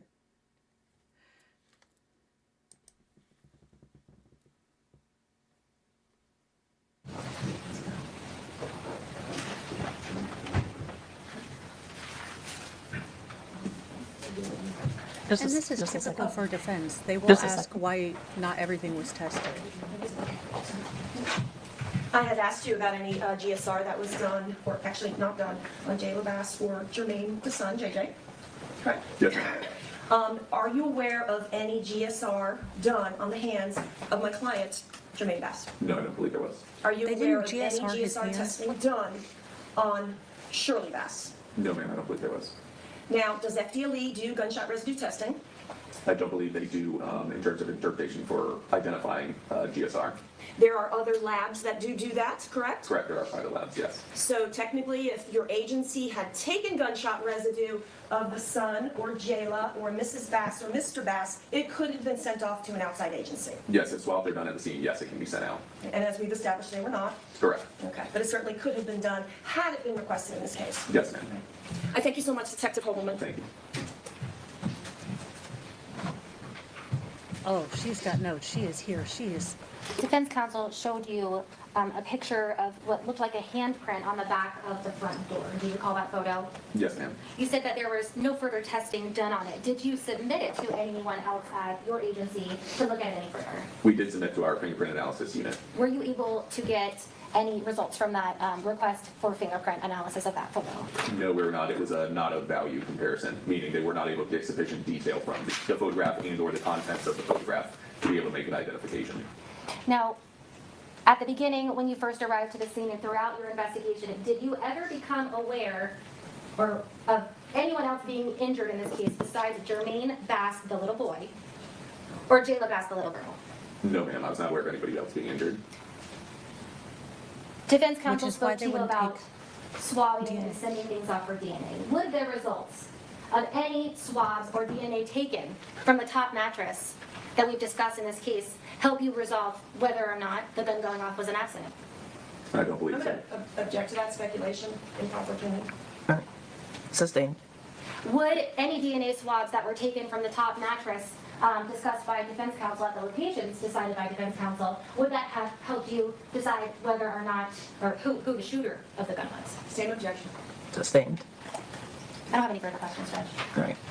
You can step Well, down, she sir. got it in Thank you. front of the jury. Is he released from his subpoena? Yes. I would ask him to remain under subpoena, but he's free to leave the courthouse. All right. You're still subject to recall. Thank you. Call your next Okay, witness. guys. Maybe a first I am going to stop it there. It looks like we are going to. Oh, I forgot this wasn't long crime, so they don't tell us. But I will probably be doing this later this evening. So this afternoon, or this next bit, I will probably be doing a speed run tonight, at least of a good chunk of it at 7, to give my boys a chance to use all the internets before they go to bed. They go to bed at 8, so I figure, okay, 7 is fine because I don't want to start anything at 8. But I will make that stream. Let me see who I can send you to. Okie dokie. And thank you for hanging out with me. I know this is not an easy case, but the Petty Express makes it a little better. I am going to send you, oh, sorry. Sorry for the heart attack, everyone. I am going to send you to Megan Fox.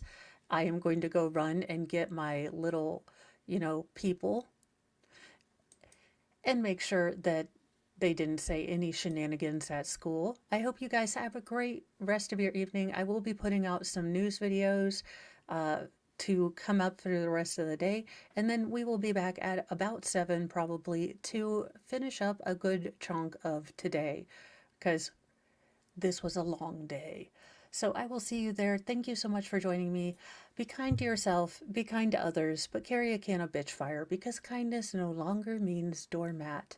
I will see you guys in a little bit. Bye.